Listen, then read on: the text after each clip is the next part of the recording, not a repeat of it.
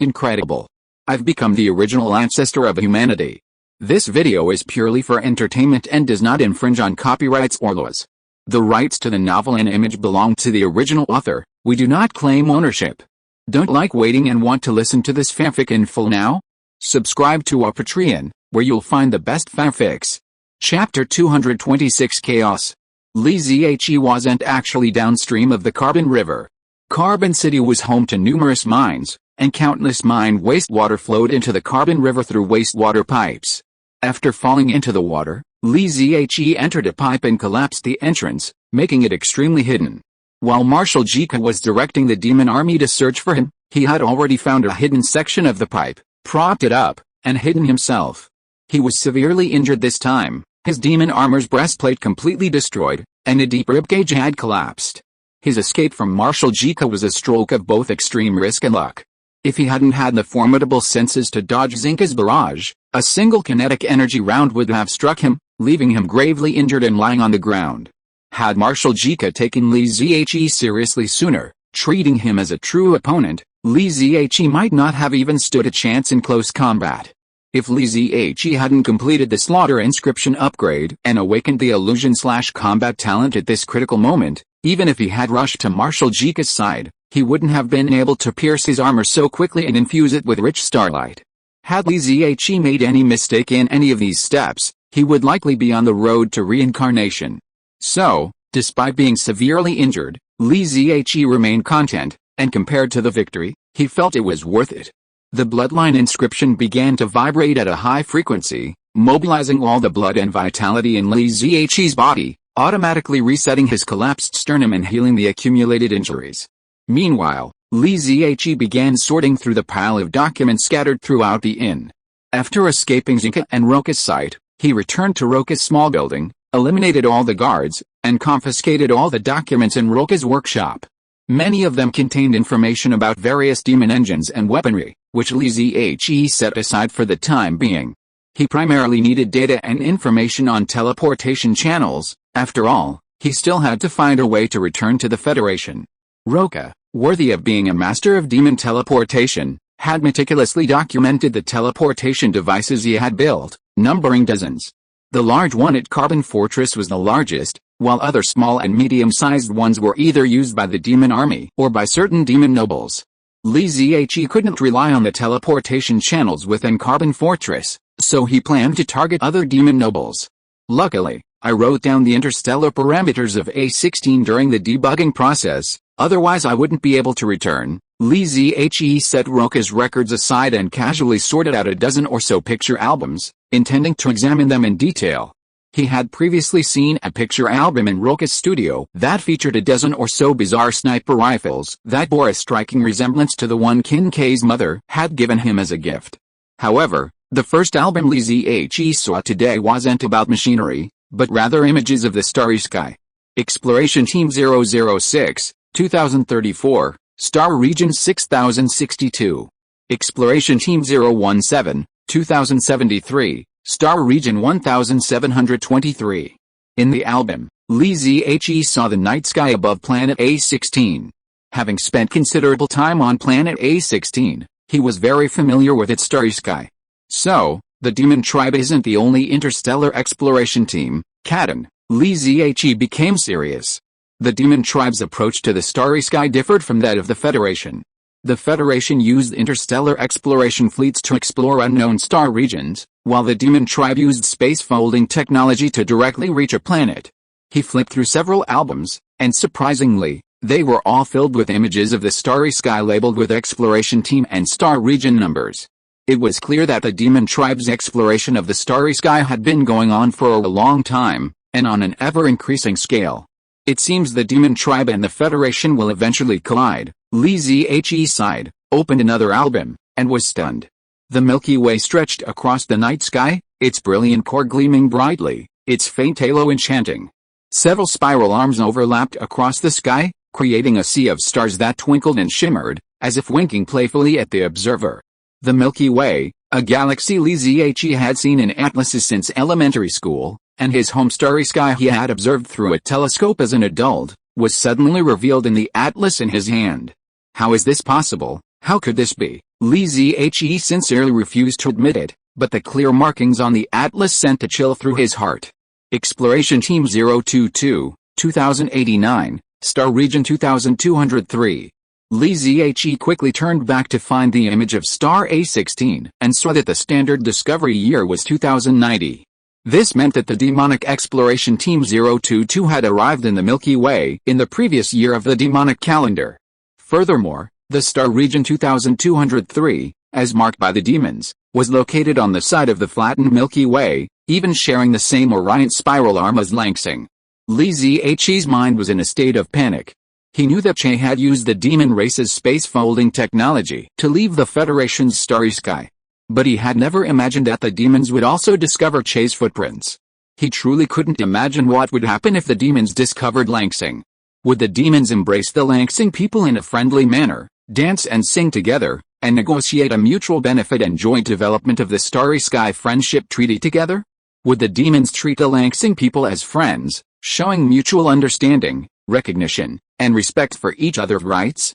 No, the demons' nature destined them to plunder savagely, devouring the lives of the Langsing people and destroying Langsing's peace. What should I do? Should I stop them? Nonsense. Li Zihe suddenly realized and frantically searched through the pile of data. He wanted to find the interstellar transmission parameters for the 2203 star field. With the interstellar teleportation parameters, Li Zihe could not only eliminate the danger of the demons discovering Langsing, but also return home to see his sister. Li Zihe searched through all the documents piled up in the post station, but found no detailed information on the 2203 star field. Not only was there no detailed information on the 2203 star field, but there was no information on any other explored star fields either. He understood, either Roca was afraid to keep the secret on paper, or Roca was merely a teleportation device designer, not a core figure in the demon's interstellar exploration efforts, and his rank and authority were insufficient. Who has this authority? Li Zihe anxiously asked himself, but he couldn't come up with a definitive answer. He forced himself to calm down, rationally analyzing each item, listing the things he could do. Ultimately, his hope rested with a few key demons within Carbon Fortress. They might not have access to all the information on the explored star fields, but they should at least know who did. Li Zihe began to inventory his weapons and equipment. A Federation standard mobile suit and a temple survival mobile suit. 2 magical wrist blades removed from demon armor, and several individual multi-barreled machine guns. Incendiary bombs and shaped charge bombs abound. Facing the powerful demons, none of them were worth using. Li Zihe pursed his lips, his gaze suddenly fixed on a 2-meter-long box inside the inn. He opened the box and revealed a thick, long, rusted spear. The simple and rugged shape of the spear, in Li Zihe's eyes, was full of demon style. After Qin Kei's mother gave Li Zihe this spear, Chen Tong had tried to operate it, but it only lit up for a moment before going out. However, Chen Tong also said that the internal structure of this spear was very complex and had high research value. Li Zihe took out the spear. The 1.8-meter spear was as tall as Li Zihe. Is it because of the energy environment that Chen Tong can't light it? Li Zihe tried to inject blood and starlight into the spear, but the spear's reaction was even worse than when Chen Tong had fiddled with it. It didn't even make a sound. Li Zihe frowned, and a thought suddenly struck him. The Wealthbird station could block out auras, sounds, and sight, as well as energy fluctuations. The environment inside the station was stable relative to the outside world. Li Zihe shut down the Wealthbird station, returning himself to the chaotic energy environment. But Li Zihe did nothing, but the spear in his hand suddenly emitted a low humming sound. Then, the spear vibrated slightly, and the rust-filled veins on its shaft glowed faintly. The various colors of rust fell away, revealing the intricate and delicate veins, along with several complex demonic characters, Chaos Sorrow. Li Zihe looked at the drastically changed spear, and a memory finally awakened in his mind. Che knew about this spear. It belonged to a powerful demon with blood on his hands, presumably killed in battle within the Federation, and eventually found by the Li family from the battlefield ruins. Li Zihe injected a ray of source energy into the Chaos Sorrow, and the spear reacted violently. The surrounding chaotic source energy molecules were obediently absorbed by the spear, continuously vibrating chaotically within the spear's body, growing stronger and stronger. However, As this chaotic force passed through the complex structure of the spear's rear half, it was rectified into a unique force of order within chaos. Li Zihe did not fire this force, but he could clearly sense its magical and powerful nature. He dissipated the chaotic energy, strapped the chaos sorrow to his back, walked to the end of the wastewater pipe, and sat down quietly, catching his breath and recovering from his injuries. Faint explosions could be heard from afar. The demons had not yet given up their search and bombardment. Li Zihe waited for the black fog to thicken the most before going out to hunt for the prey he desperately needed. But before Li Zihe could calm down, a vague sense of blood connection lingered in his mind. Li Zihe sensed the joy and urgency in this blood connection. "Father, is that you? Father, please hide first. I will find you later." Li Zihe was stunned for a second, then stood up. He charged Chaos Sorrow, blasted open the collapsed wastewater pipe with a shot, and walked out. Chapter 227 Mu Yu has a black star. Mu Yu sensed a blood connection with Li Zihe, and the pent-up anxiety of days suddenly cleared, transforming into deep joy. "Father, hide for now. I'll find you later." Mu Yu transmitted a bloodline message to Li Zihe, then swiftly rolled to avoid the attack. The holy light mech nimbly executed a cartwheel, dodging a barrage of kinetic projectiles before turning 180 degrees and charging towards the demon mechas behind them. 6 demon mechas had been chasing Mu Yu for a long time, but despite their superior numbers and capabilities, and the support of 2 airships in the sky, they were powerless to defeat him. Mu Yu attached a crippled Martial Jika to the back of the mech. The airship's powerful weapons were too afraid to directly engage the holy light mech, so they had to mobilize all the mechas in Carbon Fortress to contain Mu Yu. The Carbon River was blasted to pieces, and the murky waters turned the surrounding area for dozens of miles into a muddy swamp. Maneuvering a mecha weighing hundreds of tons in such conditions would have been extremely difficult, but Mu Yu's mecha was incredibly agile. The demon mechas, which were clearly superior to the holy light mechas, were constantly outpaced. In desperation, a flying ship repeatedly took off and landed in the swamp, airlifting several demon mechas to Mu Yu's front to jointly pursue and intercept the maddened enemy mecha. Indeed, the demons still believed Mu Yu was mad and foolish. No matter how skilled a pilot was, he would eventually be exhausted against a demon army. In the demon's view, if Mu Yu hadn't dastardly attached Martial Jika to the back of his mecha, making the demons cautious in their actions, and the flying ship afraid to use heavy weapons, Mu Yu would have been blasted to pieces long ago. Even so, with the surrounding demon army closing in, it seemed Mu Yu had no chance of escape. "Let's see how long you can escape," was the thought in the minds of all the demons. But just as the demons were thinking this, Mu Yu suddenly turned and charged at the demon mech. Does she realize she can't escape? Let's teach her the lesson of provoking us. Martial Jika was behind the holy light mech, so the demon mech shooter seized the opportunity and launched a continuous crossfire at Mu Yu. Countless kinetic rounds traced scattered, zigzagging trajectories, focusing their fire on Mu Yu's holy light mech. But the next moment, the demons learned the difference between a top-tier pilot and a frustrating skill gap. Mu Yu executed a series of brilliant evasive maneuvers, dodging the vast majority of the kinetic rounds. Furthermore, the holy light mech's sturdy arm shield cleverly angled to block the kinetic rounds, ricocheting those it couldn't. Looking down from the sky from the flying ship, a holy light mech gradually gained speed, like a lone, powerful warrior charging desperately into the torrent of enemy cavalry. Rebounds continuously exploded near the holy light mechas, the chaotic energy unleashing bizarre shockwaves. Swirling flames trailed behind the mechas, like fierce banners woven from the flames of war. 800 meters, 500 meters, the two sides quickly closed in. The 6 demon mechas stopped firing at Mu Yu and drew their melee weapons, surrounding her in a fan-shaped formation. Every demon was certain of his defeat. Against 6 against 1, as long as the demons worked together, even the most skilled pilots would be unable to turn the tables. It was like a street brawl. 6 ordinary men, with unwavering coordination and a relentless fight, could not defeat even the most skilled fighters individually. 2 would grab your legs, 2 would grab your waist, and the remaining 2 would hammer you to death. Of course, if the fighter had a black star, it would be a different story. Mu Yu had won.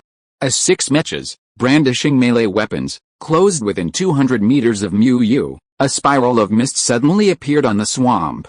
What's going on? Disperse, get out of the way, quick, don't hit me, jerk, Captain Mecha, "We need the ship's sensor support." Chaotic calls echoed through the mechas and the ship's communication system, but each person could only hear their own voice.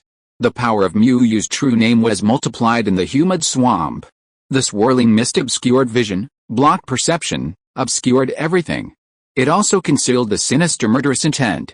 Clang, clang, clang, clang. After a few crisp sounds, the mist, hundreds of meters in diameter, suddenly shifted and moved, sweeping upstream towards the Carbon River. The monitors and weapons operators on the ship were still frantically adjusting their equipment. In the blink of an eye, they had also lost Muyu's position and could no longer lock onto the Holy Light mech. "Look," the observer suddenly shouted, his voice filled with fear and panic. The mist shifted, revealing a muddy swamp, and above it lay 6 demon mechas.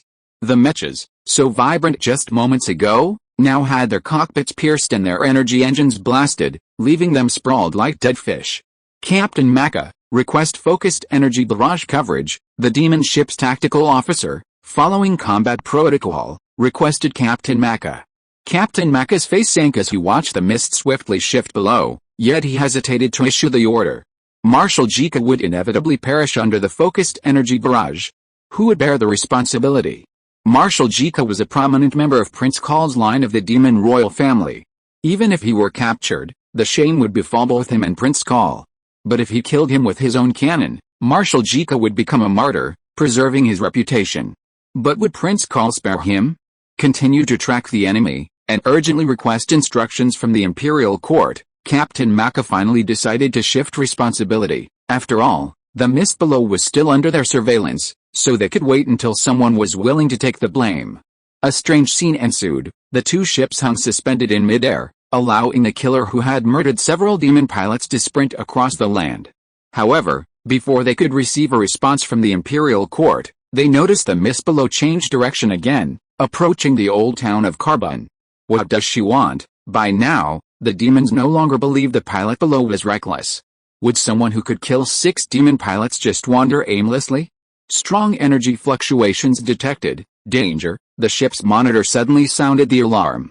Captain Mecha looked toward the swamp below in confusion, unsure of the danger.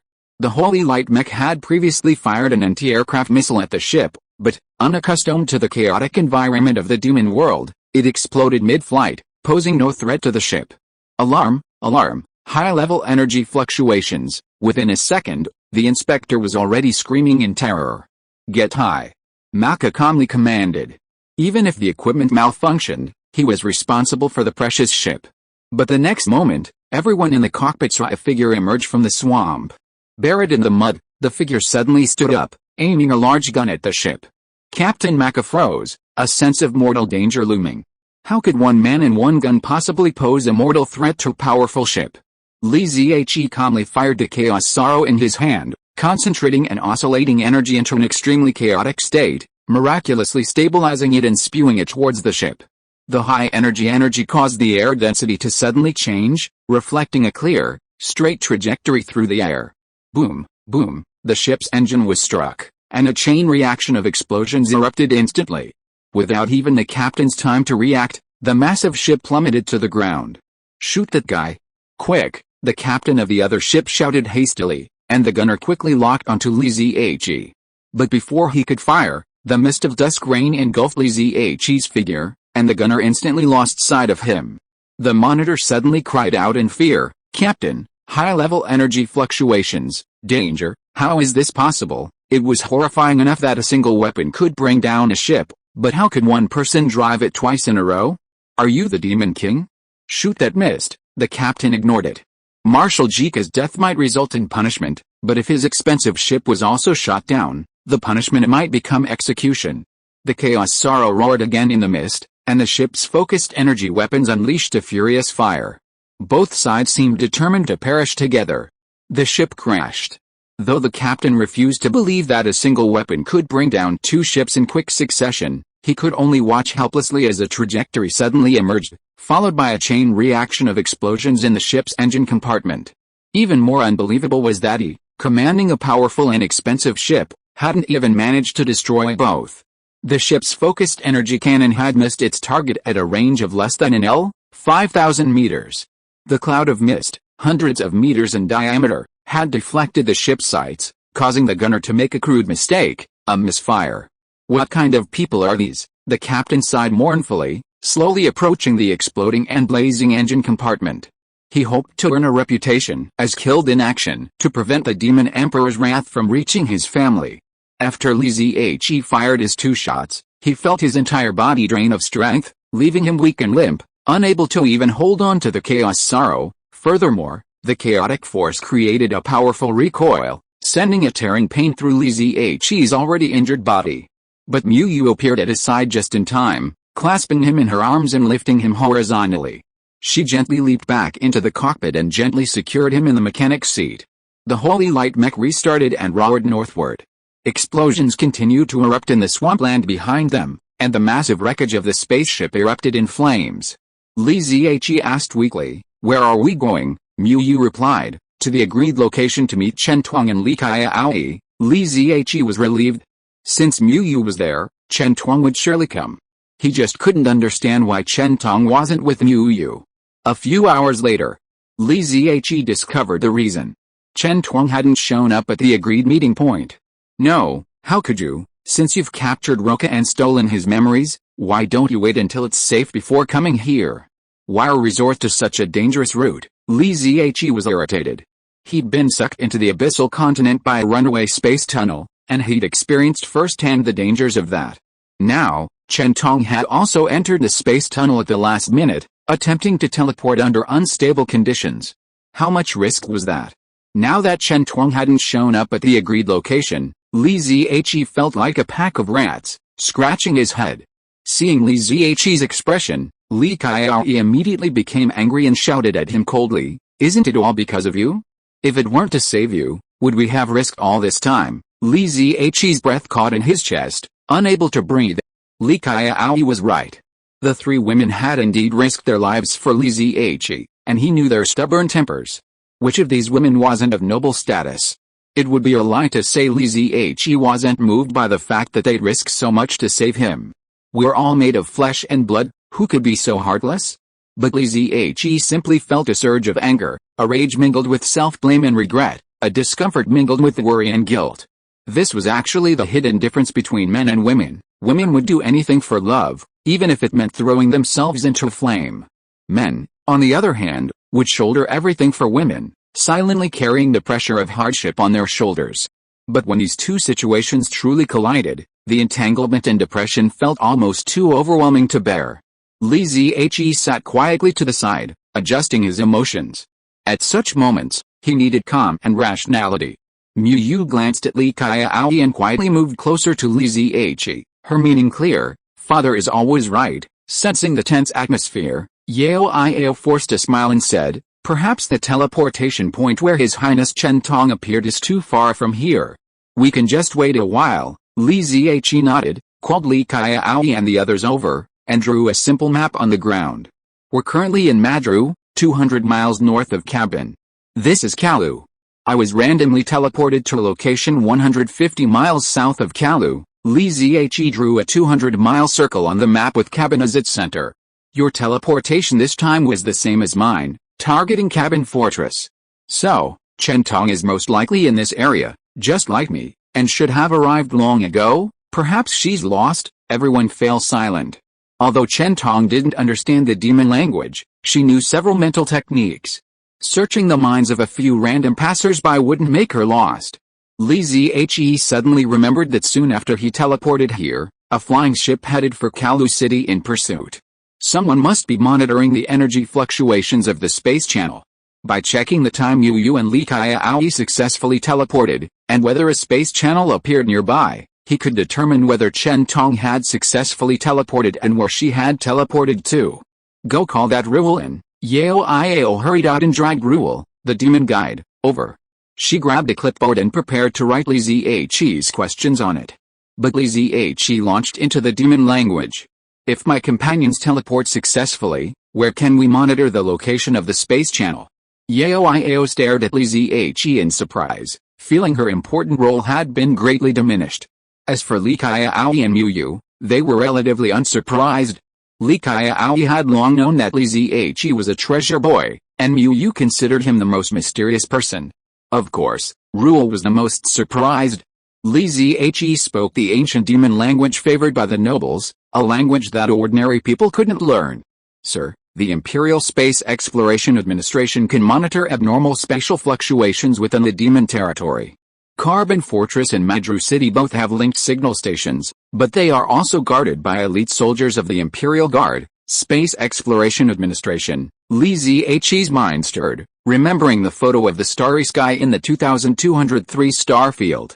The signal station in Madru City was not big, and the dozens of guardsmen had no vigilance at all. Li Zhe and Mu Yu easily sneaked into the information room and obtained the data on abnormal spatial fluctuations in the recent period. In fact, there are very few abnormal spatial fluctuations in the demon world. Li Zhe easily found the information about himself appearing in the southern part of Karu City a few days ago, and also found the information about Mu Yu and Li Xiaowan appearing near Carbon City. However, at the time when Mu Yu and Li Xiaowan appeared, there was no abnormal spatial movement nearby. Instead, there was an abnormal fluctuation information at the number 001 linkage information station. Li Zhe returned to the contact point to find Rule and asked the guide again. Seeing Li Zhe's serious expression, Rule couldn't speak clearly. Sir, the transmission error caused by unstable space channels is related to the intensity of the energy fluctuations of the objects being transported. During the transmission process, we are required to maintain the stability of our own energy fluctuations. We are prohibited from activating magical weapons, armor, and other devices in the space channel.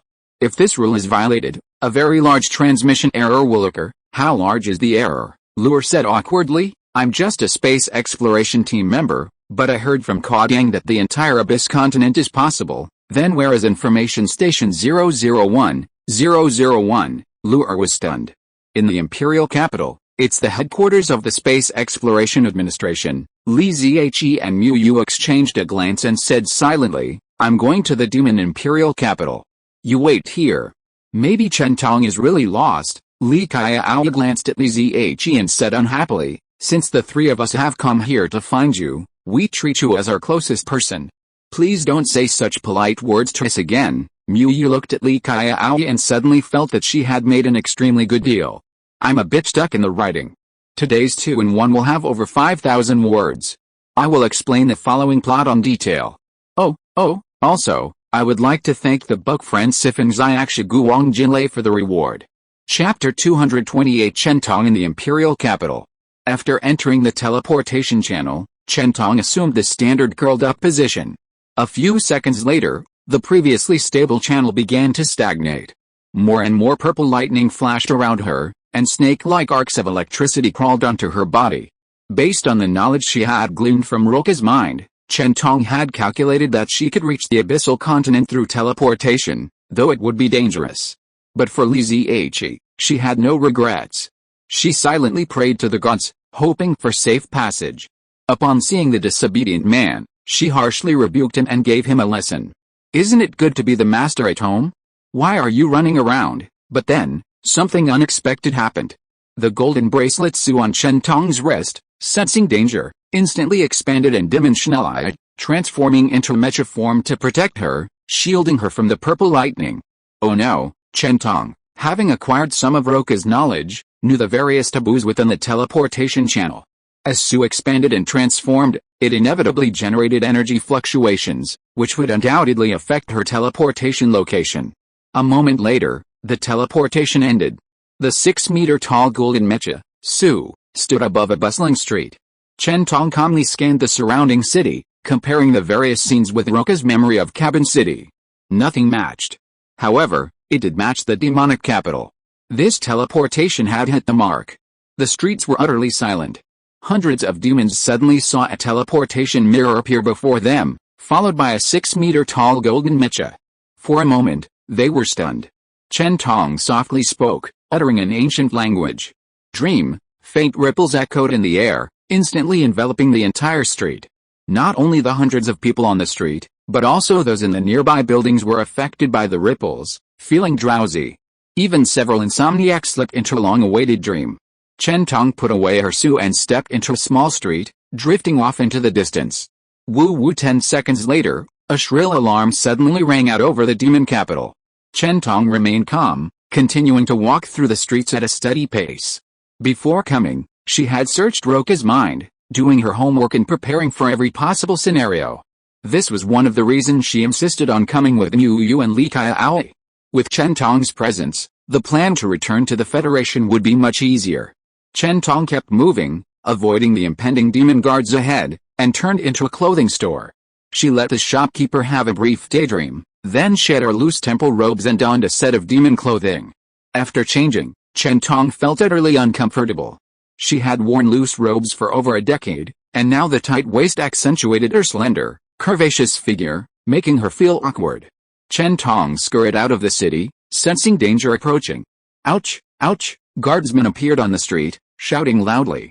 Countless tracking beasts, with their keen sense of smell, rushed into the residential area, forcing every civilian and untouchable out into the streets, filling the wide thoroughfares with dense crowds. Chen Tong might have been inconspicuous among the crowd, but when everyone knelt on the street, she frowned. She would never kneel, not before anyone but the gods. Standing alone on the street, Chen Tong naturally could not escape the demon's attention, and a guard immediately rushed towards her. Dream, the ancient forbidden word seemed to have the effect of stopping time, plunging all the surrounding demons into a momentary state of confusion. Only after Chen Tong disappeared did they awaken, but they had forgotten everything that had happened in the previous seconds. Chen Tong darted through the small streets at lightning speed. As she turned a corner, her figure suddenly flashed, leaving behind a phantom image before turning back and walking down another alley. A moment later, a wisp of invisible consciousness tracked her around the corner, sniffing around the phantom like a hound.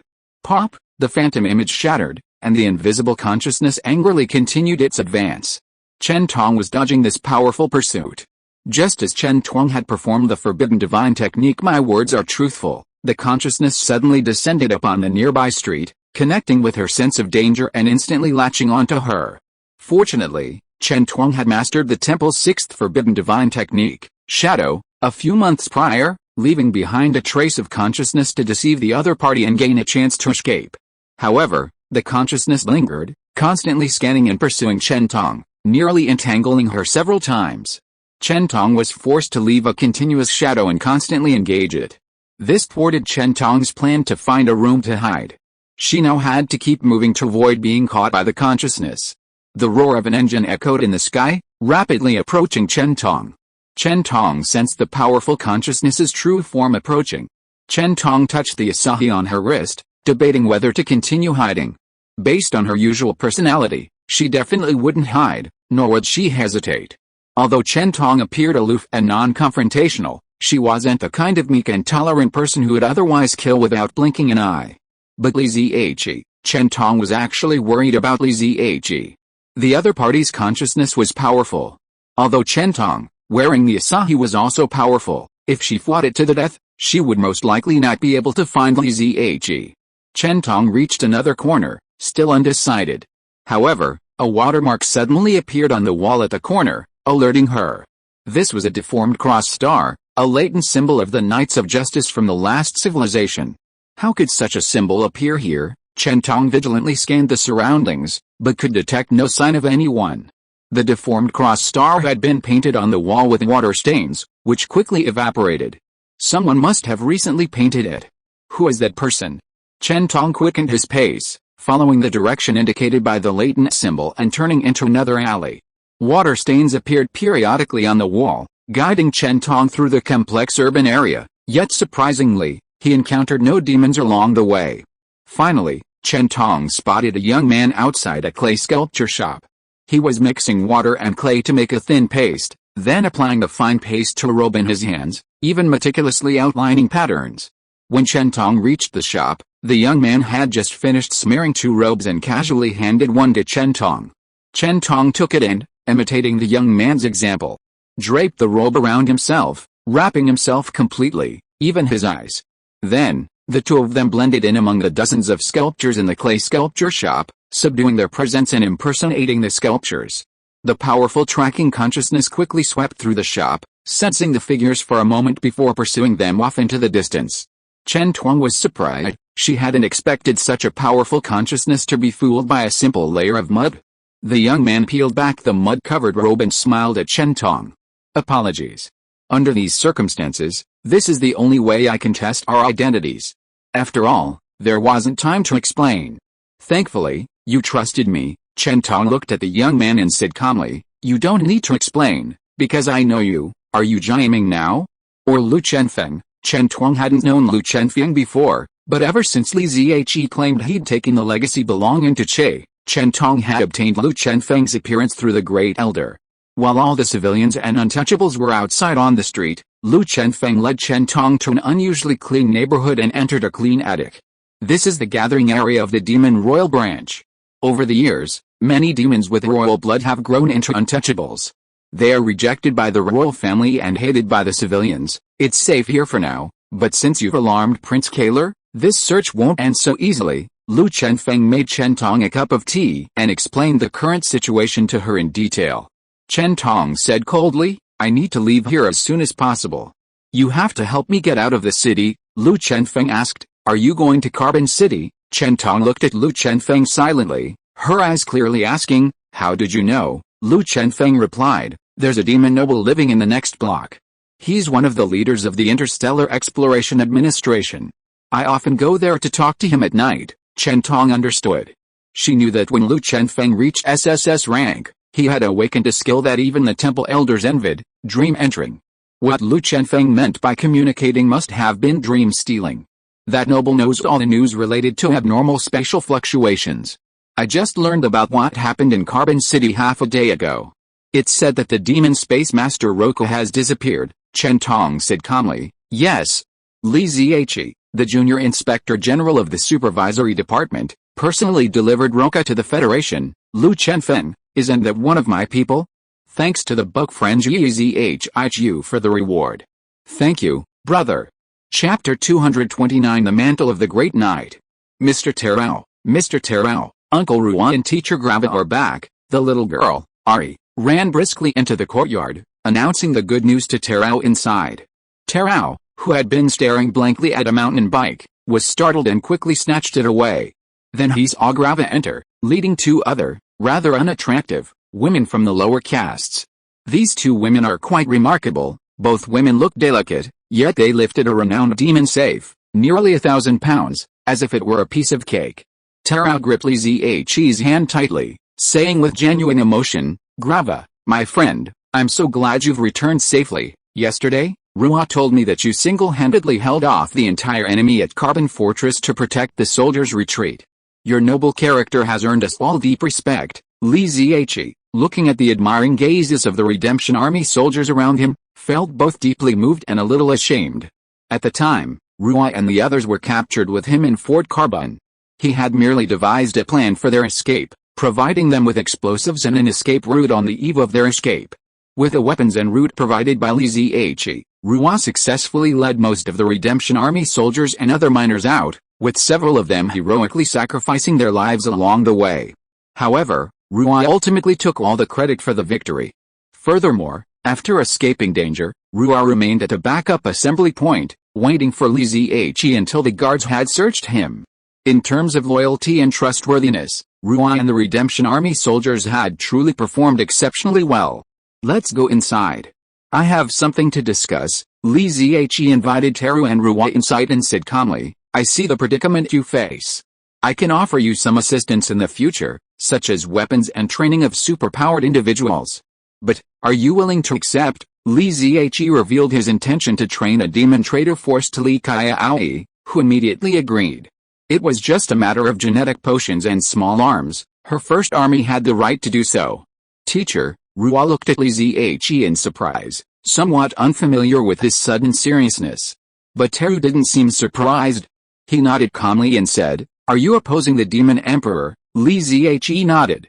The shadow of war between the Federation and the demons was already looming. The Demon Emperor was undoubtedly their enemy. Terao sighed, a bit bewildered, and said, The original purpose of our Redemption Army was to form a civilian organization of mutual aid and rescue, to help the suffering untouchables live a better life in this world, but for decades, our ideals haven't been realized because the Demon Emperor won't allow us, the untouchables, to live better. So, Terao's gaze grew firmer. We've embarked on the path of armed struggle. As long as the untouchables can have equal rights, We're willing to cooperate with you. Okay, I'll be away for a few days.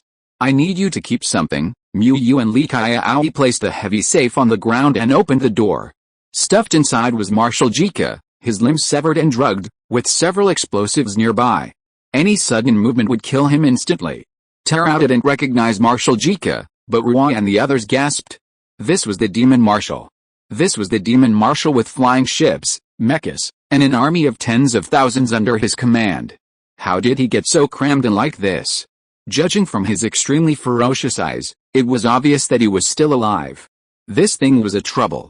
Bang Li Zhe closed the door of the safe and said to Terao, "It won't be long before someone will contact you and give you everything you need." Terao was silent for a long time, and finally nodded slowly. This was a token of allegiance. If Terao was willing to get help from the Federation, he would have to stand completely on the opposite side of the demon nobles. It was absolutely impossible to have it both ways. Just as Li Zhe crossed the uninhabited wilderness and circled towards the imperial capital, Chen Tong, who was eager to leave the imperial capital, was trapped. Because when Chen Tong came, those untouchables who were driven to the streets knelt until now. The rulers of the demon clan didn't care about the lives of the untouchables at all. No matter how many days, even if their legs were broken, they were not allowed to get up.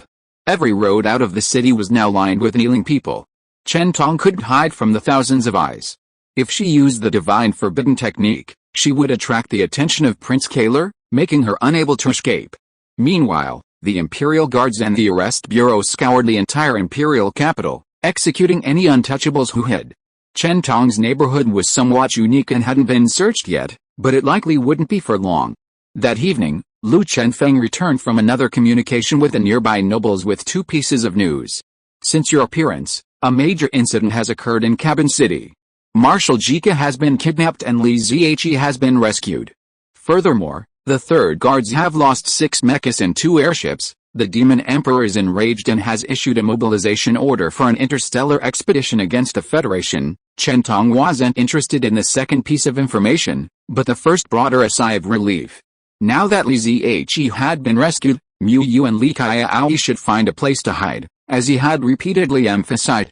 Once the teleportation device on planet A16 was repaired, the Federation would send more troops into the abyssal continent.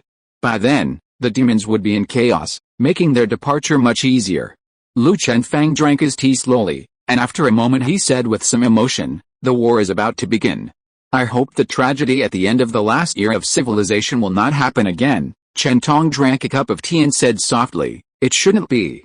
The insects and the demons are enemies, and they are not as powerful as the legend," Lu Chenfeng said worriedly. "So far, the planets explored by the demons have a very strange feature.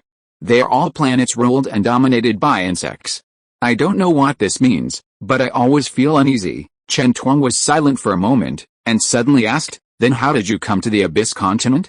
Did the supervisory department realize the threat of demons and insects in advance?" Lu Chenfeng shook his head slightly and said, "No, I just got a relic of my ancestors and wanted to trace some history. When I arrived at planet B18, I accidentally discovered a demon exploration team, and then sneaked into the Abyss continent. Relics of my ancestors." Chen Tong suddenly remembered something, glanced at Lu Chenfeng and said, "Can you show it to me?" Lu Chenfeng thought for a while, and took out a stone ball in the shape of a fruit collar.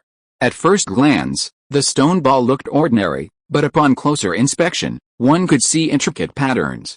"Infuse the starlight into the stone ball, and you'll sense the clues left by that ancestor," Lu Chenfeng explained in detail. But Chen Tong took it, not even trying it, and simply stuffed it into his pocket. "Lu Chenfeng, Chen Tong, you dug this out of the Crimson Star, right?" Lu Chenfeng was somewhat surprised, but nodded. Chen Tong added, "It doesn't belong to you. It belongs to a Grand Knight of the Temple." Lu Chenfeng smiled. "I know it's a relic of a Grand Knight of the Order of Justice from the last civilization, but I believe it belongs to the Supervisory Department. After all, the Supervisory Department inherited the mantle of the Knights of Justice. No, there's someone else who inherited the mantle of that Grand Knight." Lu Chenfeng was stunned. He suddenly realized that Chen Tong, who looked calm and composed, had a hidden meaning in his words. The Great Knight's legacy extends beyond this small stone ball and encompasses the vast Supervisory Department. 2 holy light mechas landed on the hillside outside the imperial capital. Li Zihe and his companions, seated in the cockpits, could already see the 60-meter-high city walls. Mu Yu and Li Xiaowan were both exceptional mecha pilots, perfectly utilizing their stealthy, long-range assault capabilities.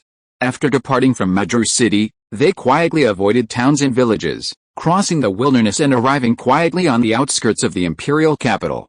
Qiao, Yao, don't be impulsive. Keep yourselves hidden and be ready to assist us at any time.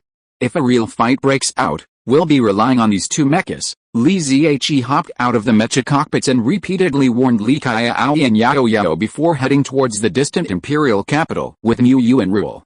Li Xiaowan was deeply displeased that Li Zihe had chosen Mu Yu to accompany him. While she possessed excellent combat skills, her concealment abilities were average, and she was far inferior to Li Zihe and Mu Yu in terms of infiltrating the city. Furthermore, Li Zihe had admitted to Mu Yu yesterday that he had Li family blood in his veins and addressed Li Xiaowan as Qiao, which only made the girl, who never listened to advice, tolerate it. Ruel's legs were trembling. He had never imagined that he would be able to sneak into the imperial capital with two federals. Guards were stationed at the city gates, checking anyone leaving. Ruel, with his characteristic crab-like mouth and the distinctive ridges on his face that marked aristocratic bloodlines, though now very faint, was not someone ordinary soldiers would dare to mess with. After successfully entering the city, Ruel's calves began to tremble. The streets of the imperial capital were filled with kneeling rabble, while scores of soldiers and arresting officers were searching for federal suspects. Behind Ruel were two suspects, one of whom was a great knight of the temple. If he was discovered, would he still have a chance to survive? But if Ruel didn't obey, then Mu Yu and Li Zihe, who were disguised as followers, would kill him immediately. Go right, Li Zihe suddenly whispered to Ruel, asking him to turn into the small alley on the right. Ruel hurriedly turned right, but was stopped by a demon in the distance. Stop. A team of guards rushed over and surrounded Ruel and the other two. The noble in the lead was Lika, who had shot Li Zihe twice in Karu City. Lika asked sternly, Ruel, why are you here? Ruel and Lika both belonged to the Demon Space Exploration Administration, and they actually knew each other. If you're listening to this novel on a channel other than Fanfic World, it means they downloaded and uploaded it without effort. We cordially invite you to visit our channel, Mundo Fanfic Novelis. There you'll find the original version of this story and you can explore many other novels of various genres. We're waiting for you to immerse yourself in a world of incredible novels. Chapter 230 You Are Not That Stupid. Ruel, why are you here? Ruel's legs trembled, nearly collapsing under Lika's stern questioning. The shadow of the demon race's harsh class oppression had taken root deeply within him, and he nearly spilled the beans. But in the end, Ruel gritted his teeth and persevered. He had served as an interpreter and guide for the Federation, and had even been forced to stab Marshal Jika. Even if he wanted to turn against them now, he would face no good. Lord Lika, Captain Kadang and I teleported back together, but Captain Kadang said someone tampered with our transmission data, resulting in heavy casualties among our entire team. Captain Kadang instructed me to come quietly to the Imperial capital to appeal to Lord Hoka, demanding to know who framed our 26th exploration team. Lika's face was grim. You still want to appeal? The Empire has suffered such heavy losses because of your 26th exploration team. How dare you appeal? Ruel fell silent. Li Zihe had no answer for this question. Lika suddenly smiled, waved his hand, and had his soldiers gather around Ruel and the others. Then, grimly, he said, All right, I'll take you to Lord Hoka. Ruel glanced at Li Zihe nervously, then suddenly said, I'm willing to go with you to see Lord Hoka, but these two untouchables helped me on the way, and I promised them a reward. Please let them go first. Lika glanced at Li Zihe and Mu Yu, perplexed, and carefully sensed them. He detected no unusual presence. Cautiously, he reached out and patted Li Zihe's shoulder. Li Zihe, unable to bear it, fell to the ground, clutching his shoulder in a gesture of pain, like any ordinary person. Lika sneered, Take them all with you. The Imperial Guards shoved Ruel, Li Zihe, and Mu Yu onto a truck and sped towards the center of the Imperial capital, knocking over many untouchables kneeling on the ground along the way. The soldiers, far from taking notice, grinned silently. The truck finally pulled into a heavily guarded building. Ruel didn't see Lord Hoka, but was detained the moment he stepped out of the vehicle. Lord Hoka has already confirmed that Kadang is a traitor to the Empire. You still want to appeal to him? How foolish. PFFT, when the truck was clear, Ruel looked at Li Zhe with a bitter face, his eyes filled with a longing for life. Li Zhe said calmly, "Is this the Space Exploration Administration you mentioned?" "Yes," Ruel said anxiously. "Lord Hoka is a patron of the Mecha family and has always been optimistic about Lord Catan. Now he's suddenly convinced Lord Catan is treasonous. We might as well be executed, just wait. Today we'll decide whether we live or die." Li Zhe leaned against the wall, closing his eyes to gather his strength. He had come to the imperial capital primarily to find Chen Tong, but also to see if there was any way to stop the demons from continuing to explore the 2203 star field. And now, without even seeing Chen Tong, he had arrived at the Space Exploration Administration. He'd make the best of a bad situation. For Lan Xing, for his sister, Li Zhe had no reason to back down. Wu Wei horns suddenly sounded in the imperial capital. The untouchables, who had been kneeling in the streets for who knows how long, and were already numb, finally received the order to end the search. At the same time, several huge flying ships took off from the center of the imperial capital and flew rapidly towards the south. Clang, the iron door of the cell opened. And Li Kan, another demon noble, walked up to Li Zhe and the other two. Ruel, half asleep, suddenly awoke and addressed the visitor in a low voice, "Lord Hoka, I'm just an exploration team member. I didn't know about Catan's rebellion." Hoka tossed a confession to Ruel, saying coldly, "Sign it, and spare your family." Ruel was silent for a few seconds before suddenly shouting, "I want to see His Majesty. You're forcing me to confess. This is slander, Pa." Lika punched Ruel in the face and barked, "His Majesty has gone to Cabin City to oversee the battle. You, the 26th Exploration Team, are all criminals of the Empire. Has the Demon Emperor left?" Li Zhe, who had been sleeping with his eyes closed, muttered, as if asking, yet also verifying. Lika and Hoka were both surprised. How dare a lowly person interrupt in front of a noble? And with such disrespect? But even more disrespectful was yet to come. Li Zhe and Mu Yu exploded almost simultaneously. In a flash, they were in front of Hoka and Lika, both grabbing their necks. Horrified eyes flashed across the two demons, especially Hoka. He'd been busy dealing with several enemies who had invaded the demon clan for the past few days, and now he was certain that Mu Yu and Li Zhe were the enemies before him. Li Zhe said coldly, "Of you two, only one can survive." Lika and Hoka fell silent. Neither demon was a fool. They surely understood that in this situation, the one who survived would face even greater torture. But their expressions differed. Hoka's noticeably softer. Snap! Li Zhe exerted force with his hand, crushing Lika's neck. Finally, revenge for the double shot was avenged. Li Zhe walked up to Hoka, staring into his eyes. "Now, tell me, where's the information on Starfield exploration?" Hoka's eyes grew confused, but after only a few seconds, he shuddered violently and closed his eyes, no longer looking at Li Zhe. Li Zhe felt a sense of helplessness. He had been exposed to psychiatric interrogation during his time with Chen Tong, but his skills weren't up to par, so he couldn't blame anyone else. You can't escape. The imperial capital has countless elite warriors, including Prince Kaler and Marshal Calf. Don't think all demons are like this coward, Ruel. We will never surrender. For the glory of the demon race, we would rather die." With his eyes closed, Hoka muttered harsh words, trying to ease his panic and deepen his loyalty to the demon emperor, preventing him from becoming a traitor. He believed that as long as he remained steadfast, the enemy would at most take his life. The Empire's secrets would remain undisclosed, and his family would be spared. But soon after, Hoka's dark vision strangely returned to light. Mu Yu swung his blade and shaved off Hoka's eyelids, exposing his eyeballs to the air. Then, Hoka saw a pair of eyes as deep as the night sky. A brilliant starburst gradually expanded in his pupils, seeping into his mind. After entering the imperial capital, Li Zhe contacted Chen Tong via telepathic communication. However, due to the dangerous situation in the imperial capital, Li Zhe had since joined the Space Exploration Administration. When news spread a few hours earlier that the Demon Emperor had left the imperial capital with a large number of royal family members to oversee the battle in Carbon City, Li Zhe and Chen Tong had agreed on a plan to attack the Space Exploration Administration. Earlier, Li Zhe had been unable to deal with Hoka, so he had to send Chen Tong, who was in charge of the meeting outside, to conduct a mental interrogation of Hoka.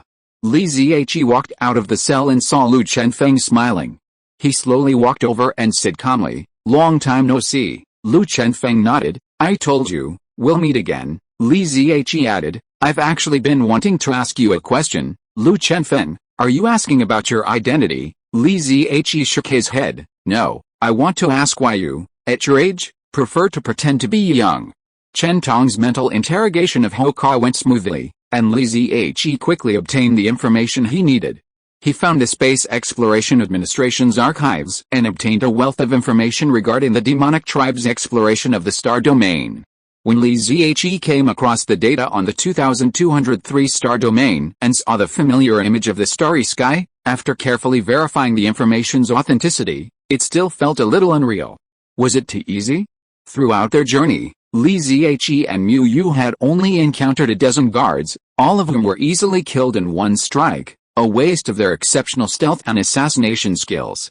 "Mu Yu, do you sense any danger?" Mu Yu shook her head, indicating no.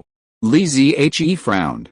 "Go out and take a look, I'll be right back." Mu Yu nodded in agreement, but as she exited the administration building, her heart suddenly tightened. 4 figures stood quietly in the administration's courtyard. 2 of them were Lu Chenfeng and Chen Tong. The other 2 were members of the demonic tribe.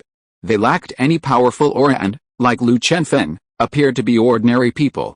Lu Chenfeng had been able to hide in the imperial capital for so long because, after his promotion to SSS rank, his aura returned to its natural state, allowing him to resemble an ordinary person without needing to conceal himself.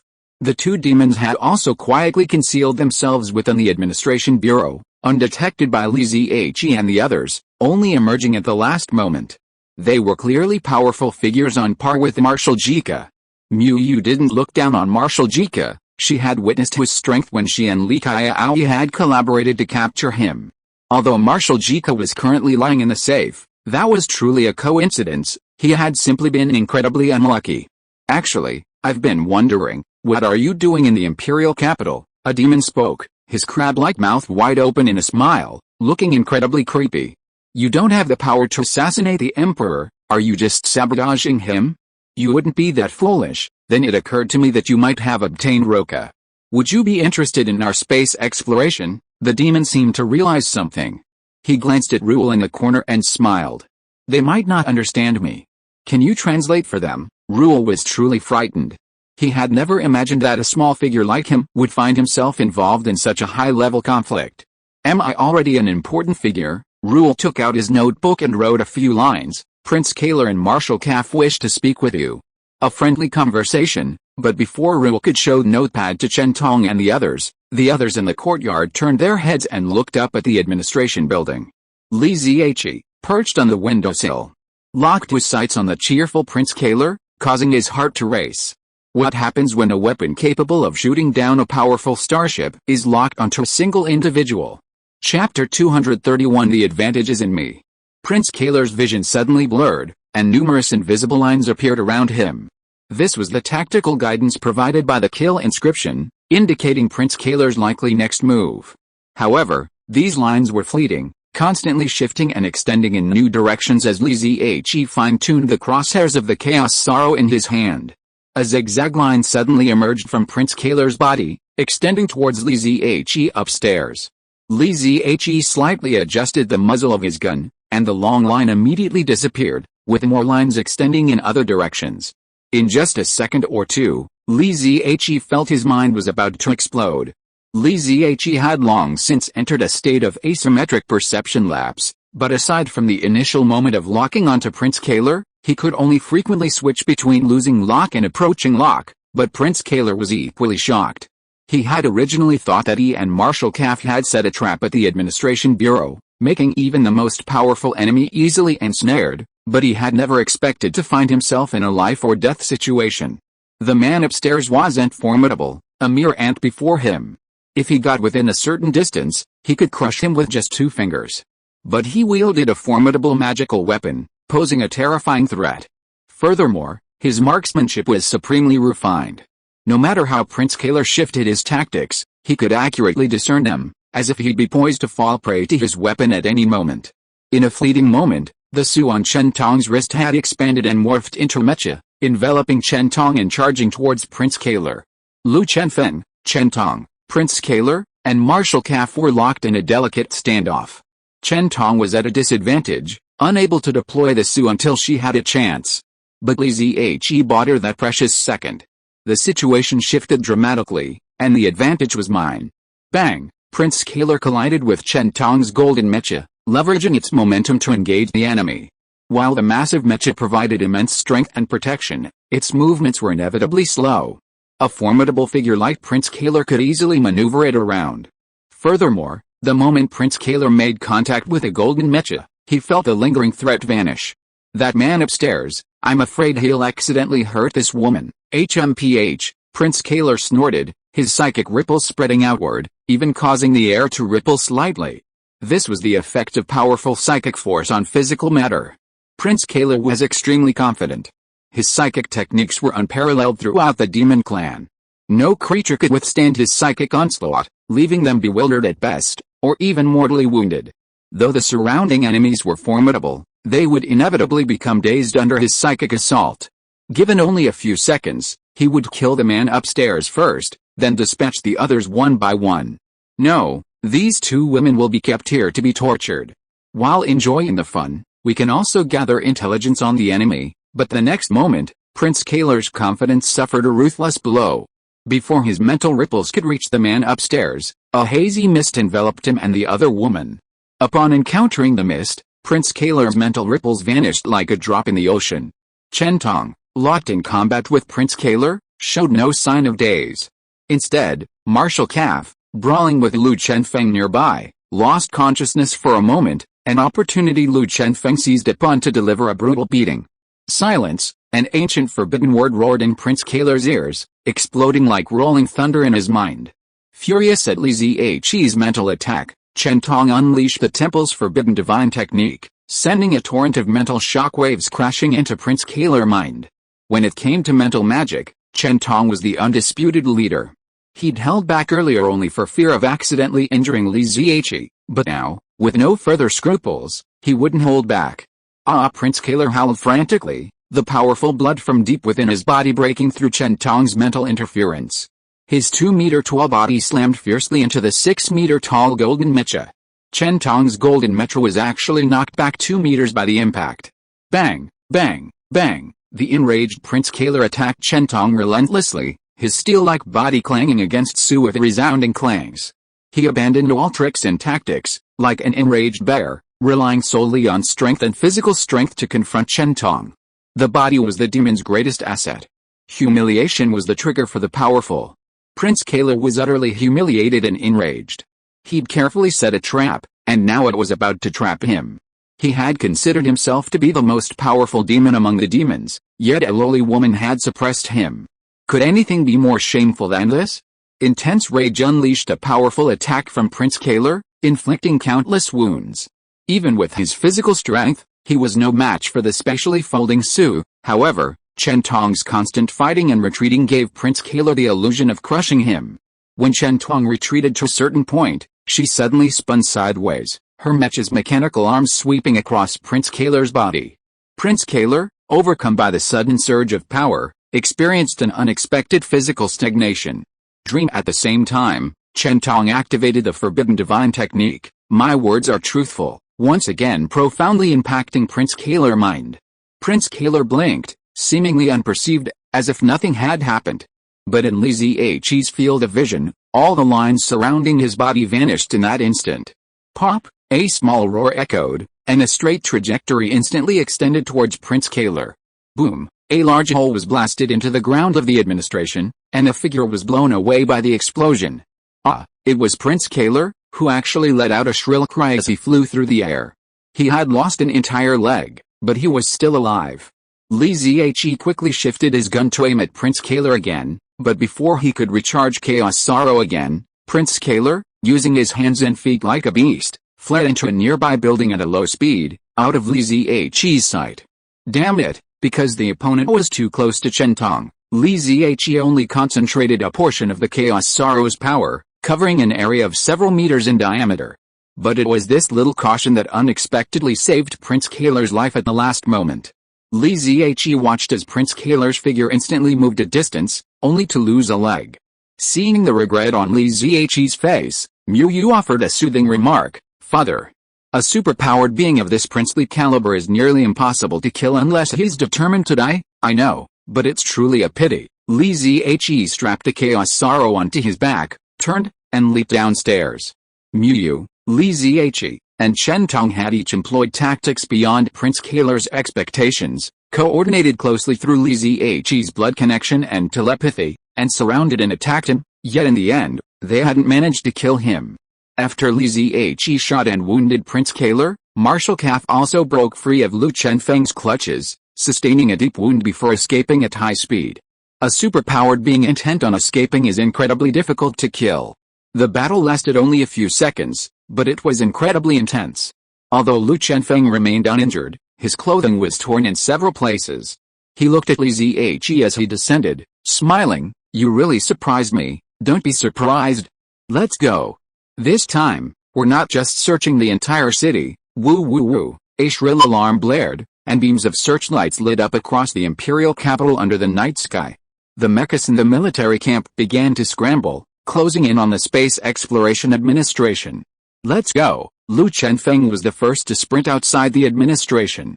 Huddled in a corner, Lu looked at Li Ziyi bitterly, extending a trembling hand, hoping that Li Ziyi would take him with him. Li Ziyi scooped Lu up, holding him in his arms and following closely, asking, "Which is closer, the Red Hole Manor of the Guo family or the Green Vine Manor of the Bosch family?" Lu paused, then quickly replied, "Neither is far, but they're both outside the city.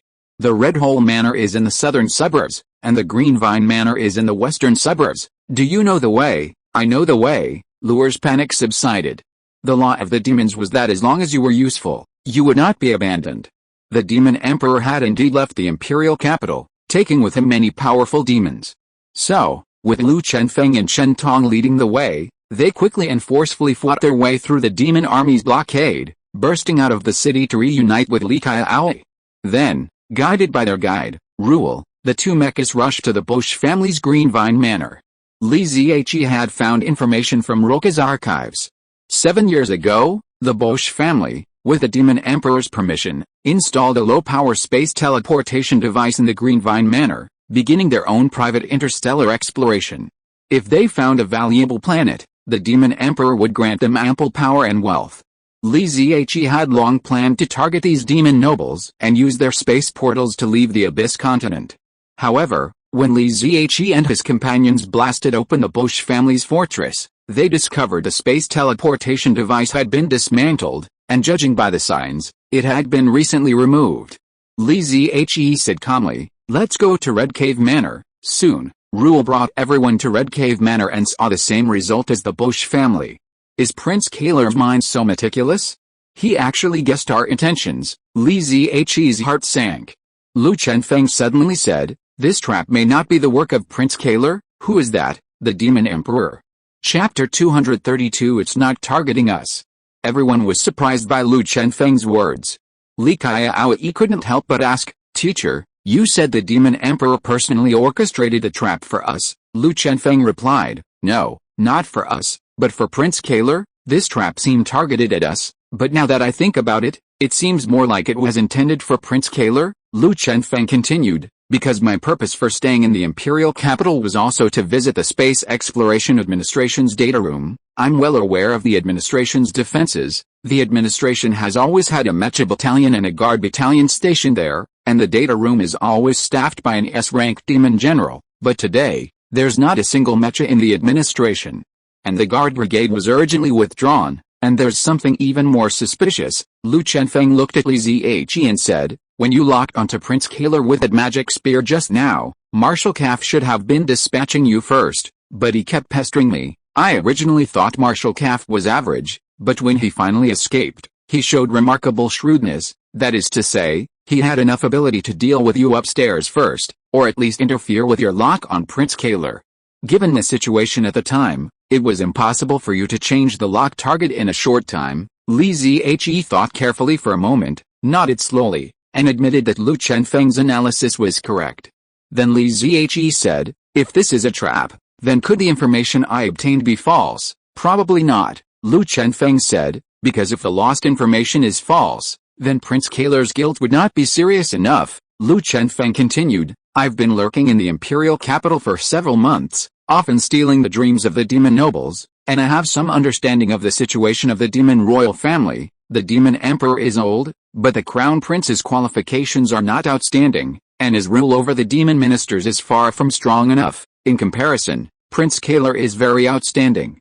Even to the point that the demon emperor is wary of him. 3 of the 7 demon marshals are clearly on Prince Kaler's side, and many rural nobles also support Prince Kaler, waiting to crown him after the demon emperor's death. In recent years, the demon emperor has begun to quietly weaken Prince Kaler's power, and Prince Kaler has also been making small moves, but the two sides have not yet completely torn their relations." Li Zhe suddenly understood. Marshal Jika, one of the 7th Grand Marshal, had been sent to A16 to lead the charge despite the uncertainty surrounding the situation. Prince Kaler had personally participated in the fighting at the administration again, which indeed raised some hidden doubts. "So, where's the demon emperor now?" Li Zhe looked up at the sky. A hazy black fog obscured the starry sky, but at the edge of the sky, many pinpricks of light could be seen. Those were the tail flames of the demonic spaceships, rapidly approaching from the direction of Carbon City, their target naturally being Li Zhe and his companions. "The demonic army has returned. What should we do?" Everyone looked at each other, then, in surprise, they all turned to Li Zhe. Lu Chenfeng felt depressed for a moment. "After all, I'm the strongest, right?" Li Zhe looked at the crowd and whispered, "We now have 2 choices.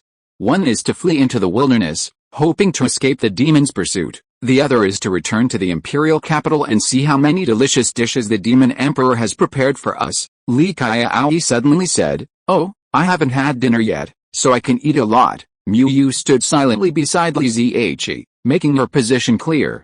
Chen Tong said nothing, but reached out and shook Li Zhe's hand. This was her boldest move yet in front of everyone. Li Zhe and Lu Chenfeng smiled at each other, each reading something in the other's eyes. The Knights Templar, living to the death, never retreating or fearing. Prince Kaler sat in a chair, a thin velvet blanket covering his lower body, hiding the bare trouser legs. In front of Prince Kaler stood a row of close confidants. "Your Highness, Crown Prince Karen has returned with the 1st and 2nd Royal Guards Brigades, assuming command of the imperial capital. He demands that your Highness leave the city as soon as possible to apprehend the temple's enemies. Can't he hold himself back so soon? Does he have the guts?" Prince Kaler held Crown Prince Karen in contempt. If he wanted to seize power, he could just come and take it. It was too easy to wrest it from him with a single summons. Though his heart was twisted beyond recognition, Prince Kaler appeared calmer than ever. "Send a military advisory to the 1st and 2nd Royal Guards Brigades. The temple has obtained secrets crucial to the safety of the Empire. Let them handle this. Order the 4th and 7th Mechanized divisions to engage the temple in the open air, using a dragnet approach. Don't press too hard. Wait for support from the airship fleet." Prince Kaler's men followed his orders and marched out, urgently mobilizing their forces. Finally, Prince Kale said calmly, "Deputy Marshal Ka, you must immediately lead the 2nd Army to the northwest to quell the rebellion. The rebels there are becoming increasingly rampant." Deputy Marshal Kale paused for a moment, then, after receiving a look of confirmation from Prince Kale, bowed and hurried out. Going to the northwest to quell the rebellion was a pretense. The real purpose was to deter the enemy. The 2nd Army was Prince Kale's most elite force. If the demon emperor were to strike at Prince Kale, the rebels in the northwest would be more than just a handful. After making all the necessary arrangements, Prince Kale dismissed everyone and quietly closed his eyes. A pained expression finally crossed his face. Dang dang dang, the sound of hurried footsteps suddenly echoed, and his trusted aides, who had just left, hurried back. "Your Highness, those who escaped from the temple have returned to the imperial capital." Prince Kale paused for a moment, then suddenly let out a cold laugh. "Inform His Majesty the Emperor that I have been seriously injured. Effective immediately, command of the imperial capital's defense will be transferred to His Royal Highness Crown Prince Karen." 2 holy light mechas raced across the fields outside the imperial capital, approaching its towering walls in the blink of an eye. Their speed grew faster and faster, exceeding 300 kilometers per hour. If they didn't take action, they would immediately crash into the thick walls. However, the mechas were piloted by Lu Chenfeng and Chen Tong, so they wouldn't make a mistake like crashing into the wall. When they were 100 meters from the wall, the two mechas leaped in unison, their mechanical legs stomping on the upper half of the wall. After lightly buffering their speed, they smoothly passed the wall and landed inside the imperial capital. Not far inside the city walls, a large group of demon guards were preparing to leave the city. Seeing two mechas descend from the sky, they panicked and failed to react properly. The killing spree began. Two holy light mechas charged into the guards' ranks like a herd of sheep, crushing countless demon soldiers. The mechas barely managed to hold their own before being shattered. Woo woo woo, as the alarms blared, the residents of the imperial city were paralyzed. It had only been 2 days, and how many times had this happened? Was there ever going to be an end? However, upon seeing the mechas speeding through the streets, the residents were speechless with astonishment, their hearts filled with immense panic. The mechas were heading towards the demon palace in the heart of the city. Something major was about to happen. Every major incident involving the palace brought bloody disaster to the entire imperial city. Airships also arrived above the imperial city. Inside one of them, many demon nobles gathered, surrounding the young and dashing Crown Prince Karen. The demon nobles watched as the two mechas charged from the west of the city into the center with overwhelming force, leaving the demon soldiers who stood in their way completely helpless. Off-field them. Crown Prince Karen calmly declared, "Have the royal guards hold them back. Land the guards brigade's mecha battalion immediately. We must capture them alive and hand them over to Uncle Kaler." The demon ship began to descend, preparing to release the guards brigade's mecha battalion. A mecha unit also emerged from the demon palace, charging fiercely at the two holy light mechas. But just as the two sides were about to make contact, a cloud of mist obscured the streets, obscuring their movements. The mist rapidly moved forward, billowing and surging, before returning to calm. But the streets of the imperial city were littered with the wreckage of demon mechas. All the demons aboard the ship were stunned. These were the royal guards. They were the symbol of the empire's military might, the empire's most powerful land force, the emperor's guard, renowned for their invincibility. How could they have perished so easily? Everyone had originally believed they had followed Crown Prince Karen back to seize power, but now it seemed like a complete trap. Your Highness, Prince Kaler is plotting. The temple is still within the city, yet he's transferred command of the imperial capital to you. This is shirking responsibility, a dereliction of duty. Enough, Crown Prince Karen shouted fiercely. It's too late now. If we continue to pursue responsibility, the temple will attack Father's palace. Immediately dispatch starships to cover the city and blast them to dust. Crown Prince Karen's staff remained silent. After all, the situation was desperate. Using starships to cover the imperial capital would inevitably kill countless innocent people, and Prince Kaler's men would surely use this as a pretext to attack Crown Prince Karen. But there was no time to worry now. If the two mechas attacked the palace, no one would dare to launch a covert attack. Not only did a whole group of princes and grandchildren live within the palace, but the dignity of the demonic imperial family was also untouchable. The flying ship's focused energy weapons immediately recharged, and before the two holy light mechas could reach the palace, they successfully launched a volley into the mist below. Then, the demonic imperial palace's walls collapsed, and countless other imperial guards defending the palace were killed or wounded by their own flying ships. The archers on the flying ships were stunned. They hadn't known that Muyu's true name secret could mislead perception. How could it have reached the palace when it was so accurate? This was a capital offense punishable by the death of all 9 clans. How could it be? But the surprise wasn't over yet.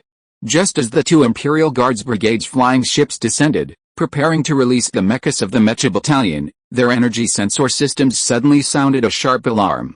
Li Zhe emerged from the alley and stood on the street, raising his chaos sorrow at the approaching demonic flying ships. Circling low over the city, don't you know what Black Hawk Down is? Chapter 233, The Temple's Standard Battle Mode. 2 low-flying ships were swiftly dispatched by Li Zhe, careening into the imperial capital, smashing through countless buildings and igniting a raging fire. Crown Prince Karen and his companions were speechless with astonishment. Just moments before, they had returned to the imperial capital with such ambition, vilifying Prince Kaler and preparing to use his incompetence as an excuse to undermine his growing power. But how had the situation taken such a sudden turn for the worse in just a few minutes? The battle on the ground could be blamed on others, even the poor transition of command from Prince Kaler. But the ships in the sky had been shot down, a stark slap in Crown Prince Karen's face. "Your Highness, the temple's mechas have entered the Imperial Palace," one of Crown Prince Karen's confidants said cautiously. "I saw it." Crown Prince Karen suppressed his fury, preventing him from striking the blind confidant to death. Even if he immediately annihilated all the enemies in the Imperial capital, the shame of having the Imperial Palace captured would haunt him forever, forever unwashed. "Have all the mecha units assembled outside the city, and notify the marshals to come for an urgent meeting." Crown Prince Karen paused, then gritted his teeth and said, "Send someone to comfort Prince Kaler and see if he's truly seriously injured." Now, Crown Prince Karen had figured it out. Marshal Jackal had disappeared in the recent attack on Cabin City, and his forces had lost 2 airships and 6 mechas. But Prince Kaler's report contained no details of the battle, not even a single mention of water mist capable of deflecting airship main guns or individual weapons capable of shooting down airships. If Prince Kaler had shared this crucial intelligence, perhaps Crown Prince Karen would have avoided this humiliation. "Uncle Kaler, you dare to plot against me? Do you really think I wouldn't dare kill you?" After Li Zihe shot down 2 flying ships, Chen Tong, who was accompanying him, released Su, carrying Li Zihe and dashing off into the demon palace. Chaos reigned within the palace. Li Xiaowan, Mu Yu, and the others first used their mechas to slaughter the stubbornly resisting Imperial guards. Then, under Rule's guidance, they drove the demon queen, concubines, princes, and princesses into a large hall. Naturally, there was no shortage of bloodshed. The demons prided themselves on their ferocity, but today they encountered an even more formidable opponent. A head-on clash was inevitable. Upon arriving, Li Zihe wasted no time in writing out a list of supplies and showing it to the demons one by one. "We are not indiscriminate killers, but we also don't show mercy. Send your trusted followers out to gather these items. 1 item will free 1 person." The list contained the various components needed for the teleportation device, and with the connections and abilities of these royal family members, it was certainly possible to gather them. "You are delusional. We demons will not accept any compromise." Bang! A passionate prince's forehead was pierced with a hole, and he fell backward. Li Zihe sheathed his weapon and said calmly, "I told you, we are not merciful." Dozens of royal family members were furious, but none were as outspoken as the young man. The demon queen, who had been watching quietly, finally spoke. "Demons have no precedent of surrendering to the enemy. There are only demons who die in battle, not demons who fear death." "Then why don't you die fighting now?" The demon queen was choked by Li Zihe's words. "Yes. Why don't we resist now?" The demon queen looked at the princes and princesses around her, their evasive looks, and a deep disappointment welled up in her heart. Years of pampered life, born into a privileged environment, had made these children no longer as decisive and fearless as their ancestors. On the other hand, Prince Kaler, a member of the imperial family's side branch, still embodied the purest demon blood and ambition. Unfortunately, he was a side branch. Mu Yu had already restrained the profound meaning of her true name. Now, firstly, she had a hostage, and secondly, all demonic ships had retreated from the palace out of fear. Even if she ruthlessly launched a long-range barrage, Li Zihe's danger sense would provide a moment's reaction. The area around the palace suddenly fell silent. No more gunfire, no more shouting, only a lingering sense of oppression in the air. Li Xiaowan asked Chen Tong, "How many days will it take to repair the teleportation device on planet A16? Chen Tong replied, 5 to 10 days if everything goes smoothly. Li Xiaowan didn't ask further, but nodded calmly. Everyone understood. If they held the palace for 5 to 10 days, the Federation army would reach the abyssal continent, and there would be hope of escape. If everyone hadn't returned to the imperial capital, instead hiding and fleeing in the wilderness, they would have faced countless pursuits and interceptions within 5 to 10 days. Now trapped within the demon palace, they have some support and time to rest. Prince Karen didn't land in the imperial capital, but instead met with several marshals and generals aboard his flying ship. According to the latest intelligence provided by Marshal Calf, there's a powerful individual among the temple personnel who can cast water mist, and also possesses a weapon that appears to be a magical artifact from a previous era. The water mist blocks mental perception. If the pilot is strong enough, they can overcome this barrier and kill the enemy. What about that big gun?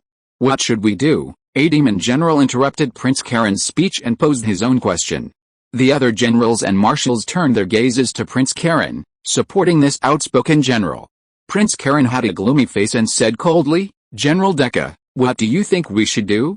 Should we let the people of the temple occupy the demon palace, while the powerful demon warriors, like cowards, watch the noble royal princess being humiliated inside?" "Ahem, your highness Karen, women of the royal family will not be humiliated, because the people of the temple have different aesthetics from us. How is this possible? The women of the demon race are the most beautiful. Those temple warriors who are as ugly as pariahs don't know what to do when they see the queen and princesses, then go and save them.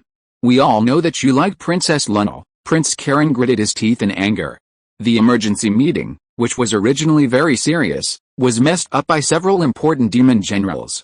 Bang! I order Marshal Kaf, Kamen, and General Deka to immediately assemble a strike force and eliminate the enemy forces within the palace before nightfall. The clamor in the airship's conference room died down. The generals and marshals remained silent, refusing to accept the order. Finally, Marshal Kaf spoke up.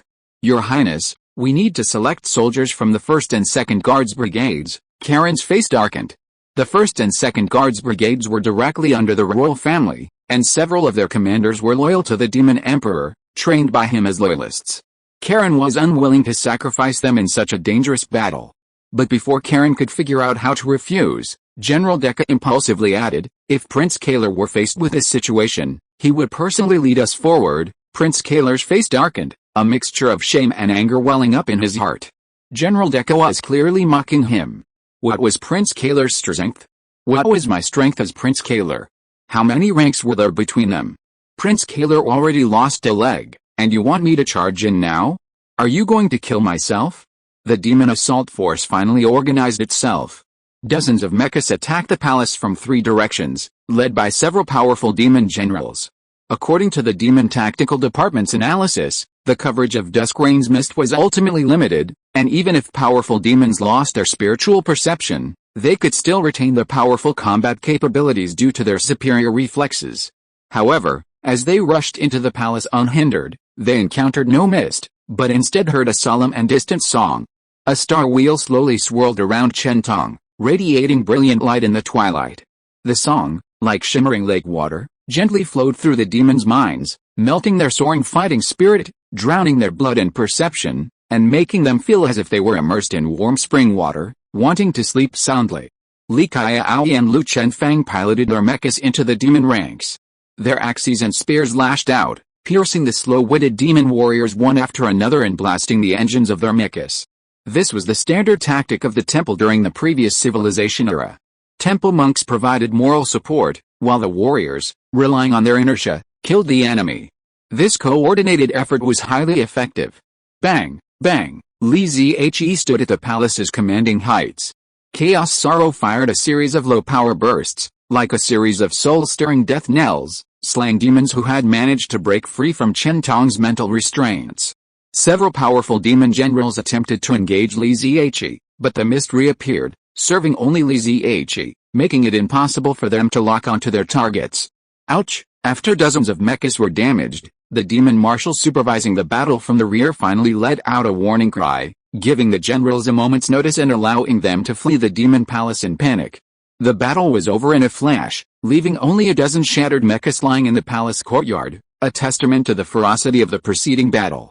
Li Zhe sighed and said, "These demons simply don't understand the importance of a strong support in a team fight." However, Li Zhe was also somewhat puzzled. He had battled the demons numerous times alongside Che in the inscription secret realm, and he had always felt that the demons shouldn't be so weak.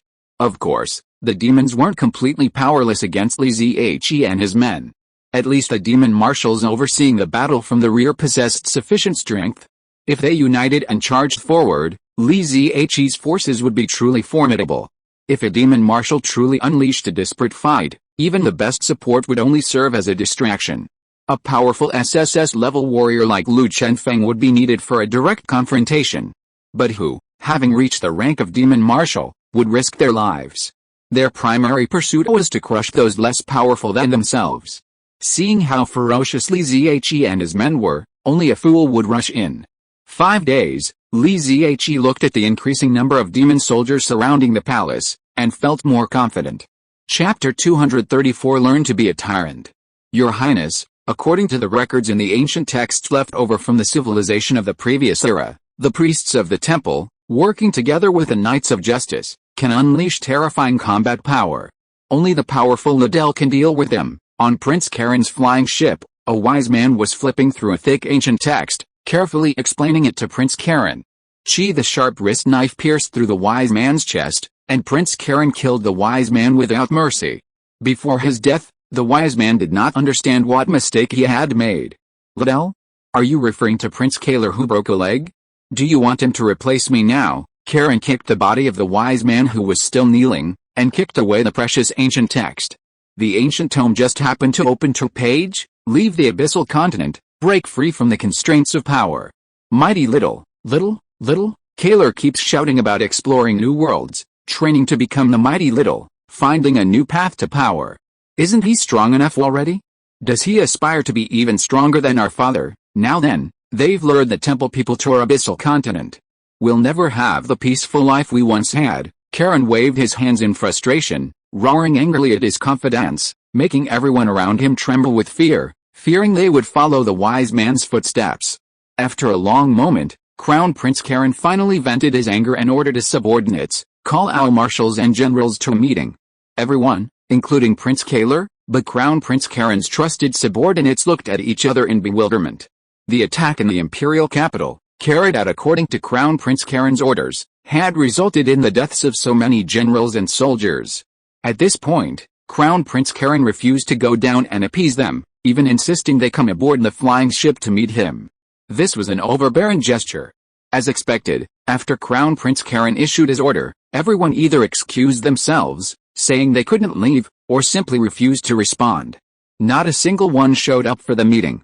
A confidant said, Your Highness, Marshal Calf requests that you preside over a battle meeting in the imperial capital. Crown Prince Karen's face sank, his teeth gritted, and he remained silent for a long time. He knew he should be among the warriors, comforting the wounded and boosting morale. But if that temple squad came charging at him, who would be able to defend him? A crucial demonic tradition is to fight through the enemy lines and take the head of the mastermind from the midst of the vast enemy, proving the prowess. So what should I do when someone comes to take my head? Can I resist? Karen shuddered at the thought of the two temple mechas, the misty water vapor, the stars, the singing voice, the sniper rifle. Though he despised Prince Kaler for losing a leg, he wondered if he'd face those two mechas himself, he wouldn't even be able to escape. He truly lacked Prince Kaler's courage and bravery. Your Highness, a confidant ran in, beaming. We've received a message. His Majesty will be returning to the imperial capital shortly. Prince Callan breathed a sigh of relief, his turbulent mood instantly calming. Yet, a sense of loss lingered. Prince Callan felt as if he'd lost something again. The massive ship descended into the imperial capital, its landing section reducing half a city block to rubble. Royal guards clad in black armor emerged from the airship in a steady procession, the ancient royal banner slowly moving before several marshals and generals. Even before the demon emperor appeared, the awe-inspiring aura sent a chill down everyone's spine. When a tall, slender figure disembarked from the airship, several defiant marshals and generals knelt on one knee, their heads bowed deeply.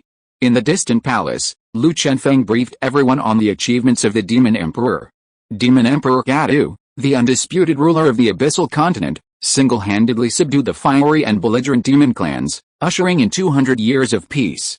During these 200 years, the demon nobles ceased their relentless warfare and instead actively explored the remains of a previous era's civilization, researching technology and developing production. They transformed the semi-inerrant demon race into a powerful empire, blending technological advancement with an ancient clan system. Demon Emperor Kadu hasn't fought anyone in years. It's said he's surpassed the realm of mortals and once single-handedly challenged 2 demon marshals. Oh? Our section chief also crippled 2 demon marshals these past few days. Does that mean Li Zhe is also qualified to be the demon emperor? Yao chuckled playfully. But despite the joking, the crowd disagreed. An emperor who could bring a demon marshal to his knees must possess unparalleled strength. However, Li Zhe said, I think under the current circumstances, the demon emperor might not dare to fight us to the death. Lu Chenfeng smiled and said, You're right. He doesn't dare die right now, With his son young and incompetent, and his younger brother eager to take the throne, Demon Emperor Kadu couldn't die now. If he did, his entire lineage would be exterminated. Demon Emperor Kadu certainly had no intention of personally engaging Li Ziyi and the others, but he resorted to more ruthless and effective tactics. Several flying ships slowly approached the demon palace from high altitude, reaching a distance within which their shaped energy weapons could reach the ground. Then, they bombarded the palace with their naval artillery. Using the sound of the naval bombardment as a cover, Demon Emperor Kadu shouted to Crown Prince Karen, "Since you're not as strong as others, you must be more ruthless than them. Make everyone fear you, dread you, and dare not look you in the eye. You're not cut out to be a wise ruler. While I'm still alive, learn to be a tyrant." Crown Prince Karen couldn't believe his ears. His father, whose strength and wisdom had brought peace to the demon clan for 200 years, was asking him to learn to be a tyrant. But if Li Ziyi had heard these words, he would have been filled with admiration for the old man's ruthlessness. Many leaders in the world who have risen to the highest positions rely not on strength but on ruthlessness. For example, on his deathbed, Vladimir worriedly told CXX, "I'm worried. After I die, many of my comrades won't follow you." CXX replied nonchalantly, "Don't worry, I'll make sure they go with you." Later, CXX finally became an iron-fisted leader. And today, Demon Emperor Kadu used his own wife and children to teach Crown Prince Karen a lesson on the ruthlessness that an imperial emperor should possess. The moment the main guns of the flying ships in the sky began to gather energy, Li Ziyi, Lu Chenfeng, and the others resting in the hall immediately sensed the danger. Mu Yu quickly unleashed her true name secret, enveloping the two mechas and her own personnel. Before the royal family huddled in a corner of the hall could grasp what was happening, other nearby palace buildings were destroyed by Mu Yu's deflected artillery fire. The shells were merely deflected 100 meters away, the powerful shockwave easily traveling over that distance, blasting open the hall's windows. Fine particles of smoke pierced through like needles, leaving deep bloody marks wherever they struck. Mom, it hurts. Woo woo woo dad, why hasn't he come to save us yet? Queen, save us. Dozens of distinguished members of the royal family cried out in agony, squeezing against each other, as if squeezing behind them would bring them greater safety. But facing the barrage of naval artillery, with only the shelter of a stone hall, where could they squeeze to? When the hall's walls crumbled into rubble, some finally realized that Muayu's mist seemed like a safe haven and fled towards it. But how could Muayu let them in for protection? Naturally, she kept them all out. The aftermath of the naval artillery continued to bombard these demon nobles, and casualties soon occurred.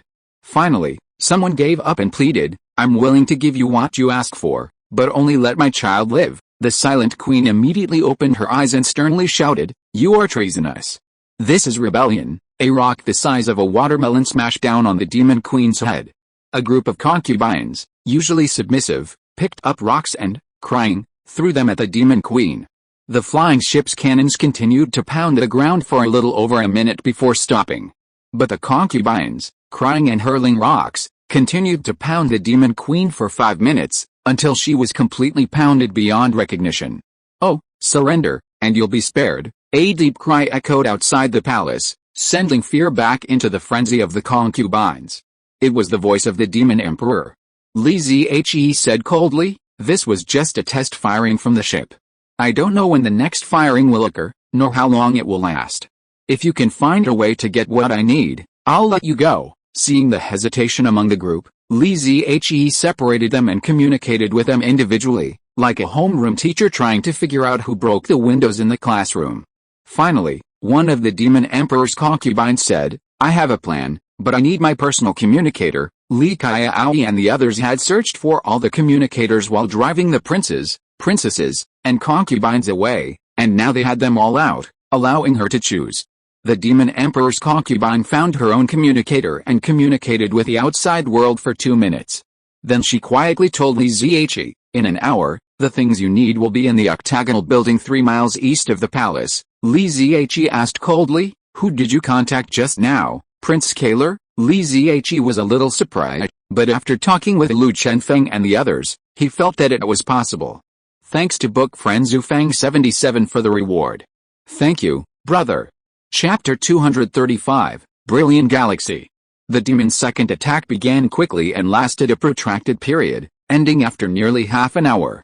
With Li Ziyi and the others at their center, at least half the palace was flattened. The dazzling fireworks sent shudders through the hearts of all the surrounding demons. This wasn't due to the might of the flying ship's main guns, but rather to the ruthlessness of the demon emperor Kadu. This was the ancestral home of the demon emperor, passed down for millennia, and within it were Kadu's first wife, concubines, and children. Was it to be reduced to rubble? However, as the bombardment ended, the thinning mist gradually dissipated, revealing the figures within. Oh, many demons were surprised, as the mist had actually protected dozens of the demon emperor's family and children. Crown Prince Karen, already feeling a sense of unease, felt his guilt instantly ease. But the demon emperor's voice echoed coldly in Karen's ears. Are you grateful for the enemy's mercy? No, your majesty, I'm simply grateful for the safety of my brothers and sisters. Grateful, Demon Emperor Kadu sneered. If they had survived, do you think they would have been grateful to you, or would they have hated you? A bitter taste in Prince Karen's mouth. He understood his father's meaning. These brothers, sisters, and even his mother were to die today. Now that you've done it, don't look back. Even if you've made a mistake, don't hesitate, don't be a coward, don't regret. The Demon Emperor sternly ordered Prince Karen, take your guards and complete your mission, as you command, your majesty. Prince Karen turned and left, trying his best to make his expression grim. The guards surrounding the demon palace began to move, but this time they didn't use mechas to assault, instead rolling up their heavy artillery. Because the high walls and buildings surrounding the palace had largely collapsed, Li Ziyi and the others were now flat ground, completely exposed to direct artillery fire. Mu Yu's true name secret could deflect the gunner's perception and guide shape charged weapons, but it couldn't deflect kinetic projectiles, forcing them to use mech maneuvers to evade them. Therefore, this low-level weapon came in handy at this moment. Ready, wait, the heavy artillery was about to begin its salvo, but the gunners noticed a cloud of water reappear and begin its eastward breakout. The dozens of royal family members, left alone in the ruins of the palace, were within the heavy artillery's range. Fire immediately, Your Highness, we haven't yet detected the enemy's new coordinates. I told you to fire immediately. Don't you understand my order? The artillery commander stared at Crown Prince Karen in astonishment, a terrifying madness in his eyes. Fire, the commander shouted, his command against his will. Heavy artillery shells showered the newly liberated women and children. They didn't die at the hands of Li Ziyi and his men, but at the hands of their own family. However, because of the artillery commander's momentary hesitation, one of the demon emperor's concubines grabbed her two children and frantically ran toward the palace's perimeter. Her maternal instincts, unleashed to their fullest, she managed to escape the heavy artillery's range. Crown Prince Karen was furious, nearly beheading the artillery commander on the spot. You've messed up such a small matter. What use are you? Even more infuriating. Crown Prince Karen knew the demon emperor's concubine. She was Marshal Kaf's niece. If she weren't killed, the consequences would be endless. Li Ziyi and his men encountered little resistance in their breakout attempt. The bodies of a dozen demon elites had barely remained for long. A token deception was enough, but why risk their lives? 3 miles to the east, the octagonal tower. Li Ziyi and his companions arrived at the location and, in the building's basement, discovered a teleportation device. Li Ziyi, Luer, and Shen Tong worked together, quickly adjusting the teleportation parameters. It was functioning normally and was stable, seemingly without any issues. However, this was a portable teleportation device used by interstellar exploration teams, with very low power, capable of transporting only one person at a time. Chen Tong pointed at Luer and said, "You go first, Luer." With a bitter face, step into the mirrored entrance of the teleportation tunnel, becoming the first person to be tested. There was no problem.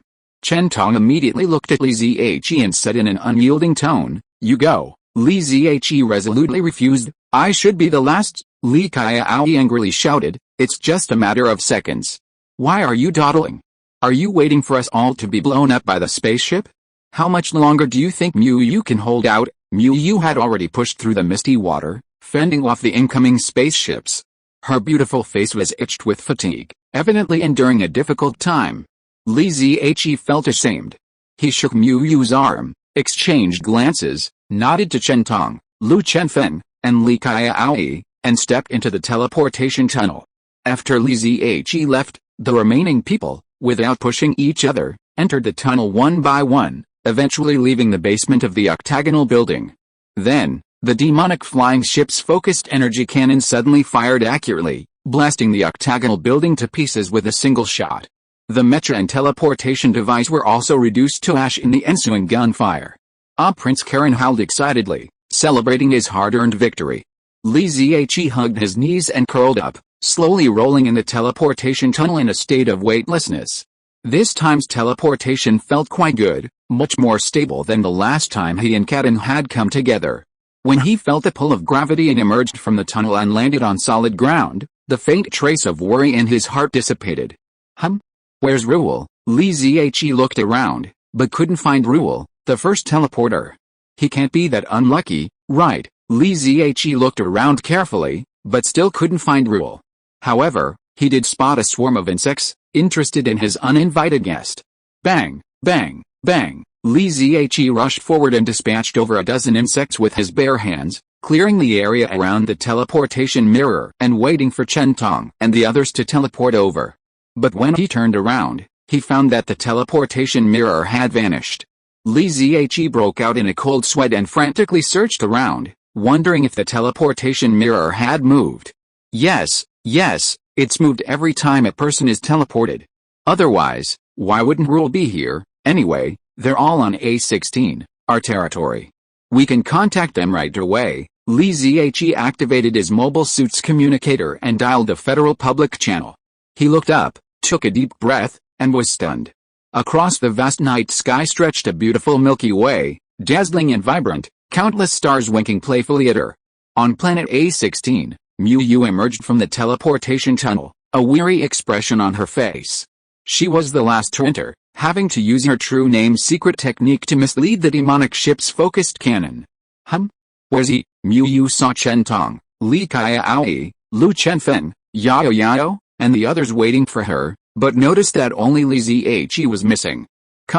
Chen Tong and the others remained silent, staring intently at the teleportation tunnel behind her.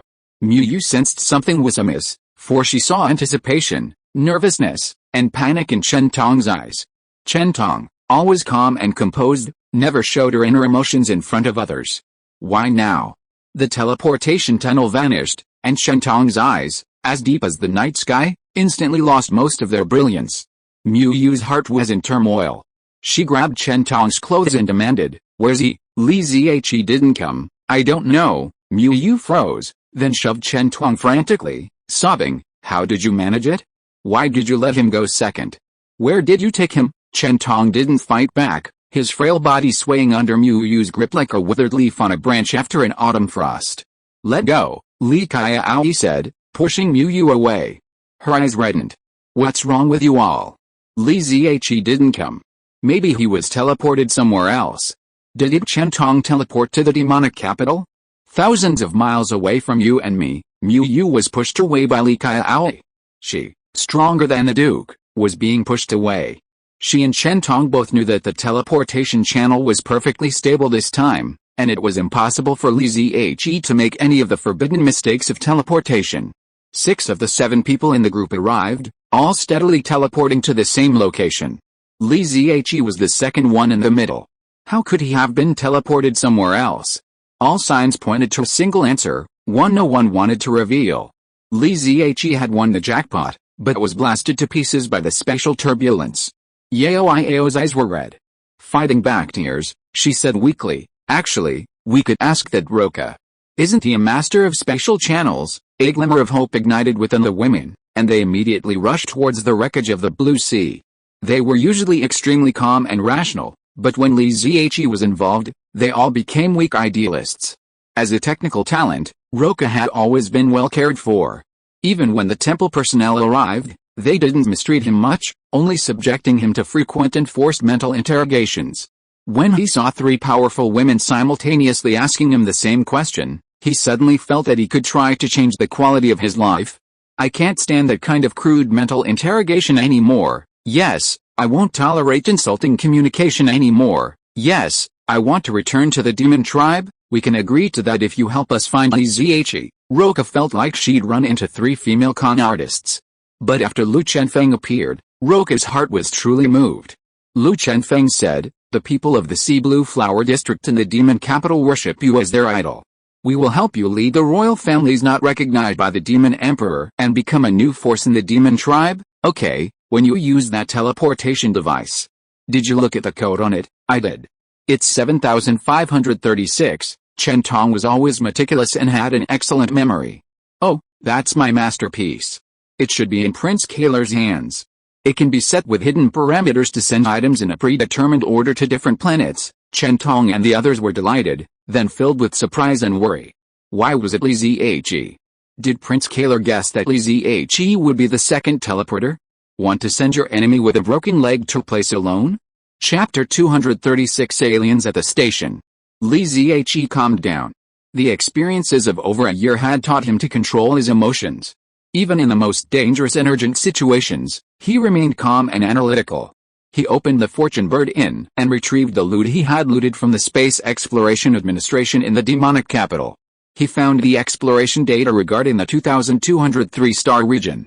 Li Zhe first compared the image file with the starry sky above him, confirming that this planet was the 2203-star region discovered by the Demonic Exploration Team 022 in the year 2089 of the demonic calendar.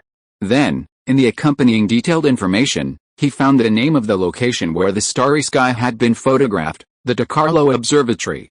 He had a plan for his next move. He knew that the year 2089 of the demonic calendar was last year. With only a short year's difference, the DeCarlo Observatory was likely still in existence. Just like when Cardan, Ruel, and their team arrived on planet A16, it took a long time to establish an observatory and complete the necessary research and exploration. Therefore, if Li Zhe could find the DeCarlo Observatory, he could locate the Demonic Exploration Team 022 and the space teleportation device. And then, anything was possible. But Li Zhe couldn't find any information about the exact location of the DeCarlo Observatory. He didn't panic, instead opening Taobao and Jingdong shopping websites and placing orders for expensive telescopes. Afterward, Li Zhe filled his stomach and sat quietly on the planet, gazing at the Milky Way in the sky. He wasn't just lost in thought, he was observing the planet's rotational direction, determining its precise directions. After the telescope arrived, Li Zhe set it up and carefully observed the sky, comparing it with detailed images from demonic sources. On a round planet, the image of the sky varies depending on the observer's position. By observing these subtle differences, one can deduce their relative positions. After several days of detailed comparisons, Li Zhe calculated the latitude difference between his own location and the DeCarlo Observatory.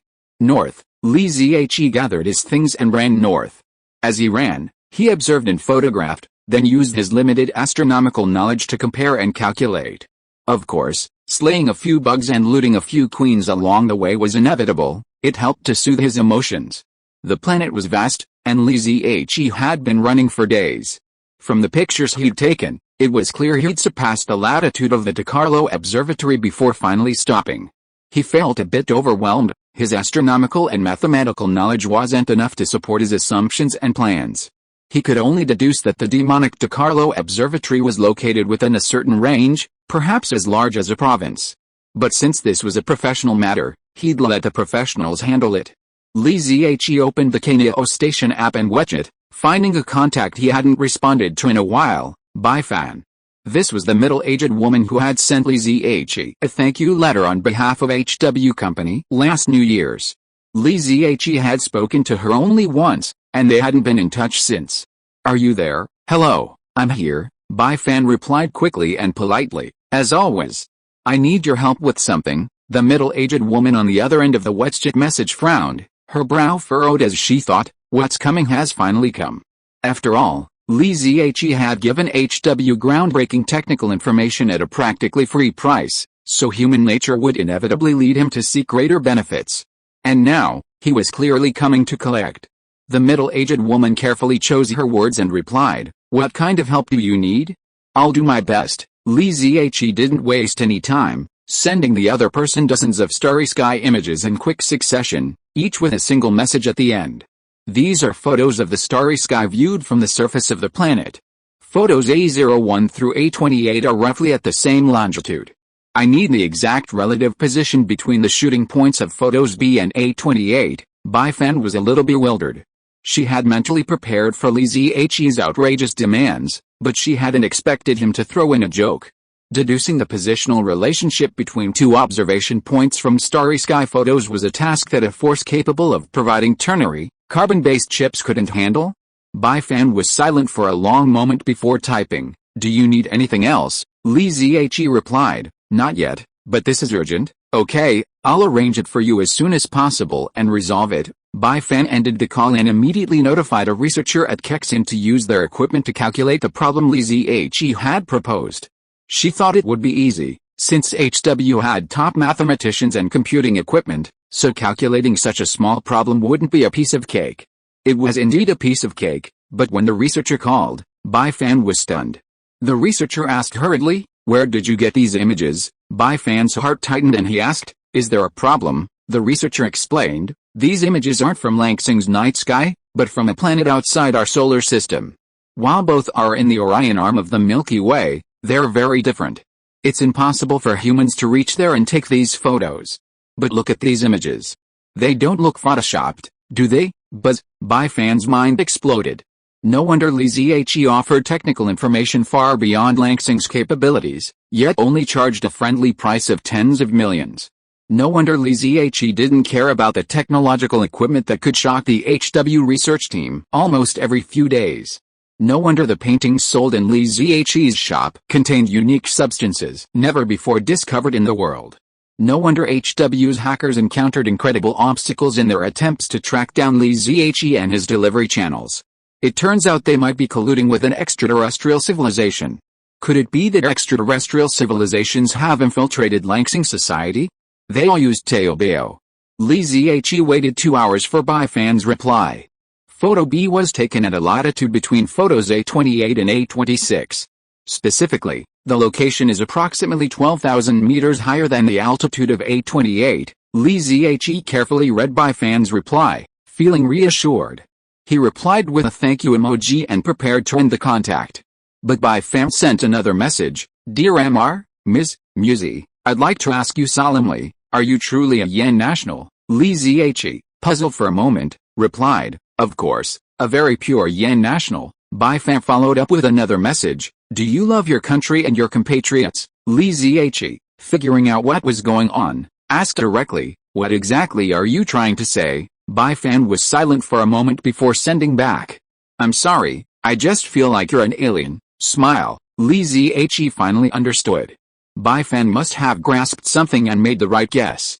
After a long pause, Li Ziyi replied with a frank heart, "Please believe in a lonely stranger walking through the darkness. For the benefit and safety of my motherland, I am willing to give everything, until the end of my life." Li Ziyi closed Wetchet, unlocked the Fortune Bird Station, and ran off into the distance. Now, he and Lansing were in the Orion arm, so close together, and the longing to return home was overwhelming. But the demon's tentacles had reached his doorstep, and he still had some unfinished business.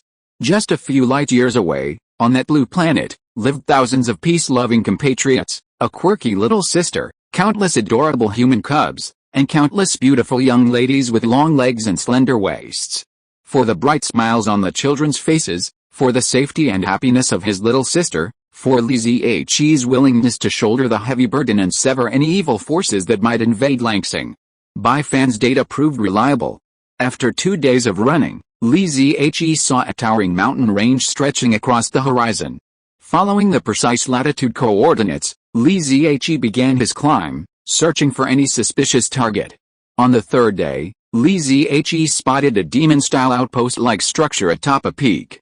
"Huh?" Li Ziyi exhaled, knowing he had found his target.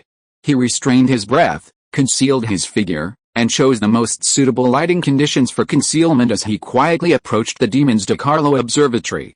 However, Li Ziyi was cautious and careful, but he didn't find a single demon along the way.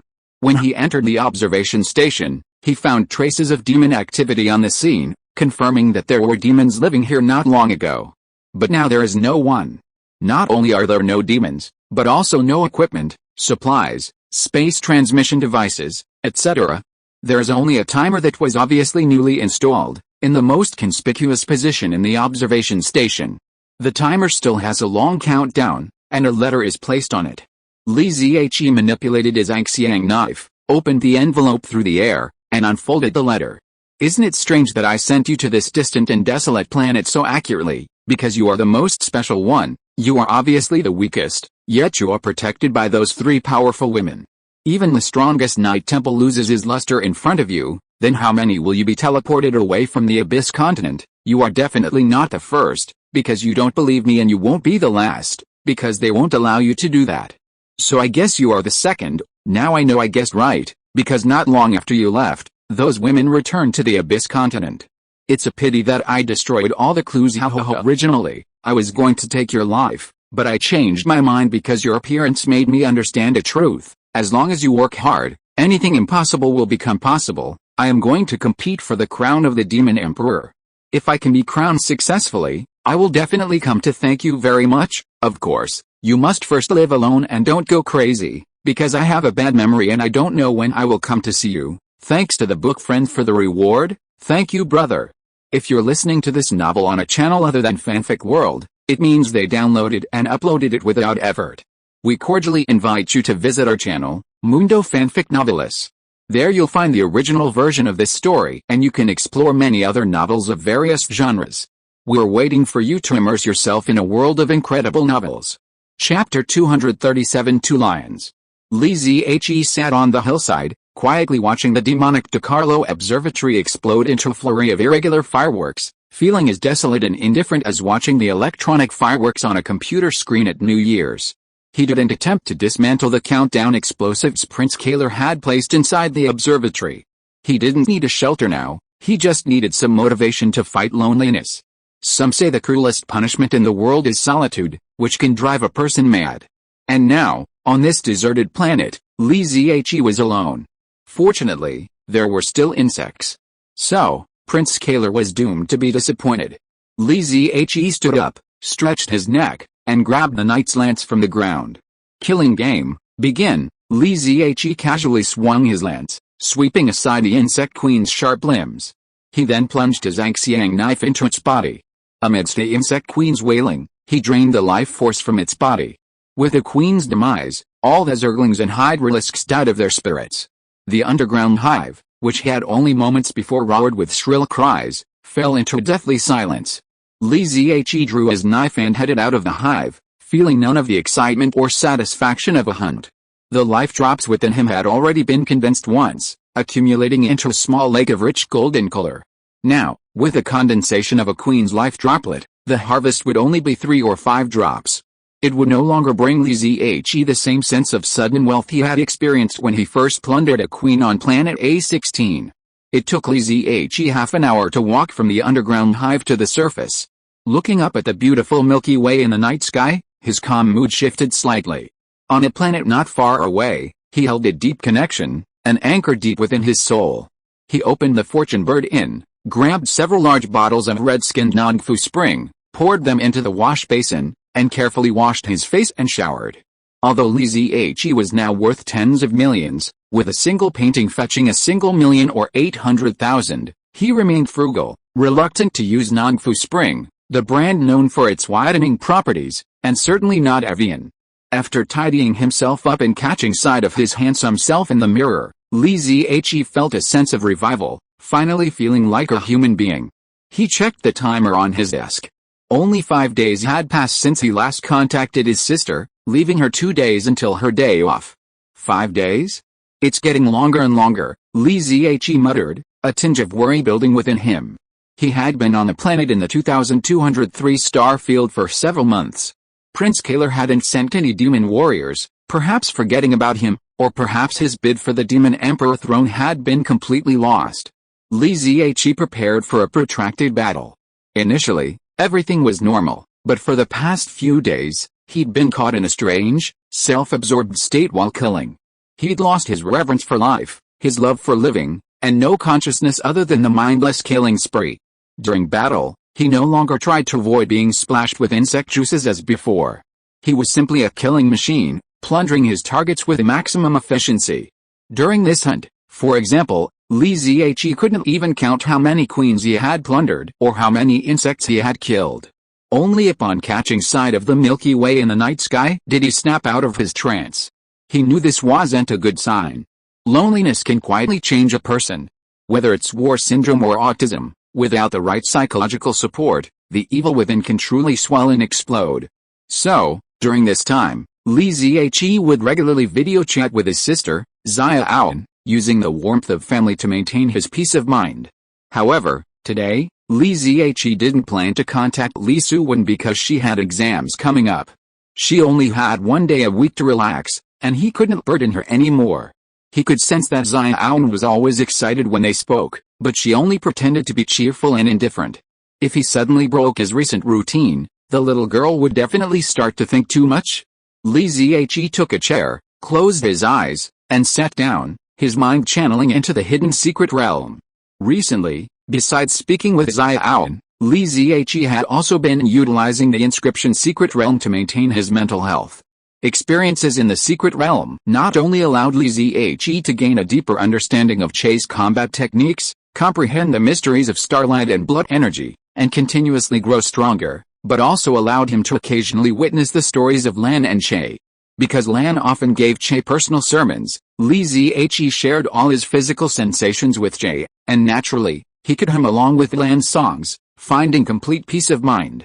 Furthermore, Lan bore a striking resemblance to Chen Tong, and in a trance, Li Zihe felt a double dose of comfort. Today, Li Zihe had good luck. After a difficult battle with Che, he returned to the temple to rest and recuperate, and Lan was already preparing for a private sermon for him. Li Zihe now understood that Lan and Che had initially fought in tandem. But after Che made a mistake and lost his position as Grand Master of the Knights of Justice, he had been venturing solo into the underground realm, engaged in solitary slaughter and battle.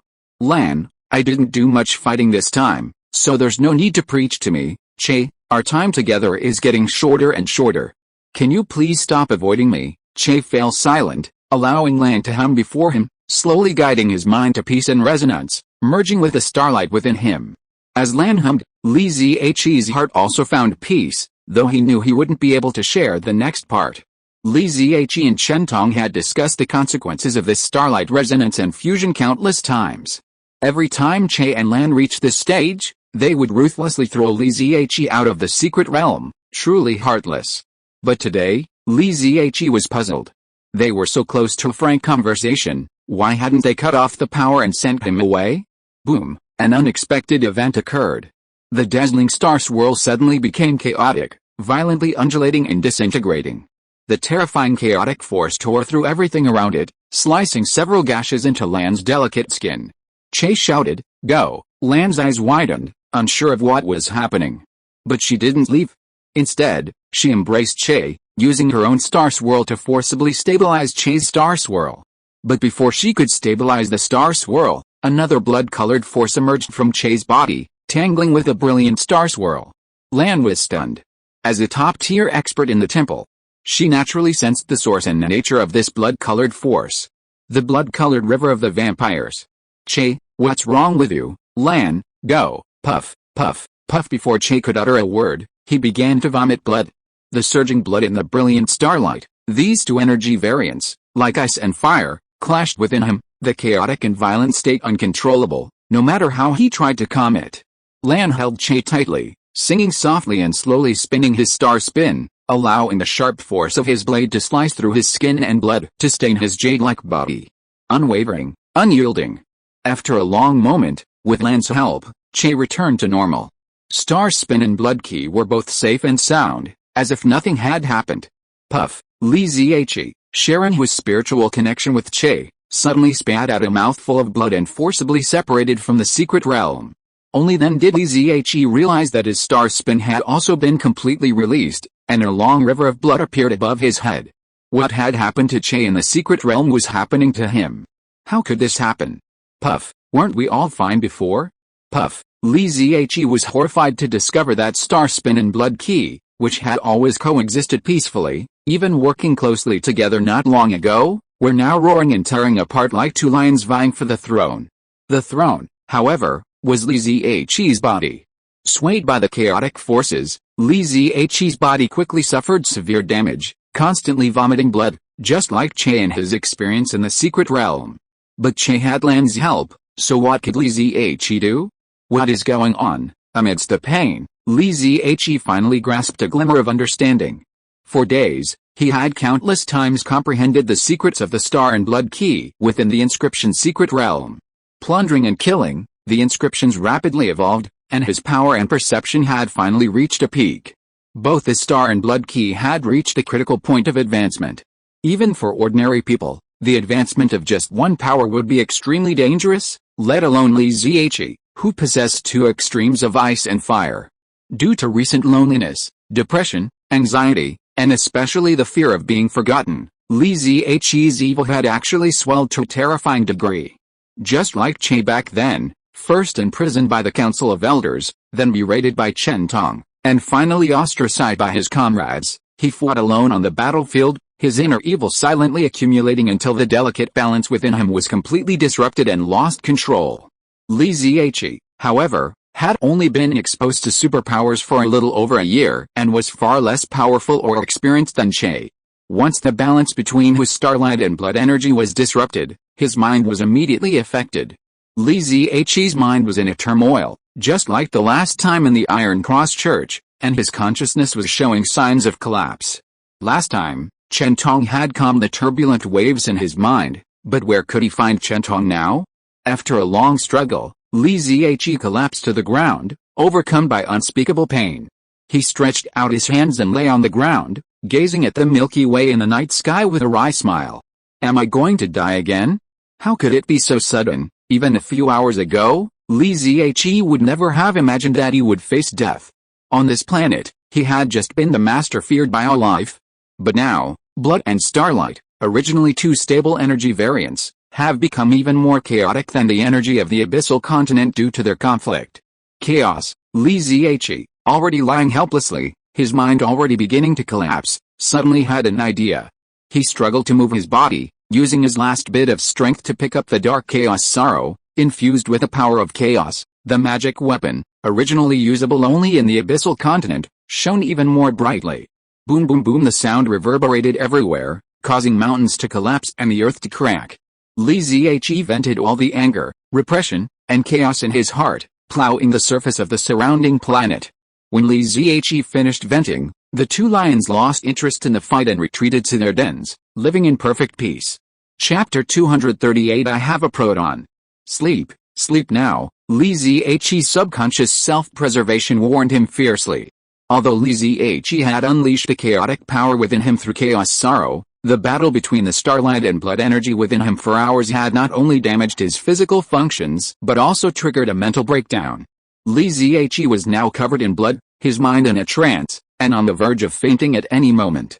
His internal organs were severely damaged, each of which was intertwined with the other, making even the vampire's formidable healing abilities unable to control the spread of the injuries.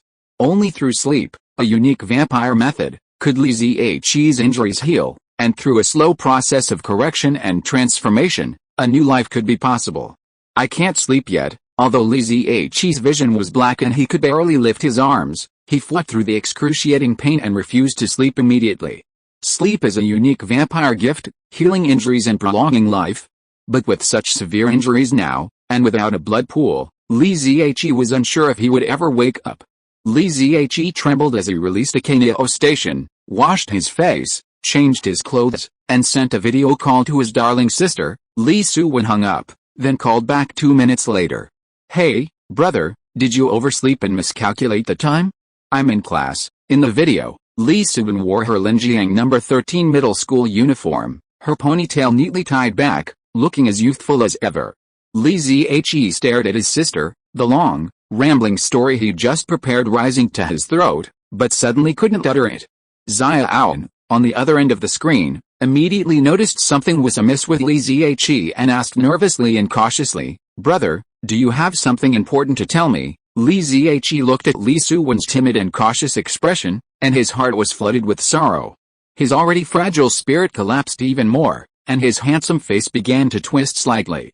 Li Xiaowan's tears quickly flowed. She knew something was wrong. Family ties connect hearts. The siblings had depended on each other for so long, so how could she not notice something was wrong with Li Zihe? On the surface, Li Zihe was such a strong man, someone who would swallow a broken tooth. How could she ever be so hesitant as she was now? Ever since Li Ziyi's disappearance, although she felt happy every time she video called him, the anxiety and sorrow she felt within her little heart were no less than his own. Li Ziyi felt a powerful alarm within his subconscious, knowing he could not delay any longer. He smiled bitterly and said softly, "Xiaowan. Brother has something to tell you, don't cry. Be strong." Xiaowan nodded vigorously, her tears flying up. "Well, don't worry, brother, I'm very strong. If you have something, just tell me, we'll handle it together. We've been through such difficult times together." Li Ziyi gritted his teeth, pursed his lips, and said as gently as possible, "It's not a big deal. Brother just made an enemy. I have to hide for a while, maybe a few months, or maybe longer." Li Xiaowan was stunned for a moment, and immediately said, "Is it about the money? I didn't spend a penny, it's all in the bank.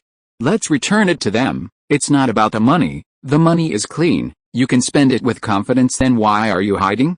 If you want to hide, come back to our day and country to hide. As long as you return to the country, no one can do anything to you. Even if you break the law, isn't prison the safest? I don't despise you." Xiaowan's temper also came up, and she yelled at Li Ziyi while crying. "Li Ziyi, I'm warning you. Tell me your address right now. If you don't, I'll go to Africa to look for you tomorrow. I have money now, and I've already made all the preparations." Li Ziyi felt an unbearable pain in his heart. His vision flickered between light and darkness, his consciousness blurring between lucidity and blur. He knew he couldn't explain any more. If he delayed any longer, he might die suddenly, which would terrify Xiaowan. "Xiaowan, I'm dying. This world is big. Instead of searching everywhere, you should just stay home and wait." Li Ziyi looked at the blurry screen and raised his pinky finger. "I promise I'll be back. No matter how long it takes, I will. You must trust me and wait for me at home. Don't wait for me to come back and find no one home." Woo woo, Xiaowan sobbed, her cries startling the other students, who rushed over. "Xiaowan, I'm dying. You have to promise me." "I promise, woo woo, I promise to wait for you at home. You must come back." Li Ziyi's tears streamed down his face. "I promise to come back. Definitely. Wait for me," Li Ziyi promised confidently, but after hanging up the video, he felt a pang of guilt after the deception. Could he truly return to Langsing? Haha, Li Ziyi gave a bitter smile, and through his blurry vision, he opened Bai Fan's WeChat account. "I'll list an item on Teobeo's account soon, and you should prepare to sell it instantly." "Okay, what do you do after it's sold instantly? You'll figure it out yourself." Li Ziyi searched the inn for a long time before finding a storage device that had been carelessly discarded on a shelf long ago. Back in Star City, the garrison had a conflict with Li Ziyi. Li Xiaowan broke into the data room of the garrison building and seized this item, evidence of illegal transactions between them and the rebels. She gave it to Li Ziyi, asking him to use it against the garrison. After obtaining this evidence, Li Ziyi hadn't gone to the garrison to arrest anyone for various reasons, but now it came in handy. It contained data on Federation interstellar defense weapons from 2 generations ago, as well as data on individual field army weapons that were at least a century behind the times, and even some older mecha manufacturing schematics. While these weapons were extremely outdated compared to the Federation's latest weaponry, they possessed a level of craftsmanship far exceeding that of Langsing technology, as well as a sound research direction and approach. "If I never wake up, if Prince Kaler arrives in the Milky Way with his demonic army, everything will be on your own." Li Ziyi's vision was completely black, and his other senses were gradually fading. In the darkness, he grabbed a set of tools and, using the power of his mobile suit, dug a 5-meter deep pit for himself. He used alloy baffles to separate a 3-square-meter area, installed a ventilation and filtration system, and then buried himself. Darkness enveloped everything, coldness drowned out all perception. Li Ziyi's vision was already a lightless blackness, and even his skin, ears, taste buds, and other senses had vanished. Even his mind, which had just been on the verge of collapse, slowly ceased to fluctuate, like the Arctic Ocean, transforming into a vast, frozen world. No one knows what it feels like when death approaches, but Li Ziyi feels that he is infinitely close to death at this moment.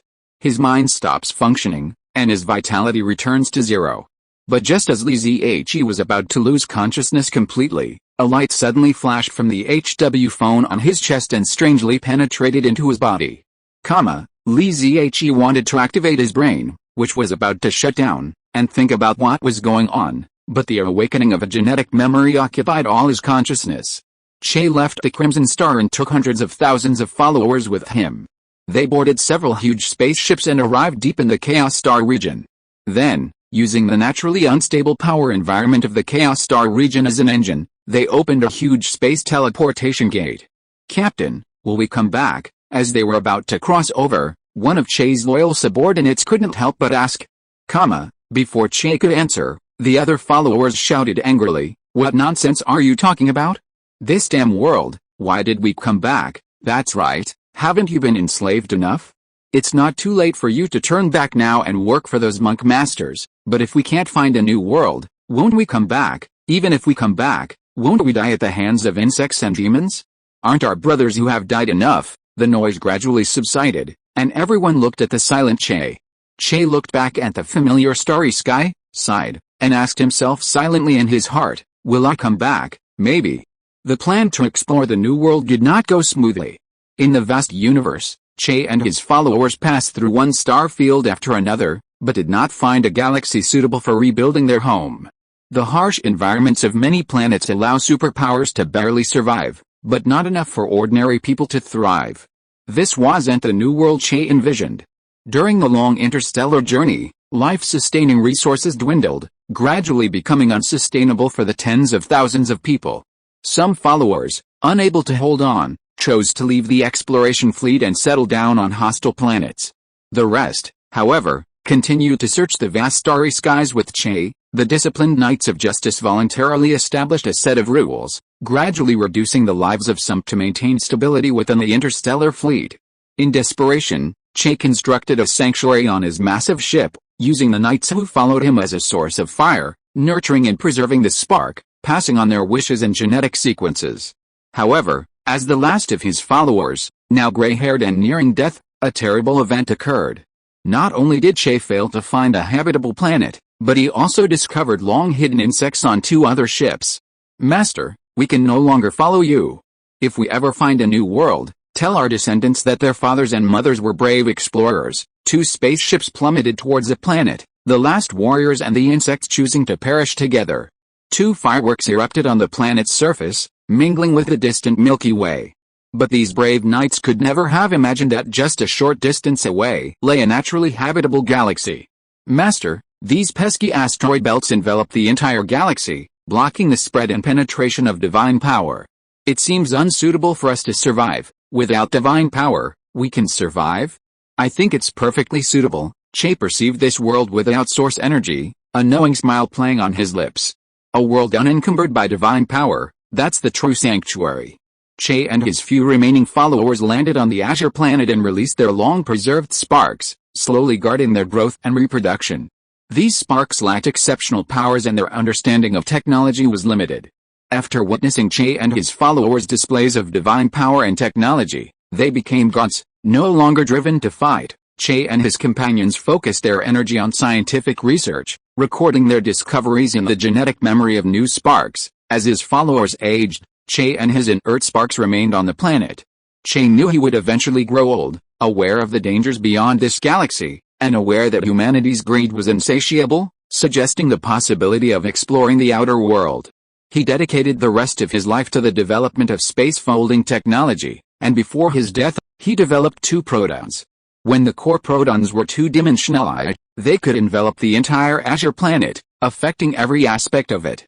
The control proton, when it became 6-dimensional, was only the size of a cell. It was implanted by Che into a seed of fire, passed down through his bloodline, generation after generation. "You have inherited everything from me, so you must shoulder my responsibilities. When this world reaches a bottleneck, you will decide whether to connect with the outside world." Boom! As Che's stern admonition resonated in his mind, the flash of light from the HW phone unfolded in a reduced dimension, and a technological display emerged in Li Zihe's mind. Li Zihe finally understood why he was on the distant Crimson Star, why he could use the Fortune Bird station to shop, send and receive packages, and contact his sister from the distant starry sky. It turned out that he possessed the control proton inherited from Che, while the main core proton was hidden on Landstar. Both protons were created using space-folding technology, like two teleportation devices, able to transmit and connect between 2 points regardless of distance. So it wasn't that HW phone that was magical, but me. I have a proton. Lansing's physics technology has now reached a bottleneck predicted by Che. The Explosives Award hasn't seen a technological breakthrough in years, and the recent winners have more closely resembled Lifetime Achievement Awards. This is because the core proton limits Lansing's technological development. Any further advancement would risk discovery by extraterrestrial civilizations, just like the Dark Forest principle in the three-body problem. Li Zihe was teleported to Crimson Star because Lansing's technological development had reached a bottleneck, triggering a preset condition by Che, sending him to the interstellar coordinates buried by Che. By arranging for Li Zihe to contact the Federation, the Blood Clan, and the Temple, Che was asking him to fulfill his responsibilities and make a crucial decision based on the world he observed, the people he encountered, and the events he encountered. Should I break free from my constraints and break through the technological bottleneck? Like a tiny point of light, the proton expanded in Li Zihe's mind, presenting a difficult choice. Yes? Or no? Li Zihe was lost in a state of confusion. If Li Zihe chose yes, the main proton's technological lock on Lansing would be lifted, and Lansing's technological advancement would explode. However, with technological advancement, the Lansing people would soon leave the solar system and merge into the cruel astral forest. It was like a gamer leaving the Novus village, ending their Novus protection period and officially entering the arena of fierce PK competition, facing challenges from all manner of demons. There were opportunities, but also dangers. If Li Zihe chose no, Lansing's exposure would be minimized, but its technological advancement would stagnate. Forget breaking through bottlenecks, even studying the military weapons data Li Zihe had given by Fan wouldn't necessarily be possible. What should I choose? Li Zihe felt his mental strength weakening, his dormant will beginning to take over, allowing him to escape his critically injured state and protect himself. I choose yes. At the last moment, Li Zihe chose to release Lansing's technological constraints. His own fate hung in the balance, and the heroic vow he made months ago to resist foreign invasion was no longer certain to be fulfilled. Lansing was indeed well hidden, and their lives were comfortable. But the demons have already explored the Orion Arm. If they really want to hide, how long can they hide? If the day ever comes when foreign enemies invade, the people of Lansing will never be enslaved. As the controlled proton shrank into a tiny point of light, vibrating gently, an invisible beam of light penetrated a starry sky, instantly reaching the distant blue planet, causing a silent resonance. Li Zihe's mind went black, and he completely lost consciousness. On a distant blue planet, in a university laboratory in the United States, the poor graduate student Dover stared blankly at the experimental equipment, while his advisor was giving private instruction to his sultry junior schoolmate next door. Alice Dover lowered his head and sighed, knowing that his name would not appear on this experimental paper. His advisor would not put a long list of students' names on it. The bed in the single room next door had been changed 3 times.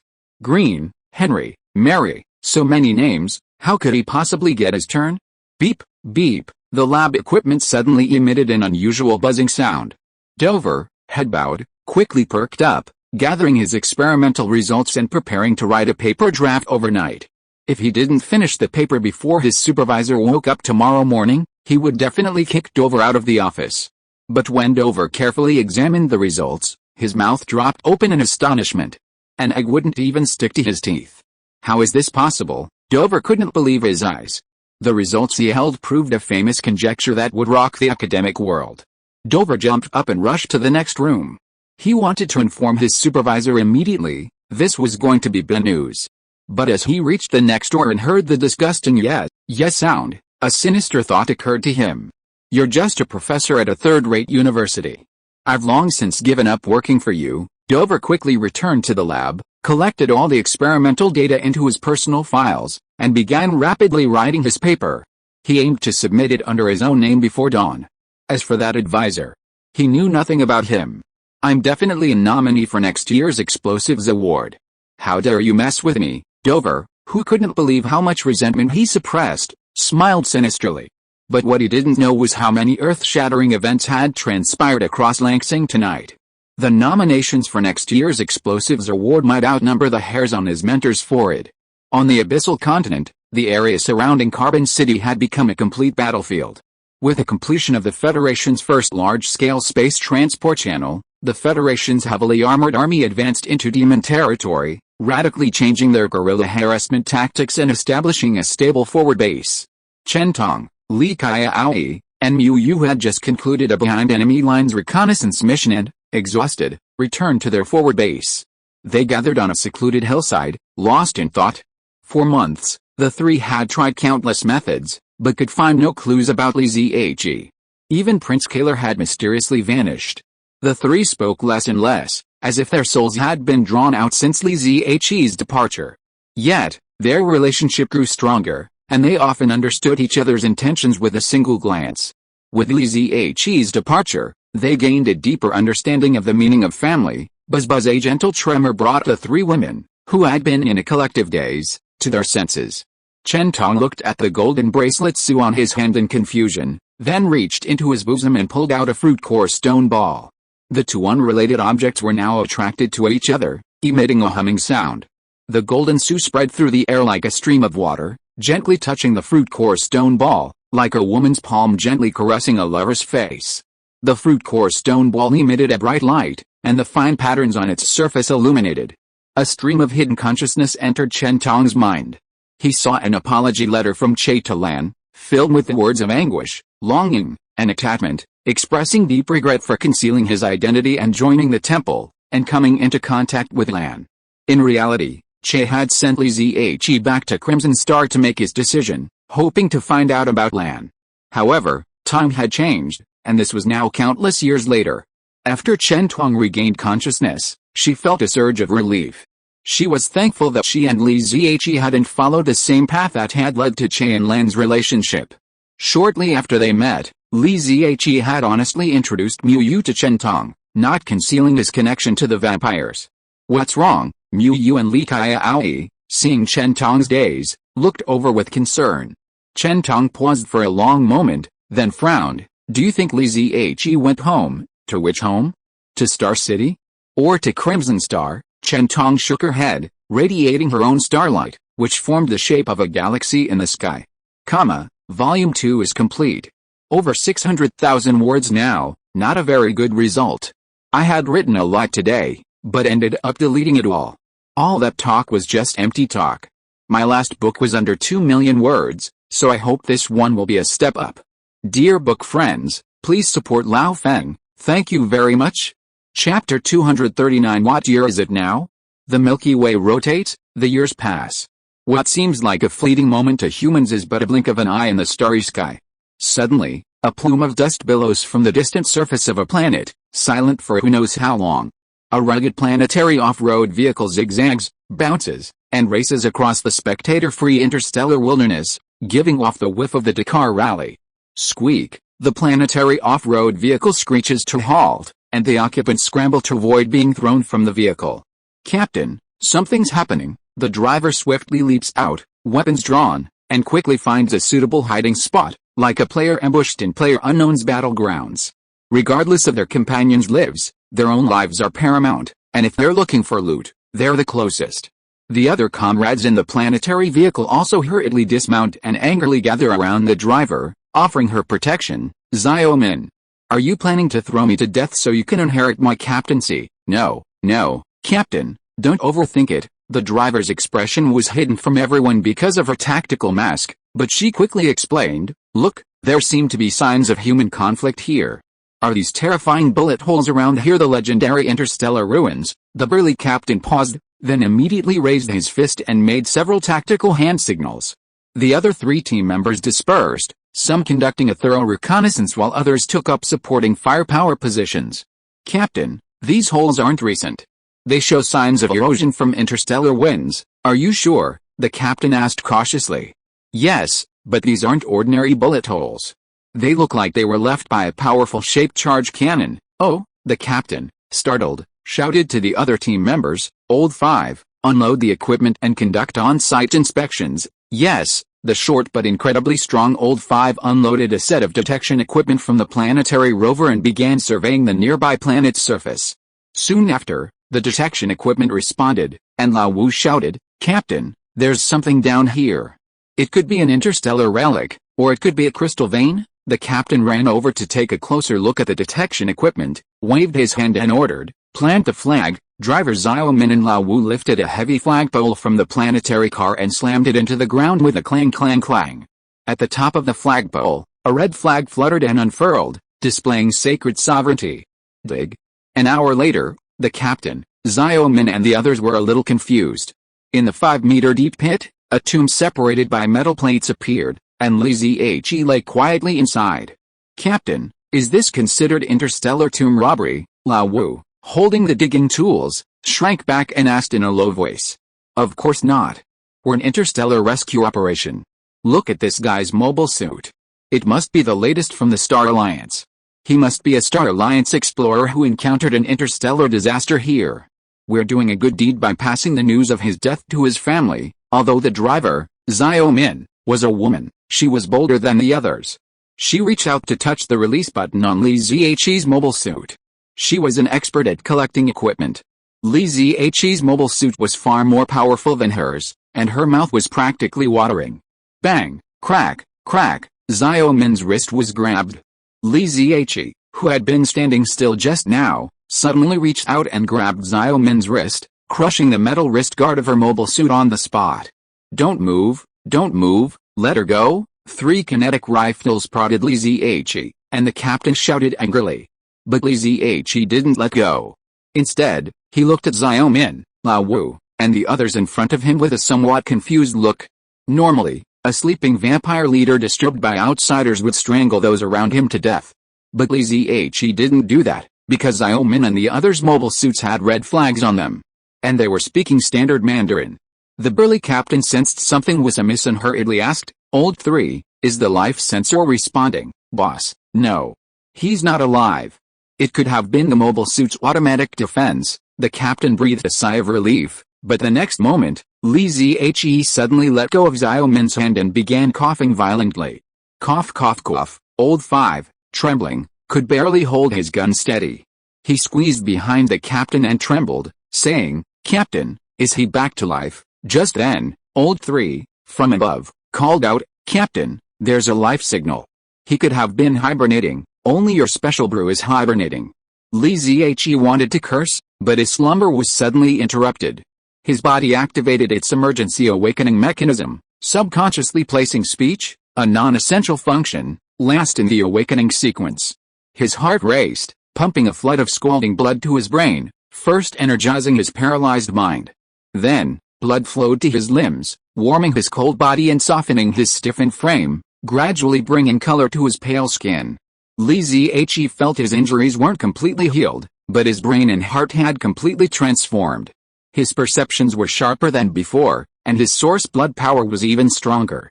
Furthermore, the rest of his injuries had also been largely repaired, with no further concern of further deterioration. With time, they would undergo a new round of transformation. Li Zihe had a feeling that once his entire body had fully transformed, he would be able to ascend to the rank of Blood Earl.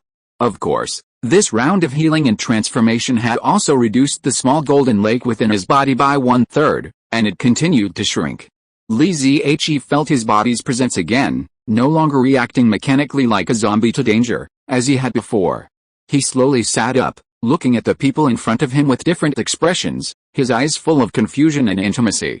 Black hair, black eyes, yellow skin, pure Yan people. Li Zihe longed to speak his hometown dialect, but his throat had been dry for who knows how long, and it really couldn't recover for a while. He fumbled around for a long time and found the large bottle of drinking water he had prepared before sleeping in the corner. He opened the mask of the mobile suit and drank it without caring whether it was expired or not. Water can nourish the body and speed up the recovery of the throat. Xiaowan, the captain, Lao Wu and others were stunned, because Li Zihe was drinking Nongfu Spring. White skin, high-end product. Who is he? Whether it was Xiaowan, the captain, or Lao Wu, they were all a little surprised by Li Zihe's identity.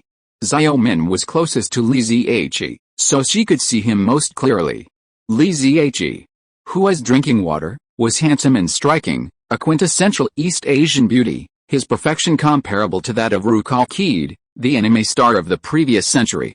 She immediately fiddled with an auxiliary device on her mobile suit, then cleared her throat and asked Li Zihe, "Excuse me, handsome man, have you been to Langsing?" Li Zihe nodded. He had definitely been there. A native of Langsing. Xiaowan extended both hands, waving them towards Li Zihe. "So, are you from the Star Alliance? Or the Blood Clan?" Li Zihe was stunned. Only then did he realize that Xiaowan had used a language translator, and the language she had translated was the common language of the Federation. Had the Blood Clan already arrived on Langsing? Star Alliance? Is that the Interstellar Federation? How long had I been asleep? It had taken Shay hundreds of years to find Langsing. Had I been asleep for hundreds of years? Ahem, what year is it now? Li Zihe's voice was dry and hoarse, filled with anxiety and trepidation. If he had slept for 100 years, then Xiaowan, Chentong, Muayu, and the others. It's 20XX in the Federation calendar, 2026 in the Langsing calendar. Li Zihe felt relieved and smiled silently. Just over 3 years, not too late. Xiaowan asked again, "Excuse me, are you a superpower?" Li Zihe's mood brightened, and he smiled and nodded, though the smile was a little twitchy as he was still recovering control of his body. Xiaowan continued tentatively, "Are you D class or C class?" Li Zihe shook his head slowly. He didn't know what rank he was at the moment, but it was definitely neither C nor D. "So, are you E class?" Xiaowan was visibly disappointed. Li Zihe smiled and shook his head again, his unnatural smile looking a little embarrassed and shy. "Oh, then would you like to come with us to the base? We can take you back to the Star Alliance base after the supply ship arrives." Xiaowan kindly invited Li Zihe. Li Zihe nodded and expressed his sincere gratitude. "Okay. Thank you." Everyone gathered their belongings, helped Li Zihe climb out of the pit, and boarded the rugged, sturdy planetary vehicle. However, after climbing aboard, Li Zihe overheard a few team members lagging behind whispering. "An F-rank member of the Star Alliance is so arrogant? He's just a lowly soldier in the Star Alliance, 2 ranks lower than our captain. Forget it, let's rescue him back to the Star Alliance base and see if we can exchange him for some valuable rewards for the doctor to conduct reverse engineering research. Maybe we can break through our current problem." Li Zihe remained silent. "Alice, I was telling the truth, so why was it misunderstood?" Chapter 240 Ordinary People. Li Zihe sat in the planetary rover, letting the exploration team lead him back to base. Gazing at the night sky above, his mood felt as beautiful as the brilliant Milky Way. Li Zihe was actually grateful to the team for disturbing him, allowing him to remain in sleep for only 3 years.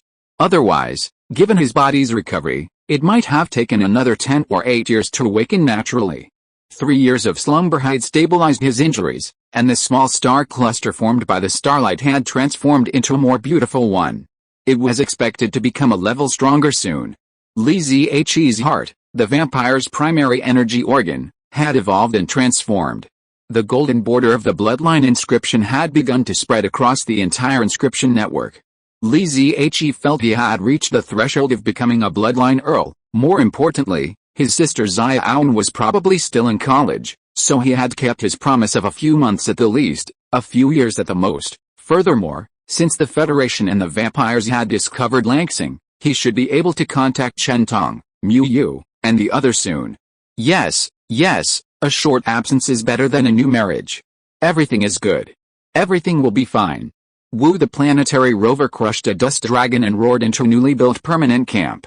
When Li Zihe saw the red flag in the center of the camp from afar, he suddenly had an inexplicable feeling. The wanderer from afar has returned home. However, Li Zihe felt that the construction of this camp was not very scientific.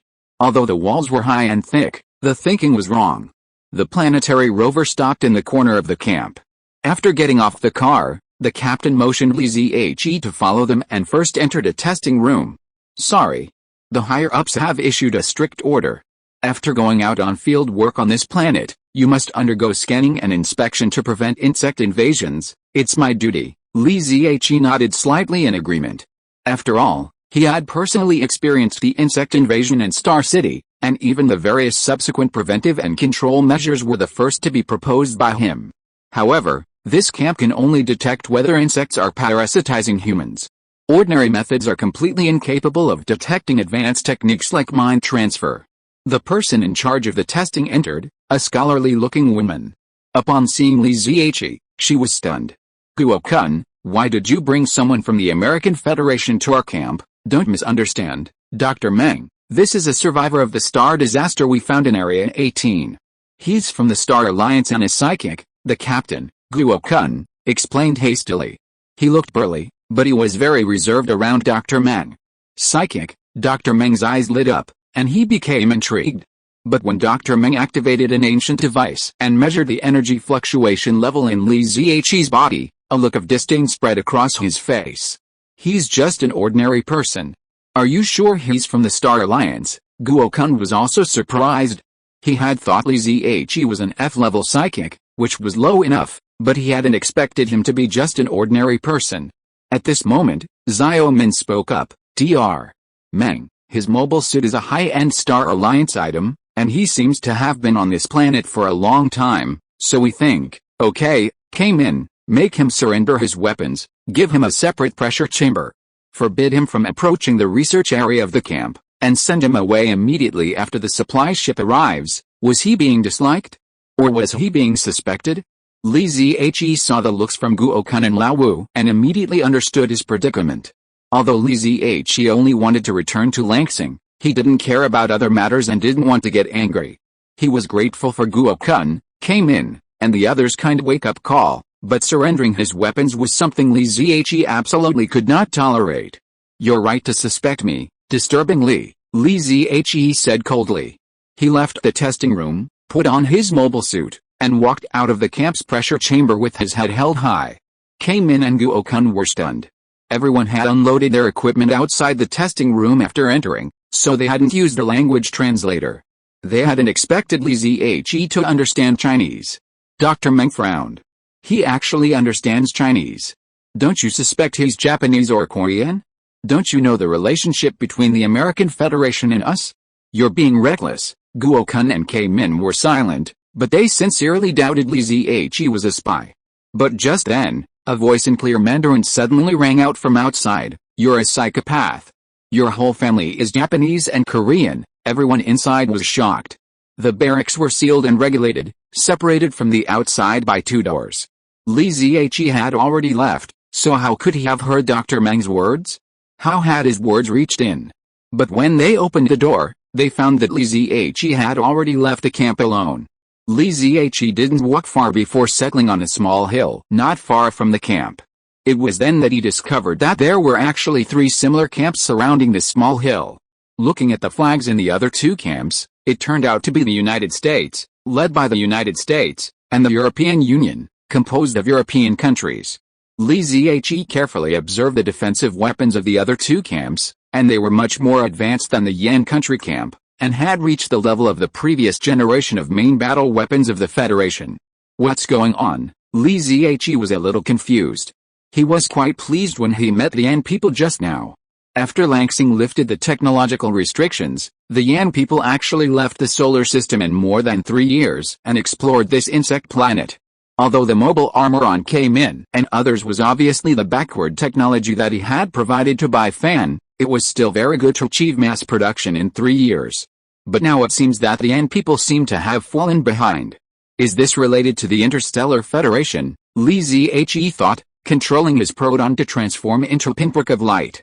It flashed from his mind and merged with his HW phone, preparing to release the Fortune Bird Station to question Bai Fan. Woo woo woo. But before Li Ziyi could unleash the Fortune Bird Station, a low alarm blared almost simultaneously from the 3 camps surrounding the small mound. Li Ziyi looked up and saw figures swarming around the 3 camps. Many soldiers had scaled the walls, activating their kinetic cannons and multi-barrel machine guns. A moment later, a cloud of dust rose from the surface of the distant planet. A swarm of insects was attacking. Li Ziyi understood that his planet must have some kind of geostationary satellite-like reconnaissance equipment overhead, providing advance warning to the Langsing camps. No wonder the camps of the 3 factions were clustered around this small mound. It seemed they had reached a consensus on sharing the burden. The insects descended in overwhelming force, and all 3 camps frantically prepared for defense. Suddenly, the gates of the Yan Nation camp opened a crack, and the signal lights on the walls flashed in Li Ziyi's direction. K-min and Guo-kun, standing on the walls, gestured vigorously toward Li Zihe, urging him to retreat back to the camp. Li Zihe's initial slight annoyance vanished. However, he didn't return to the Yan Nation camp. He wanted to observe the three camps' performance against the insects from the slope. Facing the insects on this planet, he was the same everywhere. Only the insects feared him, not him. The insect horde surged toward the three Langsing camps like a tidal wave, while Li Zihe quietly watched the battle from within a specially shaped shelter dug on the small slope. Kamin and the others in the Yan Nation camp watched helplessly as the insect tide split into three, charging towards the three Langsing camps, only missing the small slope where Li Zihe stood. Kamin asked in surprise, "What's going on? Why did the bugs miss him?" Dr. Meng, equally prepared for battle, replied, "He must have used special substances and methods to mask his aura, deceiving the less intelligent bugs." However, soon after, the bugs Dr. Meng had deemed incompetent posed a formidable threat to the Yan Nation camp. A large number of fire beetles, shielded by other bugs, surged from underground to the camp walls. Braving a hail of bullets and spewing searing flames, their desperate tactics left the Langsing defenses vulnerable. "Captain, we've never seen these bugs before. We're almost overwhelmed." Dr. Meng, would you like to seek temporary refuge with the European Union? We'll send a mobile team to escort you. No, if the European Union is like this, they won't be able to withstand it either. Dr. Meng, looking at the insect army before her, was horrified.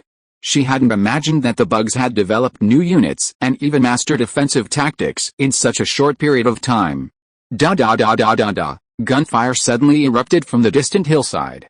Guo Kun and the others watched in amazement as tracer bullets cascaded down the slope, striking the insects surrounding the wall. The bullets' trajectories were extremely scattered, with each insect receiving only 1 or 2 hits at most. "Is this a waste of bullets?" the shooters on the wall grumbled inwardly. But then they noticed that the insects, which they had taken more than a dozen shots to kill, were now falling to the ground in droves, kicking their legs and dying. Li Zihe stood on the slope, his minigun blazing with flames. Armor-piercing bullets showered the insects surrounding the camp like water. The destructive power was enough to make the soldiers on the wall understand the meaning of unbelievable. Dr. Meng, did he use special bullets? Guo Kun asked in the team chat as he fired. "No, he hit the insect's vital points," Dr. Meng replied gravely, also firing. "Wo Xiao, what level of archery is this?" "A level," Kamin exclaimed in surprise. She looked at the figure standing proudly on the hillside in shock. The more than 2-meter-tall mobile battle armor actually had the momentum of the legendary mecha. Suddenly, Kamin remembered that when she asked Li Zihe, she seemed to have forgotten to ask Li Zihe whether he was B-level or even A-level. What the hell, an ordinary person? This is obviously a big shot. Kamin looked at Daz on the hillside from a distance, and felt that his 2 thighs were shining. Thanks to the Bug Friend Sunshine Stainless for the reward. Thank you brothers for your support. Chapter 241 Where the red flag is, I will protect it. In just a few minutes, Li Zihe slaughtered over 1,000 insects, all elite members of the swarm. The Yan Nation camp's defensive pressure was greatly reduced. Without a majority of its fire beetles, the insects no longer posed a lethal threat to Kamin and the others. However, Li Zihe's brazen and ostentatious display of authority naturally caught the attention of the queen, who was guarding the rear of the hive. Hiss! A mental awareness swept through the swarm, and immediately a group of elite insects swarmed towards Li Zihe, who was perched on the small hillock. Li Zihe swung his gun and slew the incoming insects. But watching wave after wave of them brazenly surrender to their death filled him with displeasure. With his hands stained with the bodily fluids of hundreds of queens, the mere sight of his aura would terrify all the queens and flee. "It's only been 3 years, and you've already grown so powerful." Li Zihe glanced in the queen's direction and transmitted a mental wave. "What? In 3 years, have you, low-level creatures, forgotten your fear?" The queen was visibly stunned. It hadn't even been 3 years old, but the queen mother had implanted a crucial taboo into its genetic memory when she gave birth to it. Don't mess with someone who radiates starlight. Don't mess with someone who can stir up a river of blood. Don't mess with someone who... Every time Li Zihe attacked the queen insect, the dying queen would broadcast a warning, so countless terrifying images of him had spread across the planet. Although this man didn't fit the descriptions in the queen insect's genetic memory, the mere fact that he could communicate with her spiritual consciousness filled her with an inexplicable fear. "What do you want?" A much fainter voice came from the queen insect. Don't attack the camp with a red flag. What's red? It's the flag on this camp. I'm protecting it. What about the other two groups of invaders? I don't care. Hold the shooting. Hold the shooting. Guo-kun, perched on the wall of the Yan Nation camp, noticed something was amiss and quickly gave orders over the communication channel. The insects that covered the mountain fell into a strange calm, frozen in place, unresponsive to the Yan Nation soldiers' fire. Dr. Meng, what's going on? Dr. Meng shook his head. I don't know. We lack relevant empirical data right now. However, Dr. Meng had a hunch that the insect's strange reaction might be related to the strange figure on the hillside. Seconds later, the insect army suddenly began to move, sweeping past the Yan Nation camp like a titan swarming towards the American camp not far away. Min asked in shock, Dr. Meng, why did the insects retreat? Were they repelled by him alone? Dr. Meng said, somewhat annoyed, how should I know? We've only been studying insects for a few months. How can we know what this situation is? Why don't you just ask him? Okay, I'll ask him. As Dr. Meng finished speaking, Min jumped off the camp wall, opened the camp gate, and ran towards the small hill where Li Zihe was, scornful as he ran. Elite doctor. Biology expert. How embarrassing. He's clearly a big shot, and you call him an ordinary person? Ordinary as hell. Min rushed to Li Zihe's side, first laughing a few times, deftly diffusing the awkwardness. Then, with the adoration of someone she'd idolized, she said, friend from the Star Alliance, I apologize for what happened earlier. Our Dr. Meng is a research nerd. Please forgive our impertinence. We Yan people are actually very polite. Li Zihe looked at Min and suddenly said calmly, as a Yan, you must have your own integrity. No matter how powerful the foreigners are, you must maintain your dignity. Have you learned the phrase neither humble nor overbearing? Min was stunned. She had rushed to Li Zihe's side not only out of admiration for his strength, but more importantly, out of a desire to improve relations between the Yan people and the Star Alliance person. Unexpectedly, Li Zihe's unpleasant words struck a chord with Min. She felt bitter, embarrassed, and touched. Li Zihe was completely different from the other Star Alliance members she had met. Although he was also arrogant, he never looked down on a weakling like her, nor did he adopt a condescending attitude or look at her with disdain. Only then did Min recall that Li Zihe's eyes had always been clear, kind, and equal, making her feel very comfortable. Min smiled apologetically, walked aside, dialed the internal channel, and said something to Guo-kun in the camp. A moment later, Guo-kun, Dr. Meng, and others also joined Li Zihe. Dr. Meng said to Li Zihe, thank you for your understanding. In fact, we Yan people do follow the principle of neither humble nor arrogant in external communication as you said, so I hope you don't mind what happened just now. No, I mind. Li Zihe interrupted Dr. Meng and said to her coldly, because you despised me just now. Just because I look like an ordinary person, you look at me differently, so you are not qualified to be neither humble nor arrogant in front of me. Maybe you have been beautiful and good at studying since you were a child, and finally got a degree that ordinary people can't get. But this is not a reason for you to despise others at will. In this era of interstellar development, your so-called excellence is not enough to be your eternal support. You should learn to treat people equally from now on and make up for the polite lessons you missed when you were young. Li Zihe's words stunned Dr. Meng. She never expected that Li Zihe, who was polite to Min just now, would be so mean to her. But Li Zihe was right about one thing. Dr. Meng had always been everyone's center. Even on this trip to Planet 2203, Guo-kun and the others subtly centered their research around her. So, she didn't really feel like she just disdained Li Zihe, because her accumulated sense of superiority had become second nature to her. Seeing the awkwardness growing on the small hillock, Min quickly smoothed things over, saying, I'm truly sorry. My friend from the Star Alliance, there might be some misunderstanding between us. By the way, thank you for helping us fight off the bugs. How did you do that? Li Zihe said calmly, the bugs are very intelligent. When they believe they can't achieve their objectives, they'll rationally retreat, then evolve in a targeted manner in return. I see, Dr. Meng muttered, her doubts instantly resolved. She had so much to ask Li Zihe, but she couldn't bring herself to ask. Min, perceptive, asked on behalf of Dr. Meng, targeted evolution? How fast is this evolution? Li Zhe casually replied, very fast.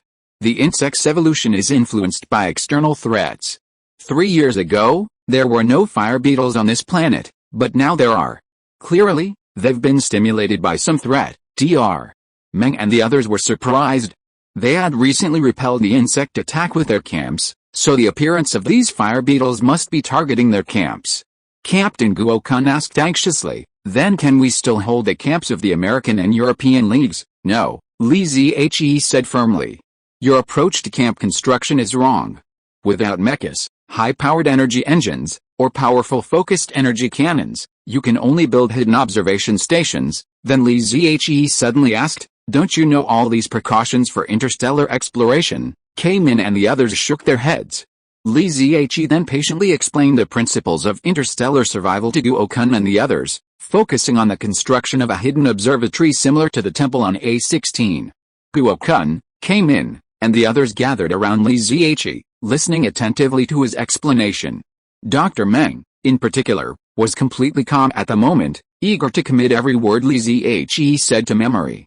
Finally, Dr. Meng put aside his pride and humbly asked Li Zhe, excuse me, can insect genes be used to create genetic medicines? Yes, but as far as I know, the Star Alliance currently doesn't have any stable genetic medicines formulated from insect genes. Most still use mutant mammals because they are more compatible with human genes, so, the most important resources on this planet are still those crystal veins, but they require a strong military force to guarantee their mining. You're not as good as them. Boom! A violent explosion suddenly occurred in the distant United States camp, and a mushroom cloud rose into the sky. The camp's main gun room had been breached by insects.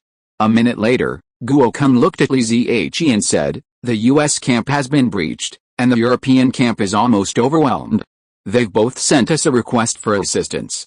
What should we do? Li Zhe, surprised, said, aren't you the military commander of the Yan camp? Make the decision yourself. What could Guokun decide? His camp only had a few dozen mobile suits. If they couldn't defeat the insects relying solely on the camp, wouldn't fighting them in the wild be a death wish? Min suddenly pointed into the distance and shouted, Captain, look! The European and US forces have broken through and are drawing the insects to our side. Those bastards! Sure enough, several heavy armored vehicles burst out of the European and US camps and headed towards the Yan camp. Along the way, insects repeatedly pierced the armored vehicles, igniting them and killing the European and US soldiers inside.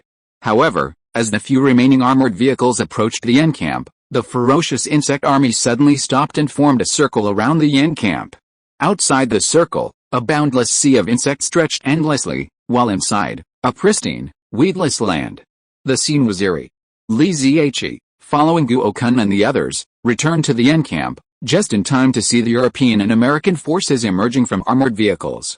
The Europeans were quite accommodating, warmly hugging Guokun and expressing gratitude for his hospitality. However, the American leader, surprised, asked, hey, have you Yan people reached an agreement with the insects? Why aren't they attacking you? Guokun and the others were enraged. Dr. Meng pointed at the American major and shouted, leave our camp immediately. We won't take in people like you. Oh, Meng, that's wrong. We Langsing people have a tacit understanding of mutual assistance. In times of danger. Hey, what are you doing? Ouch! Before the American major could finish reading the regulations, Li Zhe strode in front of him, grabbed his arm, and swung him around like a sledgehammer. The American major, clad in a mobile armor weighing at least several hundred pounds, flew in an arc like a sledgehammer.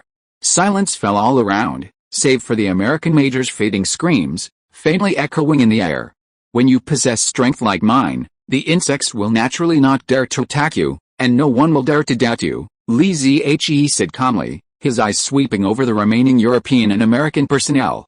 No one dared to meet his gaze. Chapter 242. Are you willing to be someone's slave? Though the American major was wearing mobile armor, he was severely injured by Li Zhe's throw. His wailing cries reached the ears of everyone in the Yan Nation camp, pitiful and miserable. But no one from the American or European Union stood up for him, let alone dared to rescue him. The two groups each found a corner of the camp and parked their armored vehicles. They climbed in and closed the doors, as if the screaming man was not their companion at all. Is the Interstellar Federation's reputation so menacing? Li Zhe smiled, then suddenly faded. He asked Guokun and the others, if you were faced with a similar situation, how would you react? What? Guokun didn't understand what Li Zhe meant. Li Zhe said coldly, if the person I just threw was a Yan nation soldier, how would you react? Guokun and the others were stunned. How could anyone answer your question?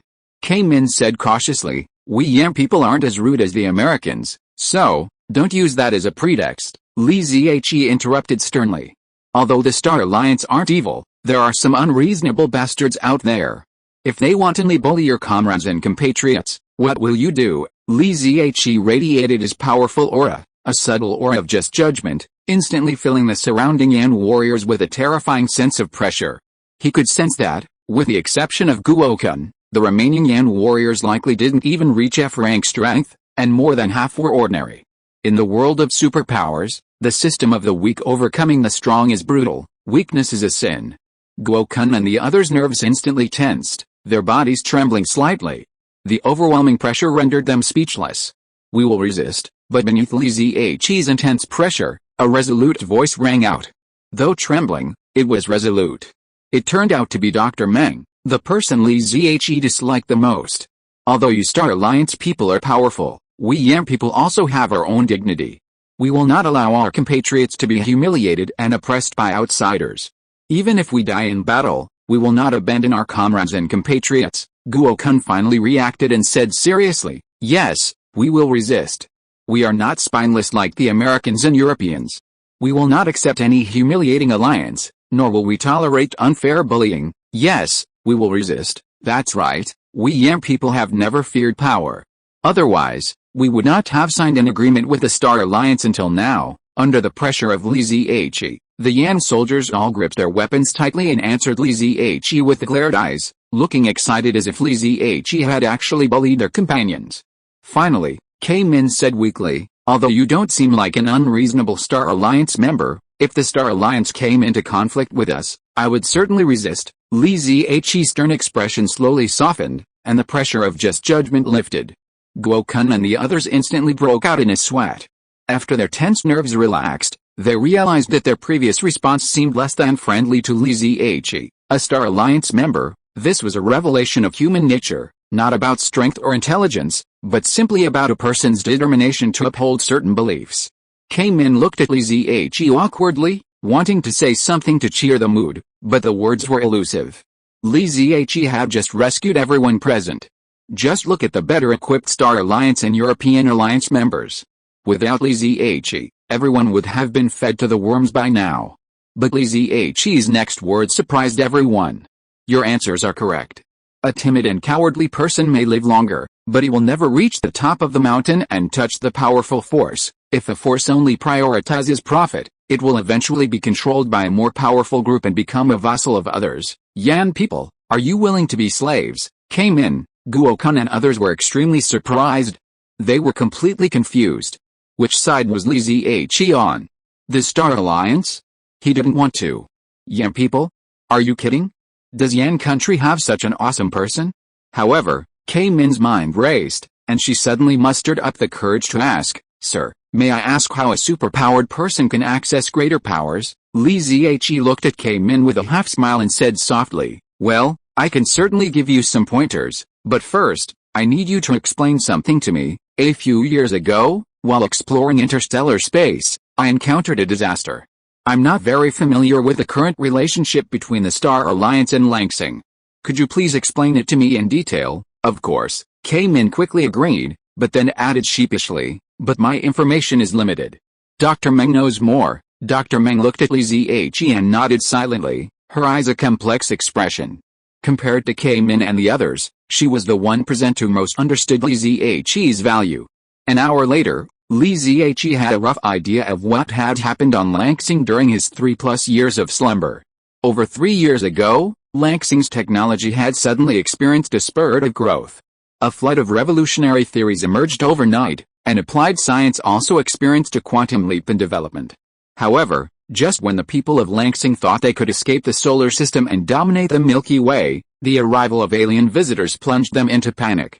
Faced with a massive interstellar warships hovering above Langsing and the powerful displays of superhuman-like superpowers, not only ordinary Langsing people but also many world leaders were unable to muster the will to resist.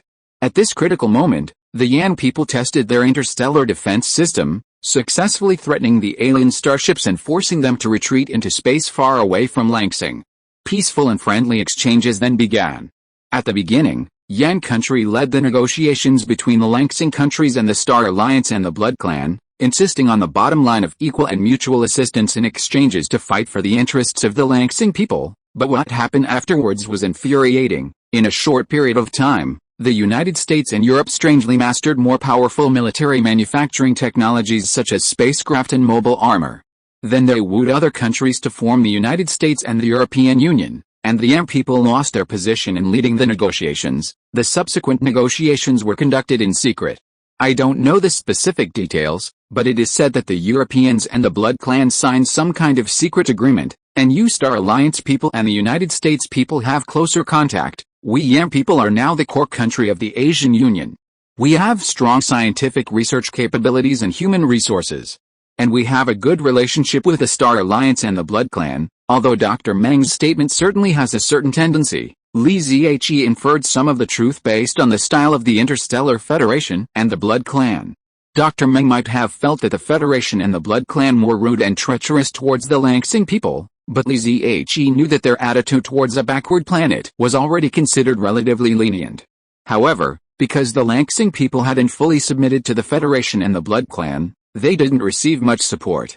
For example, Dr. Meng and his team, who came to this planet to study the insects and search for crystals, received no information about the insects, leaving them completely unaware of their habits and dangers. Li Zihe asked, "Do you know who the leaders of the Federation and the Blood Clan are?" Dr. Meng shook his head. "I don't know. There are no more than 20 people in the entire Yan kingdom who have reached that level." Li Zihe understood that Dr. Meng's knowledge was limited. If he wanted more details, he might need to ask Bai Fan, or even Mu Yu, Chen Tong, or Li Kaiao. How did Guo Kun and the others become superpowers? Was it with the Federation's help? Or was it a natural awakening? Li Zihe asked, changing the subject.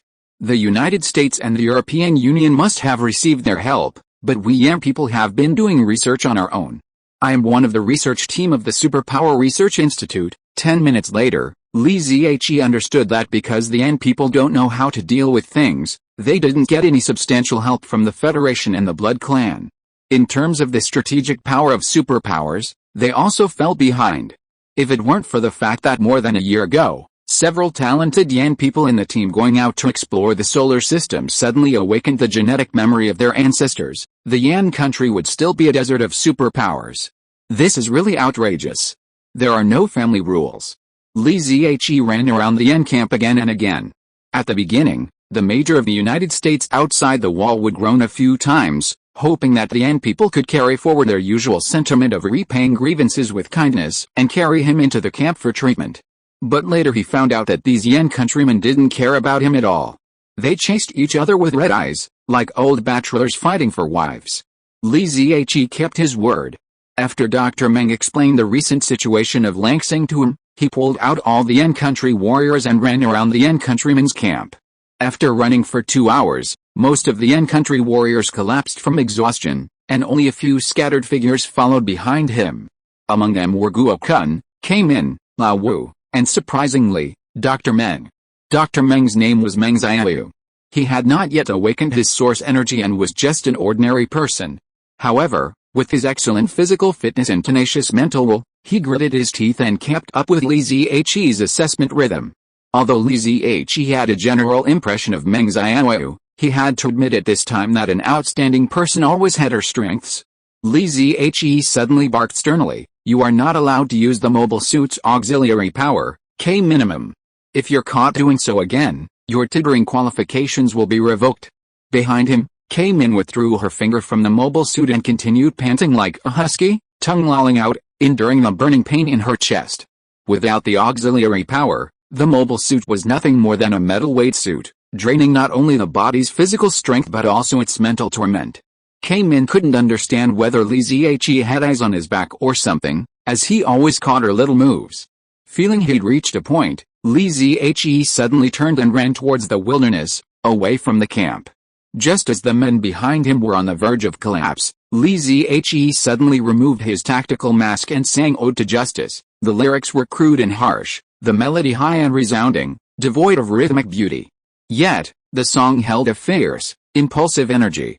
The raucous shout stirred the blood in Min and the others, transforming the burning pain into raging fire. Min and the others felt as if they were about to burst into flames. Raging energy surged frantically into their bodies as Li Zihe chanted, coursing through their flesh and veins and stirring their consciousness. Li Zihe's lapse with Meng Xiaowan and the others weren't meant to be a pointless torture, rather, they were meant to identify those with strong minds and perseverance. Those whose mental resolve wasn't strong enough, even if they could sense the fluctuations of source energy after hearing the chant of justice, wouldn't be able to withstand the torturous resonating of source energy. Even those like Guokun and Min, who had already naturally resonated with source energy, would experience unbearable pain from the rechanneling of source energy by the chant of justice. Amidst the intense agony, some repeatedly threw their heads back and howled. But after the pain subsided, an abundance of source energy, unprecedented in its power, began to fill their bodies, allowing them to experience the meaning of power. Li Zihe counted the 7 people behind him. Remarkably, not a single one of them was a coward, all had resonated with the source energy and successfully resonated with its power. And Meng Xiaowan, who had the lowest starting point, actually exuded a faint starlight. Just based on her excellent talent, she was already qualified to receive the inheritance of the Knights Templar. Li Zihe stopped the chant of justice, letting the flames in everyone's chest slowly extinguish, and the violent source energy began to gently nourish their bodies. It must be said that these Yan country warriors all have a good foundation. Several of them have source energy fluctuations that have reached the D level. Thank you. I don't know your name yet. Guokun looked at Li Zihe sincerely, feeling touched but also a little at a loss. You can call me Muzi. The last one to stabilize was Meng Xiaowan. She closed her eyes and comprehended for a long time, which was obviously different from the others. When she opened her eyes, she looked at Li Zihe with a somewhat tangled look.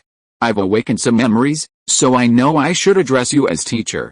But I want to know, will you oppress us Yan people because of the Star Alliance? Li Zihe shook his head slightly. No, I won't oppress anyone. As for the title of teacher, I don't care. As soon as Li Zihe finished speaking, Meng Xiaowan stepped in front of him and bowed solemnly. Teacher, I, your disciple Meng Xiaowan, am willing to follow in your footsteps and dedicate myself to justice and fairness in the world. Li Zihe suddenly realized that Meng Xiaowan bore the blood of a temple warrior. Teacher, your disciple Min is also willing to follow in your footsteps. Teacher, my name is Wu Wei, and I am willing to. In an instant, Li Zihe had passively accepted 7 disciples. He turned and gazed toward a mountain range to the west, letting out a soft breath. Although the demonic De Carlo Observatory was destroyed, the threat from the demons persisted. He needed to move faster. Chapter 243, Xiaowan can't be contacted at the post station. Li Zihe returned to the Yan people's camp with his 7 disciples and discovered that the American major, who had been left outside, was missing. Upon inquiry, he learned that the other American soldiers had taken advantage of his absence to carry their companions to an armored vehicle for treatment. Li Zihe twitched his chin, and Min, the most astute of the group, immediately rushed over and kicked the American armored vehicle, causing it to stagger. The American soldiers quickly opened the door and engaged Min in a conversation, both verbal and gestural. Min ran back to report to Li Zihe, Teacher, they said they were only going to treat Rogel and then throw him out again. What do you say? Do you want me to kick them out now? No, as long as they know what's best for them. Li Zihe didn't hesitate any longer and walked into the room Guokun had assigned him. He locked the door and released the fortune bird station. He hadn't had a chance since waking up, and now Li Zihe was losing his temper. He opened WeChat and video invited dear sister. Ding lang ding lang ding lang ding lang. His sister did not accept the invitation, so Li Zihe could only hold his breath and wait for his sister to call him back. But after waiting for a long time, Li Zihe did not get a reply from Li Xiaowan. Ding lang ding lang. Li Zihe sent the video invitation again, but still no one answered. Is it a time difference problem? Li Zihe asked himself, then slowly shook his head.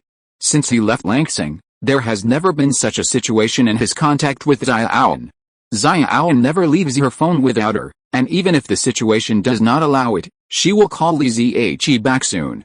Li Zhe saw a 99+ unread message notification on Baifan's contact avatar, clicked it, browsed casually, and sent a message. Did the Star Alliance and the Blood Clan force the Yan people to do anything? In less than a minute, Baifan's message came back.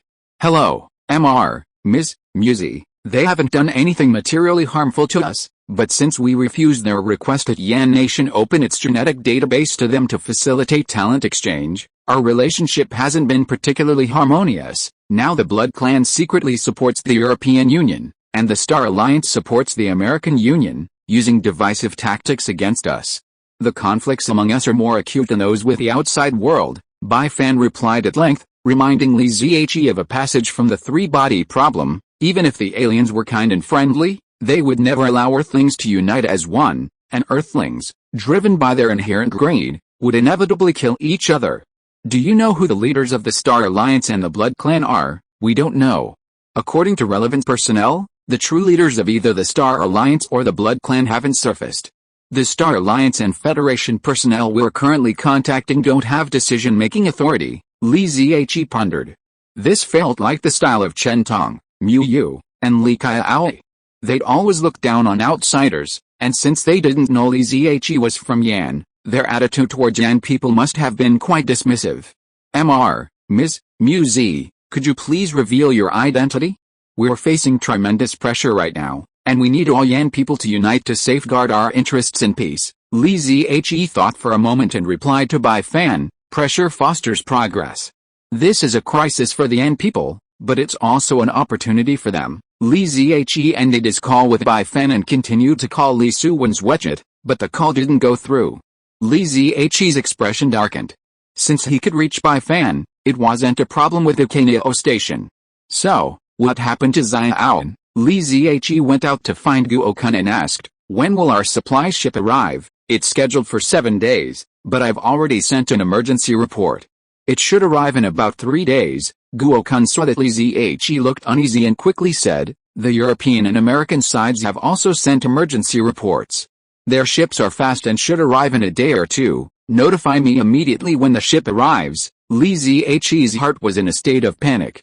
Ever since he awakened his powerful bloodline, he had shared countless experiences and feelings with Che in the inscription secret realm, and had endured countless dangerous crises in the real world. He had slowly forged a king's temperament. He might be angry, anxious, or irritable, but he absolutely shouldn't allow himself to panic. But when he recalled the last time he spoke to Xiaowan, how his sister had nodded with tears in her eyes, saying, I'm strong, he couldn't suppress the panic in his heart. More than 3 years had passed in his sleep, but for Xiaowan, it was more than 1,000 days and nights of longing. What a dark, helpless, and powerless decision it was for me to let Xiaowan, a teenage girl, learn to be strong. The rumbling sound of the engine came from the sky, and Li Zhe broke free from the killing secret realm and regained his superficial calm. The inscription secret realm is a good thing. It can hone combat skills, improve strength, and dissipate people's emotions. But some emotions can never be dissipated, and they will only be suppressed deeper. Beep beep beep. Guokun knocked on Li Zhe's door. Teacher Musi, the American ship has arrived, and the European people are going to leave with them. Do you want to leave with them? Li Zhe walked out of the room and saw that the American and European people were walking out of the Yan people's camp, and not far away, a main communication ship of the Interstellar Federation was landing. Li Zhe ordered, don't wait for our own ship. Gather everyone and take your important belongings with you, because the insect's rate of evolution exceeded the Langsing people's expectations. Guokun and the others had reported to their superiors and temporarily retreated. Li Zhe decided to take them away early. However, Guokun hesitated and said, Teacher, the American spaceship is rented from the Star Alliance. You can board it, but we're afraid. Of course I recognize it. It's a Star Alliance ship. Have everyone follow, Li Zhe said coldly. Donning his mobile suit, he left the camp and headed towards the nearby communications ship. When the American and European people left their respective camps, they had abandoned almost all their baggage and quickly boarded the communications ship. Then, the Yan Nation side received a wireless transmission from the American. I'm sorry, this spaceship is full. You'd better wait for your own spaceship. We are very grateful for your shelter and care over the past few days." The Yan people had already left the camp with the important items they had packed in advance, but they didn't expect to receive such a ruthless notice. They were all angrily cursing in the internal channel at that time. "I should have known not to take in those bastards and let them increase the nutrition of the bugs. That's right, a bunch of ungrateful things. I gave them a pack of instant noodles yesterday." K-Min looked at Li Zhe's receding back and shouted angrily, "Teacher, let's not take their broken ship. We have our own spaceship." Li Zhe seemed not to hear and continued to move forward, but at this moment, at the door of the cargo hold of the communication ship, the surviving American Major Rogel was complaining to the captain of the communication ship with words and gestures. "Captain, it's that man. That Yan man disregarded the dignity of the American alliance and wantonly trampled upon the honor of our American Star Alliance. He even sent me before the insects. We can't let them aboard." Grawl, a major in the American alliance, acted like a superior to Star Alliance captain. The Star Alliance captain said coldly, "Of course I won't let them aboard. The Yan Man are not our allies. But you seem to have come from the Yan Man camp, right? Without their protection, wouldn't you have been devoured by the insects long ago?" Major Grawl's face flushed and paled. The Star Alliance and the American Alliance had a secret alliance. He had assumed that he had been wronged, and the Star Alliance should avenge their ally. But he never expected to be publicly slapped in the face. Wu Clang, a low whistling sound echoed, and a military battle axe slashed across a distance of hundreds of meters, lodging in the communications ship's hatch control winch, stopping the hatch from closing. "Enemy attack!" the captain of the communications ship shouted, and the surrounding Federation soldiers drew their weapons, pointing them at Li Zhe, who was slowly approaching from a distance. Major Grawl also drew his own and joined the Star Alliance soldiers in their battle stance. However, the other American and European Union soldiers who had come aboard with him remained silent, instead looking at Grawl with disdain. Not everyone wants to be a pawn, but those who can swallow their pride tend to rise faster.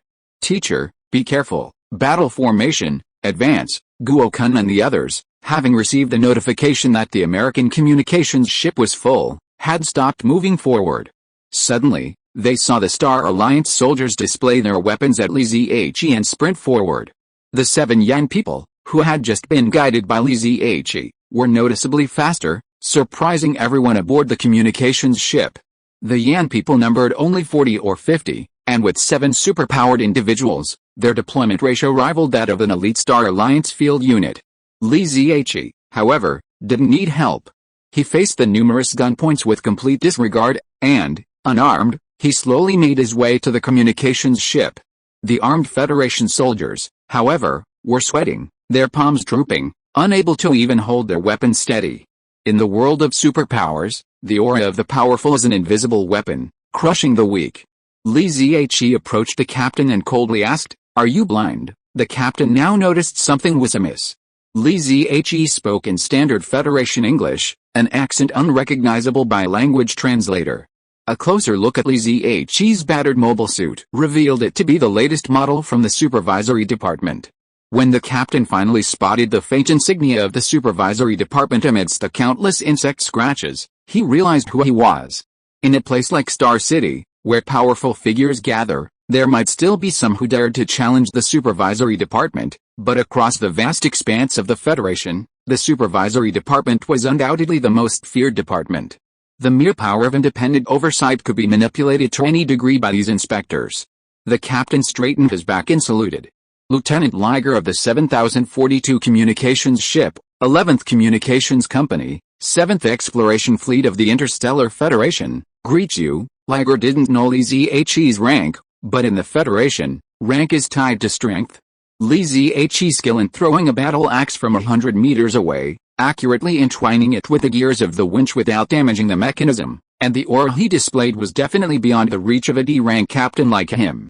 Li Zhe pounded his left chest with his right fist and declared sternly, "Junior Inspector General of the Supervisory Department, number 9527 XXXXXX, your communications ship is hereby requisitioned." "Yes, sir." Liger quickly rewound the winch and quickly reopened the communications ship's cargo door, preparing to allow the Yan Nation warriors who had already rushed aboard. Nearby, Major Greel of the American Federation was stunned. How could the Star Alliance captain, who had been so arrogant just a moment ago, now be so cowardly? I've been flirting with them for so long, am I going to get into trouble again? Not only was he stunned, but so were the other American members. They couldn't believe the Yan people were actually connected to a big shot like Lineage. They just deliberately instigated the Star Alliance to prevent the Yan people from boarding, yet the communications ship's cargo hold was completely empty, far from being full. How could they explain this? The European Union members, however, were quite resourceful, quickly helping Xiaowan and the others move their belongings. More friends, more paths, there's always a shortage of smart people. The Yan people didn't bring much with them, mostly Meng Xiao's research samples, which only took up a small portion of the communications ship's cargo hold. After everyone was aboard, the communications ship's mechanic was about to close the door when Lineage stopped him. He glanced at Captain Liger and said, "We're overloaded. We can't fit any more." Liger quickly understood and darted in front of American Lieutenant Commander Grawl, grabbing his arm and dragging him out. Everyone was petrified. It turns out that the Star Alliance people are even better at lying. I posted over 10,000 words today. Lao Fen wanted to see if adding more words would really earn me votes. If you're listening to this novel on a channel other than Fanfic World, it means they downloaded and uploaded it without effort. We cordially invite you to visit our channel, Mundo Fanfic Novelis. There you'll find the original version of this story and you can explore many other novels of various genres. We're waiting for you to immerse yourself in a world of incredible novels. Chapter 244 Am I Arrogant? Despite Major Grawl's pleas for mercy, the 7024 communications ship mercilessly ignited and launched, leaving him alone on a desolate planet. The rest of the American alliance dared not utter a word, fearing they too would be thrown overboard with Lineage's overcrowded. Ever since they learned Lineage was a Star Alliance member, they had huddled in the corners of the cargo hold, trembling with fear, hoping he wouldn't see them. The Yan people were known for their gentlemanly demeanor, so an occasional petty trick with them was fine, but playing tricks with the Star Alliance was a real bummer. After over a year of contact with the Star Alliance, the American alliance had become incredibly familiar with this friendly ally. For details on the specifics of this friendly relationship, see the relationship between the United States and Great Fuso, South Korea, and Yukok. While the American alliance now enjoys autonomy, in some ways it's like the miserable Yukok and Great Fuso, summoned and discarded at will, forced to put on a smile even when their bones are being torn apart. After the communication ship took off, thanks to Lineage, the Yan people occupied the best passenger cabins on the starship, while the so-called allies of the United States naturally slept on the floor in the hard cargo hold. Lineage checked into the best VIP suite, but before he could rest, he felt someone outside. He opened the door and saw that all 7 of his registered disciples had arrived. Lineage welcomed them in and asked with a smile, "How big a deal is it that made the 7 of you come to see me?" Everyone looked at each other, and finally came in asked with a wry smile, "Teacher, are you really the Inspector General of the Supervision Department?" Lineage looked at the people with strange expressions and asked puzzledly, "Yes, is there any problem with that?" Min asked nervously, "Then are the 7 of us considered members of the Supervision Department now?" "Of course not," Lineage denied. "The Supervision Department is not open to anyone. Except in special circumstances, it rarely recruits people outside the Star Alliance. If you want to join, you have to be at least D level. How can I be at D level?" "Teacher, you think too highly of me." Min laughed, and Xiaowan, Meng Xiao and others also laughed, and their expressions were obviously much more relaxed than before. Lineage asked, "Your future will definitely be more than D level, but why are you so happy that you didn't join the supervisory department?" Min lowered his head and said embarrassedly, "We heard that the supervisory department is the secret service department of the Star Alliance. We are all soldiers of Yan country, so it is not convenient. It seems that you are a little prejudiced against the supervisory department," Lineage said somewhat unhappily. "If there is any power group in the Star Alliance that is most consistent with the behavior ideas of the Langsing people, it must be the supervisory department, no doubt about it." Everyone was silent again, and then Meng Xiao couldn't help but said, "Teacher, but they all say that the supervisory department is arrogant and domineering, just like the Jinhui in the history of Yan country." Lineage said angrily, "I understand, you think my behavior just now was arrogant." No, Min said quickly, "Teacher, you were so handsome just now. We can't admire you enough." It's just that the Star Alliance people we contacted before said that the people in the supervisory department are cruel and ambitious. Li Zhe thought about it and it was hard to explain more. He was on a temporary assignment in the supervisory department, and because of Che, he had a good impression of the supervisory department, which was formerly the Knights of Justice.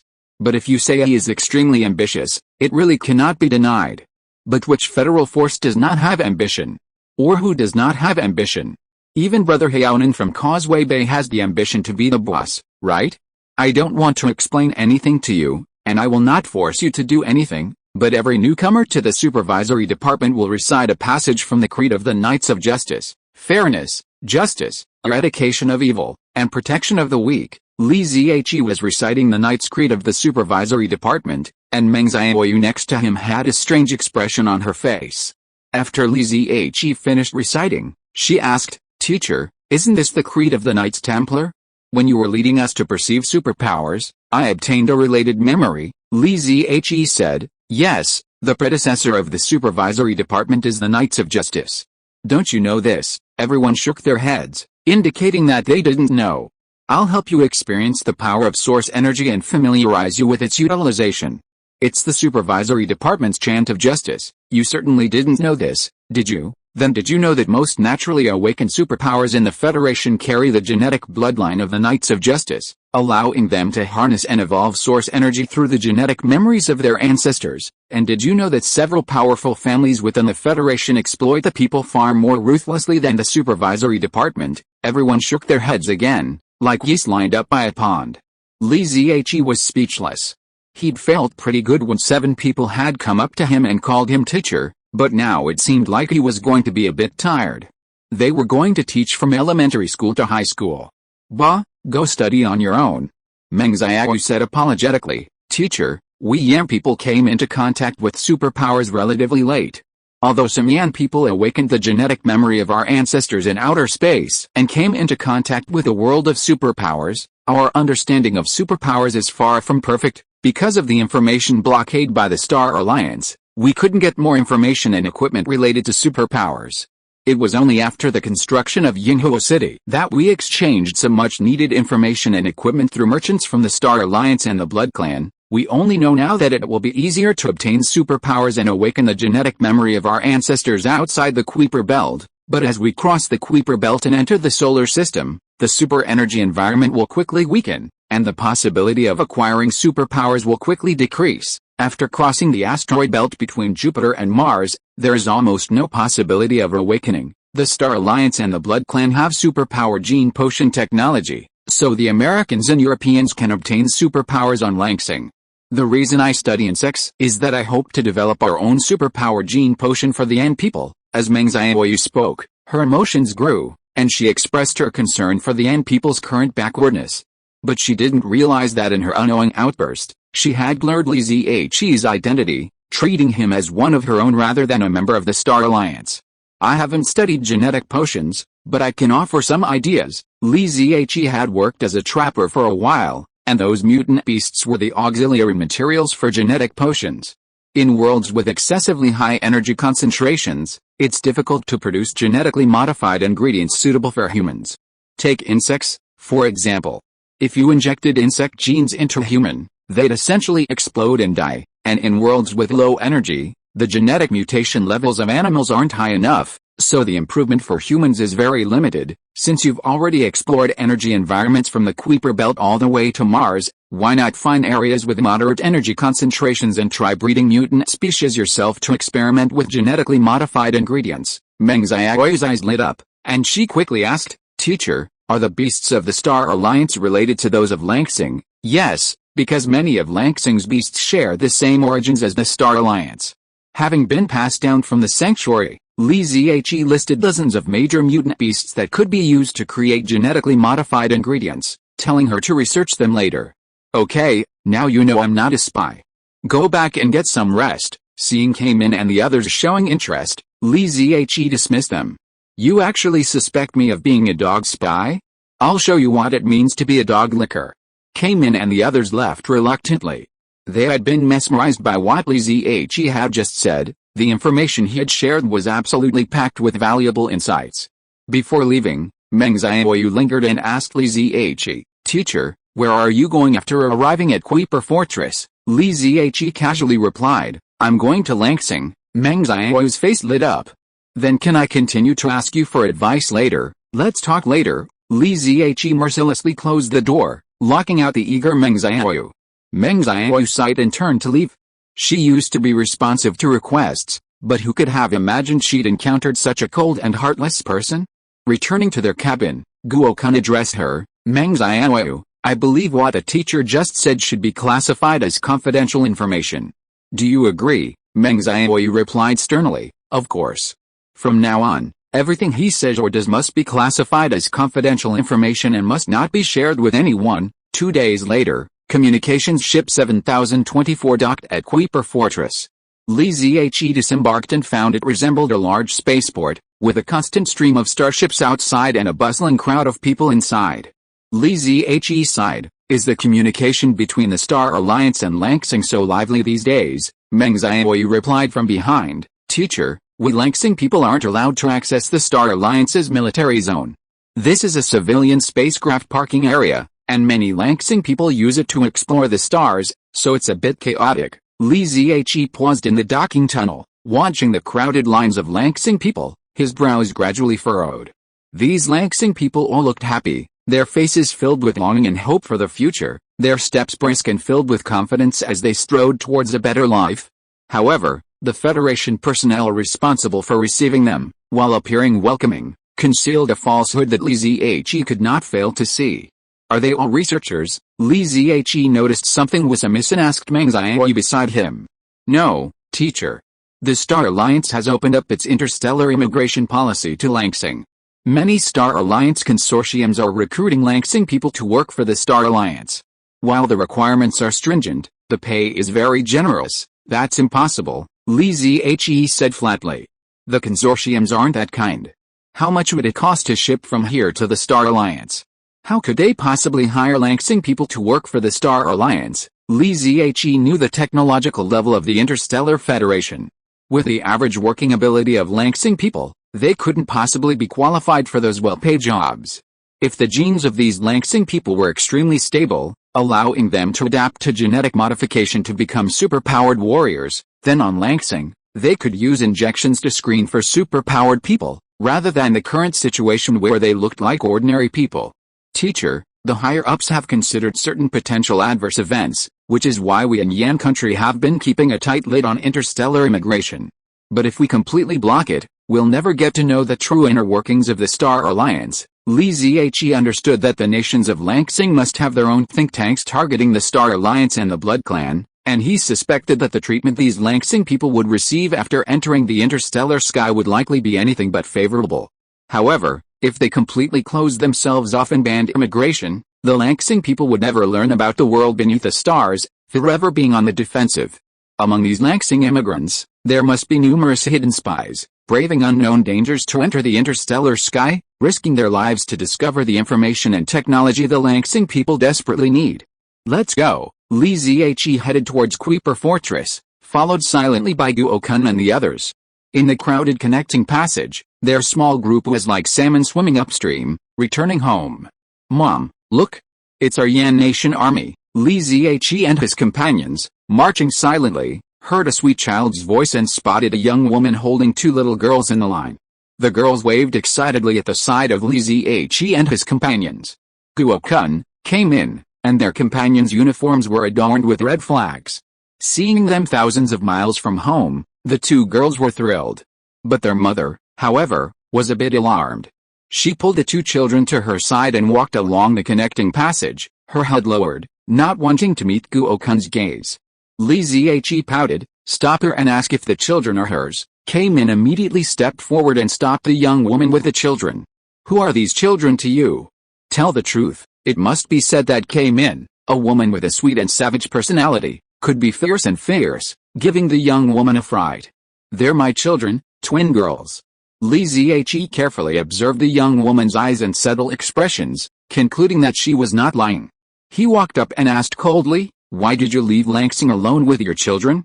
How did the Yan state officials approve your departure?" The young woman stuttered. She was so panicked that she couldn't speak.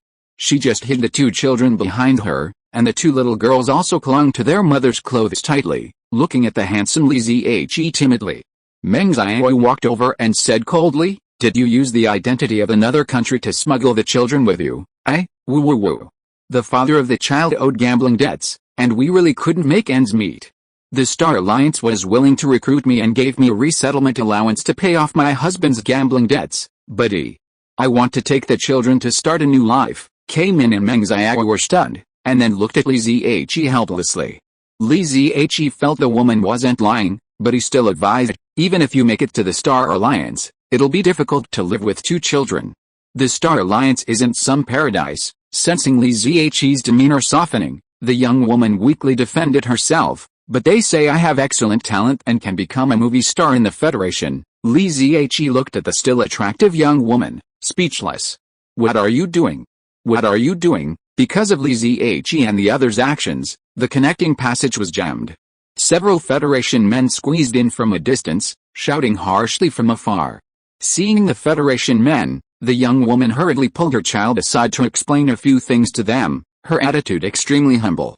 Seeing the military uniforms and red flags on Guo Kun and the others, the arrogance of the Federal softened slightly. They said coldly, "He holds a passport from the United States of Japan and has signed an employment contract with our company. You have no right to stop him. Clear the way immediately." Li Zihe calmly asked, "Which film and television company in the Federation are you from?" Li Zihe's federal jargon startled the Federals, but with so many people watching, they couldn't afford to back down. "We're from the 3rd Infantry Division of the Federal 3rd Army." Kadir Company of Scarlet Star." Li Zihe's eyes suddenly sharpened. "You're smart. Our company has a cooperative relationship with the 3rd Infantry Division. You're smart, motherfucker." Li Zihe raised his leg and kicked the arrogant Federalist away. The man's ribs crackled, and he died before he even hit the ground. Li Zihe had been a trapper at Kadir Company for a long time and knew the man's character well. This wasn't recruiting movie stars, this was buying pigs. Chapter 245 Handsome Guy, would you like to add me on WeChat? Li Zihe killed a Kadir employee with a single kick, instantly terrifying everyone around him. Especially the young woman with two children, who fell to the ground, pale as a cadaver, staring at Li Zihe in horror, unsure of what to do. But Li Zihe wasn't kind to her. He asked coldly, "What's your name, Wang Yingying? Did they require your daughter's genetic sequence to be tested before hiring you?" Yes. Did they also require you to take your two children with you?" Wang Yingying's face paled even further, confused as to how Li Zihe knew all this. The Cartel Company on Crimson Star isn't a film and television company, but an armed slavery group that supplies raw materials to genetic technology companies. Do you know what the main ingredient in the genetic medicine is? It's human blood marrow. They've set their sights on you and your daughter's blood marrow genes. Once you arrive on Crimson Star, you'll be kept in captivity like cows, fed grass and pumped for blood. As Li Zihe finished speaking, not only Wang Yingying, who was with the children, was stunned, but everyone else around, including Meng Xiaowan, was also stunned. Anyone else stowaways? Step forward immediately, we are Yam's soldiers. We are acting as an emergency. Yam's citizens must cooperate. Guo Kun, reacting quickly, immediately directed dozens of his men to search the docking station for Landstar people preparing to board the departing ship. Soon, they actually found several stowaways who resembled Wang Yingying. "Woo woo everyone, lower your weapons," alarms blared in the starship berthing area of Kuiper Fortress. The commotion caused by Li Zihe and his men had attracted the station Federation soldiers. Guo Kun and his men surrounded Wang Yingying and the others behind them, firmly forming a battle formation. The engines of the mobile suits hummed, and the barrels of their miniature machine guns slowly began to rotate. After hearing Li Zihe's statement that two children, several years old, were being lured into captivity, they revealed a deep hostility towards the Star Alliance. Risking their own lives to protect the lives of Yan Nation's civilians was a distinctive characteristic of Yan Nation's soldiers. The Federation soldiers, clearly unprepared for Guo Kun and his men's assertiveness, were caught in a dilemma. Li Zihe waved his hand, walked over alone, and took out his inspectorate shield. Junior Inspector General of the Inspectorate, number 9527 XXXXXX, suspects Kuiper Fortress of abetting human smuggling by an illegal company. I need to speak to your highest commanding officer." The Federation soldiers were startled, and the leading lieutenant used his communicator to request instructions from his superiors. Soon, a Federation major arrived on the scene. He glanced at Li Zihe coldly and said, "I can take you to see Commander Rosa, but please don't disrupt order here." Li Zihe replied coldly, "As long as you're not breaking the law, no one wants to disrupt order here. Head this way, please." The federal major gestured, but the sneer on his lips pierced Li Zihe's eyes. Li Zihe followed him deep into Kuiper Fortress. After entering the commander's office, the major said to Li Zihe, "Wait here for now. I'll report to the commander for you." Li Zihe said calmly, "Okay, but I'll only wait 5 minutes, haha." "What about after 5 minutes?" The federal major laughed. Li Zihe slowly raised his head, suddenly flashing in front of the major. Grasping his arm with one hand and swinging it violently, throwing him to the ground like a broken bear. Bang! A trickle of blood spurted from the corner of the major's mouth, and his eyes, which had just been amused, instantly turned to fear. Li Zihe pressed his foot against his chest. "I'm really confused. Why did you have the nerve to speak to me like that just now? Are all the local inspectors cowards? Ahem. Ahem. You don't seem to know, just 2 days ago, all the garrison inspectors left the military. There are no inspectors left in the army now. You have 4 minutes to report." Li Zihe released his foot. The federal major scrambled to his feet and hurried to report. He had assumed Li Zihe, a junior inspector general, was only a C rank like himself, but now it seemed he was more than a B rank, likely an A rank like the fortress commander. 3 minutes later, Li Zihe met Colonel Rosa, the commander of Fort Kuiper. Rosa said expressionlessly, "You just came from Star City, right?" Li Zihe said, "No, I've been out on a freelance inspection for a while, and I've been away from Star City for a while. The situation in Star City is very tense right now," Rosa said. Commander Li returned to the Federation a month ago. Before leaving, he gathered all the Federation forces in the Star region and reached a verbal agreement not to involve the Federation in a civil war. Li Zihe appeared calm, but his heart was turbulent. He couldn't believe that after 3 years of sleep, the Federation would be facing the crisis of civil war.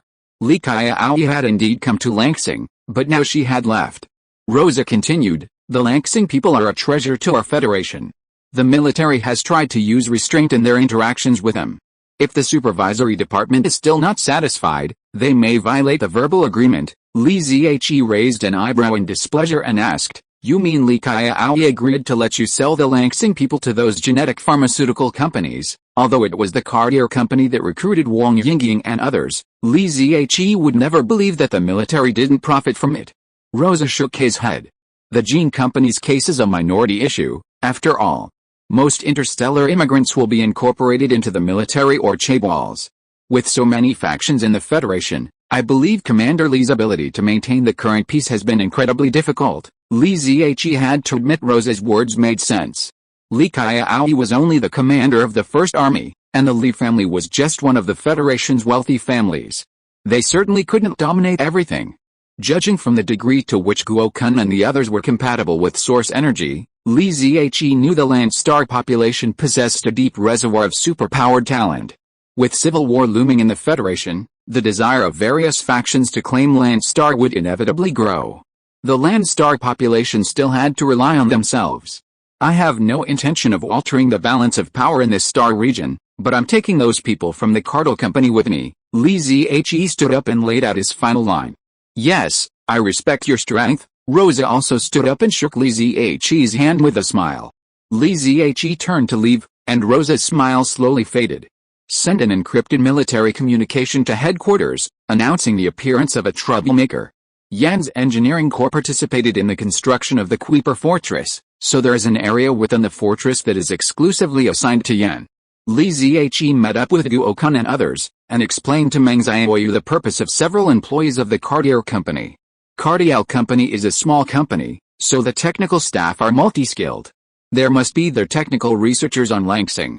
By following the clues, we can get the basic genetic drug formulation technology. "I understand, teacher, but," Meng Xiaoyu couldn't help asking, "why do I feel that you are deliberately helping us Yan people?" Li Zihe said lightly, I am not helping anyone, but following the Knight's Creed and maintaining justice in the world. Meng Xiaowan couldn't help but admire in his heart. Teacher, you are so handsome and pretending to be a bit too cool.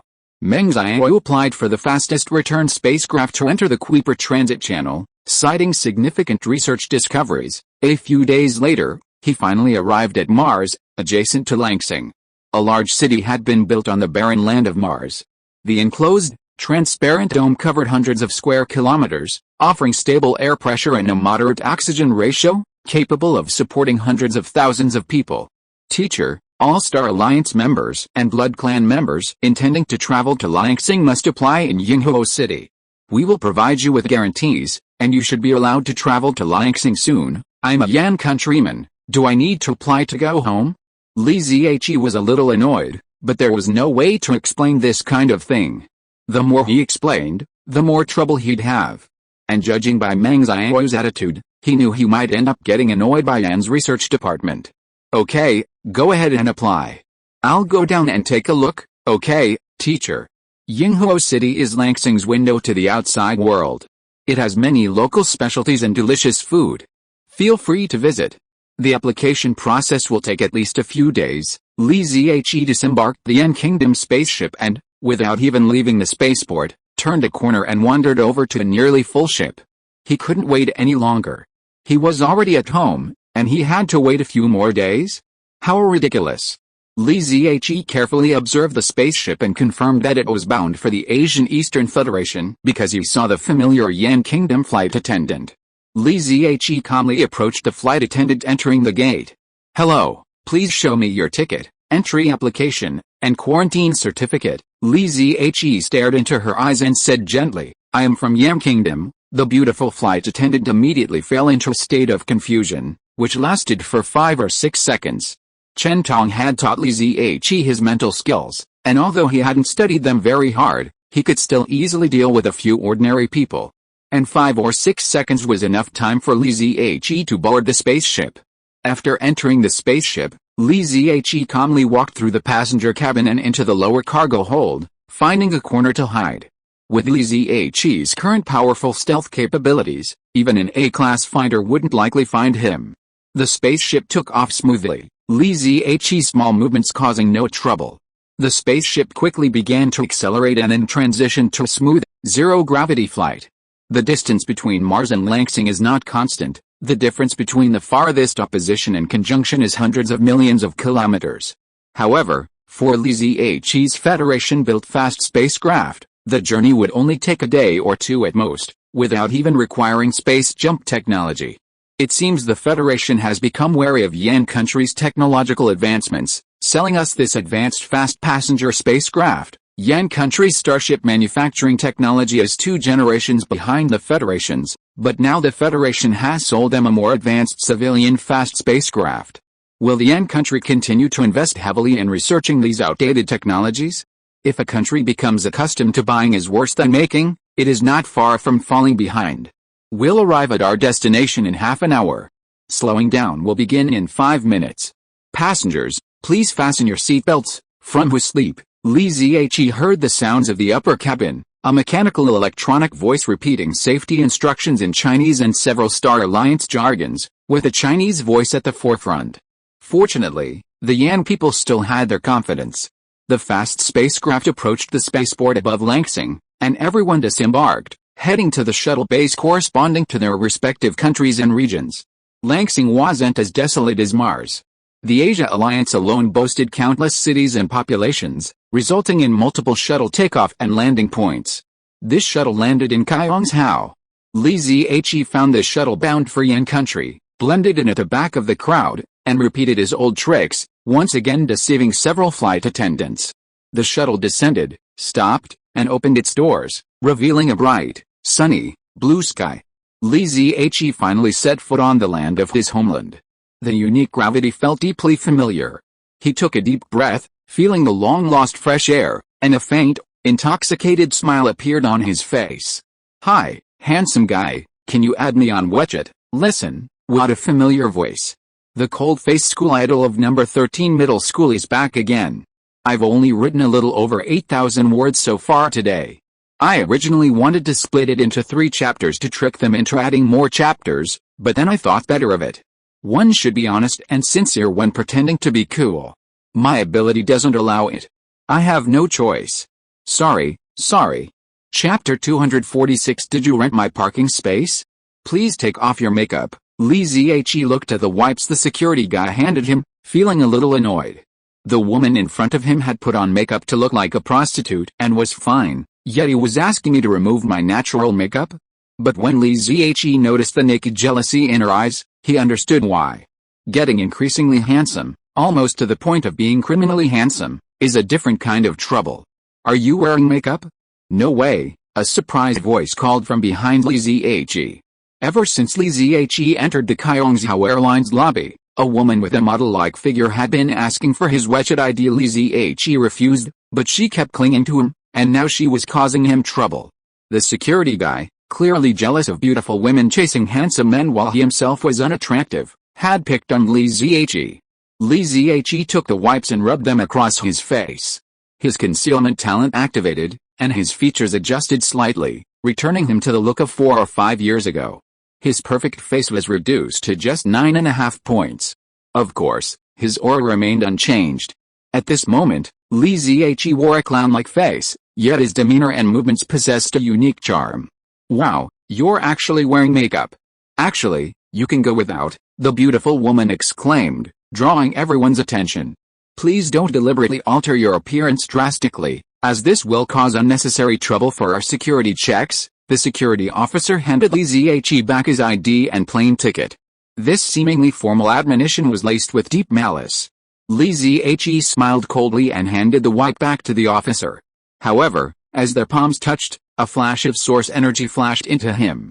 The officer shuddered, lost consciousness for a few seconds, and unknowingly peed his pants. As a public official, please pay attention to your appearance.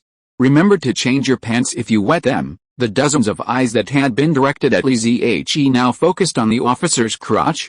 Oh my god, what the hell is going on? The onlookers were not afraid of making trouble, and some of them even secretly pointed their phones at the security guy, obviously with bad intentions. The security guy's face was red as blood, and he ran to the locker room with his legs clamped together.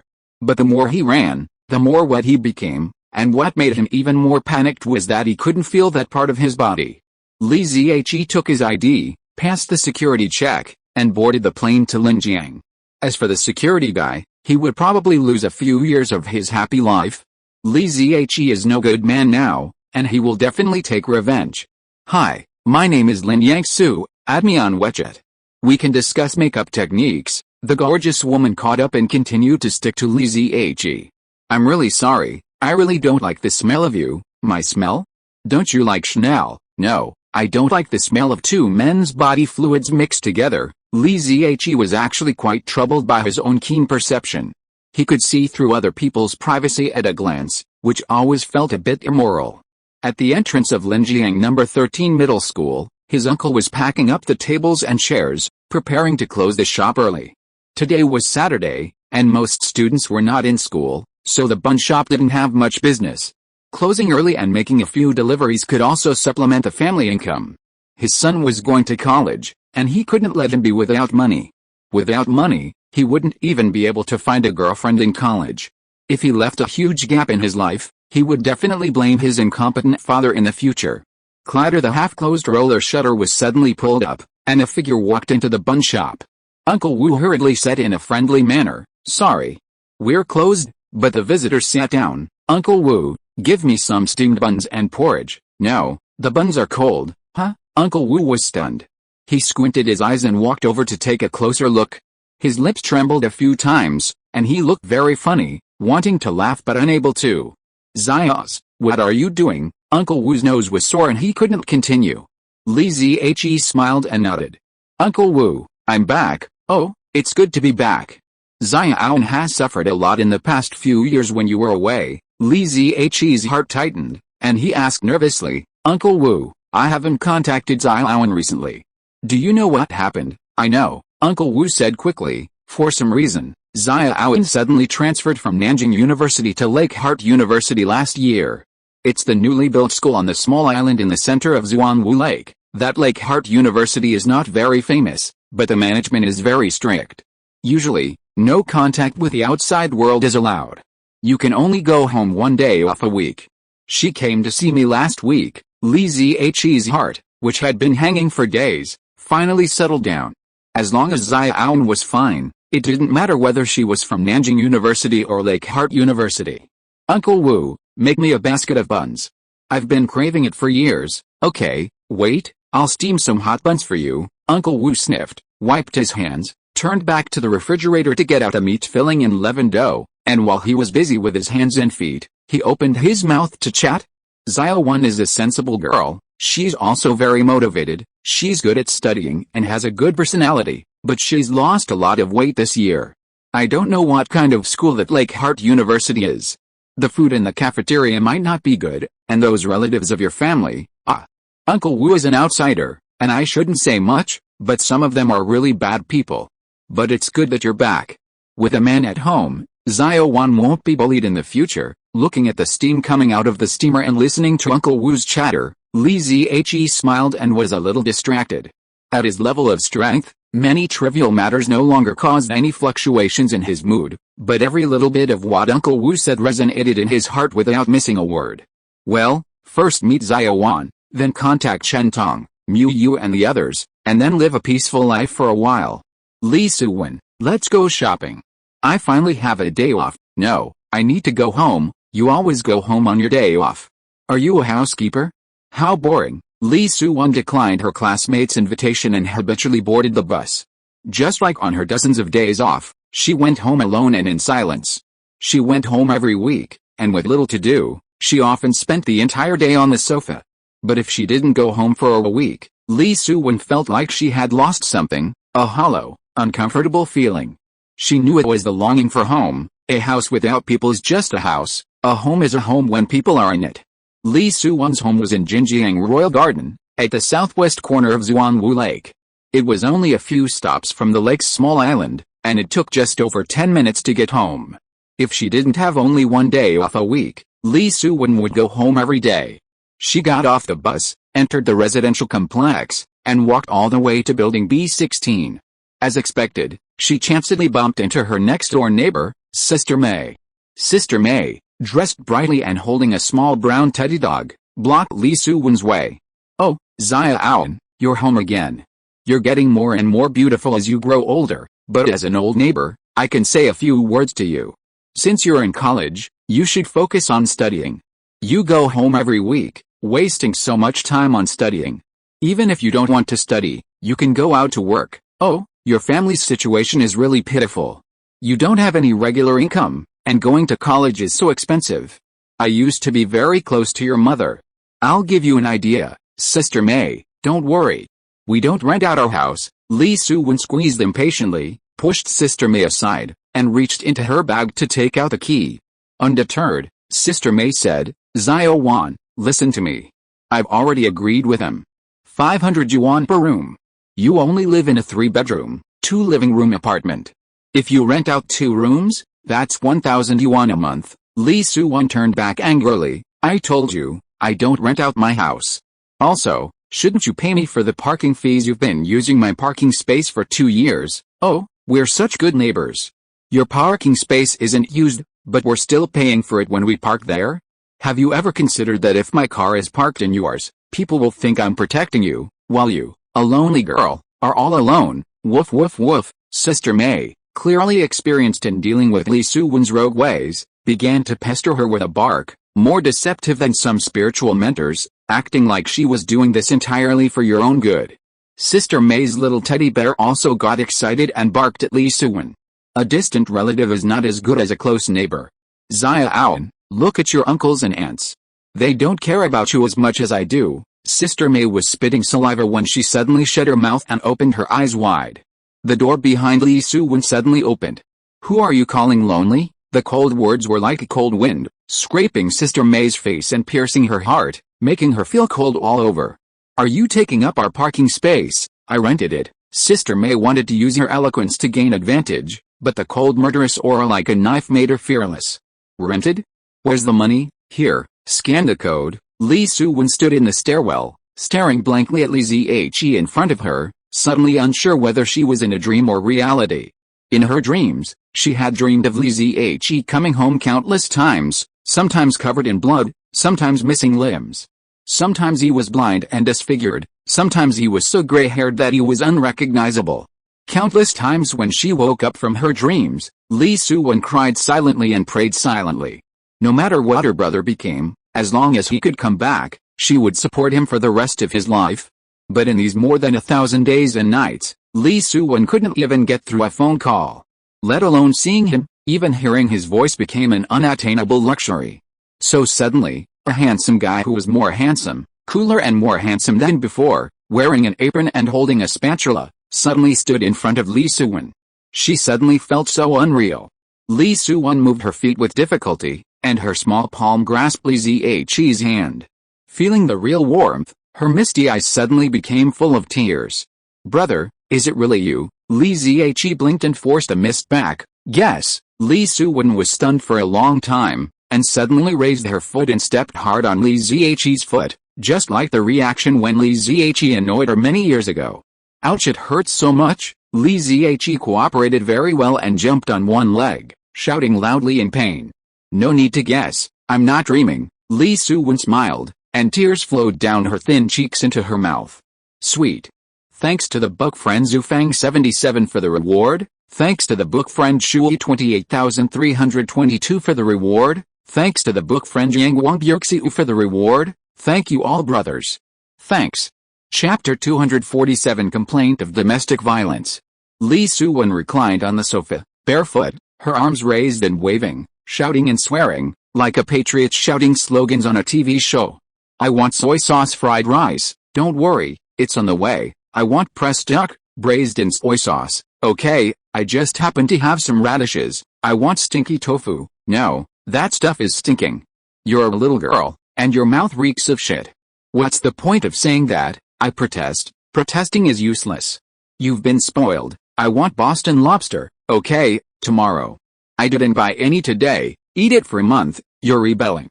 Okay, eat it for a month." Li Zihe, wearing an apron, clanked his spatula in the kitchen, working tirelessly like a humble son-in-law of the Dragon King. While Li Zihe could certainly cook gracefully and silently with his current micro-control of his body, it would be a mistake to create a heartwarming and comforting atmosphere. When several delicious home-cooked dishes were served on the table, Li Xiaowan was already shifting her little butt on the chair, and the chopsticks in her hand were poking back and forth on the table. Li Zihe suddenly realized that when his parents passed away, the ambitious young stock god fell again, and the family was left with nothing. As a brother, he often sent his sister away with a bowl of soy sauce fried rice. But no matter how simple the meal was, or how hard it was to swallow, Xiaowan would be like this, eager to pretend to eat it well. Although Xiaowan was young, she was very considerate. She knew that her brother was exhausted from dealing with those creditors, and she could not add any more trouble to the family. If her brother really collapsed, the family would be gone. When Fourth Auntie first proposed adopting Xiaowan and Li Zihe, Xiaowan had clamored, "We can both survive on our own.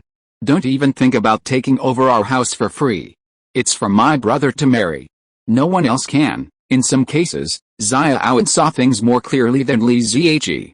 Fortunately, everything had worked out. Xiaowan might have lost weight, but at least she was an adult. As her brother, he felt both ashamed and relieved. "Wow, brother, your cooking skills are amazing. Have you been a chef these past few years?" "No, sometimes when I miss home, I cook to satisfy my craving." Li Zihe picked up a piece of food with his chopsticks and watched her devour it without any manners, feeling a sense of relief. "Well, I often cook at home too.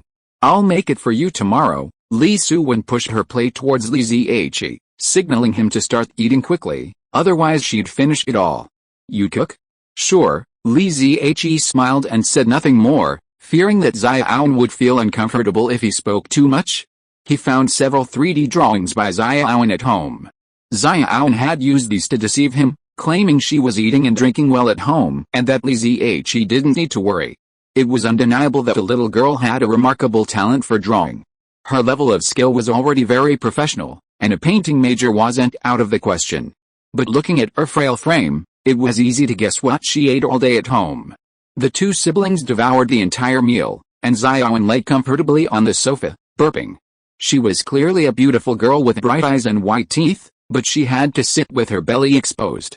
Li Zhe sat down and asked gently, Xiaowan, since you were admitted to Nanjing University, why did you suddenly transfer to that Lake Heart University?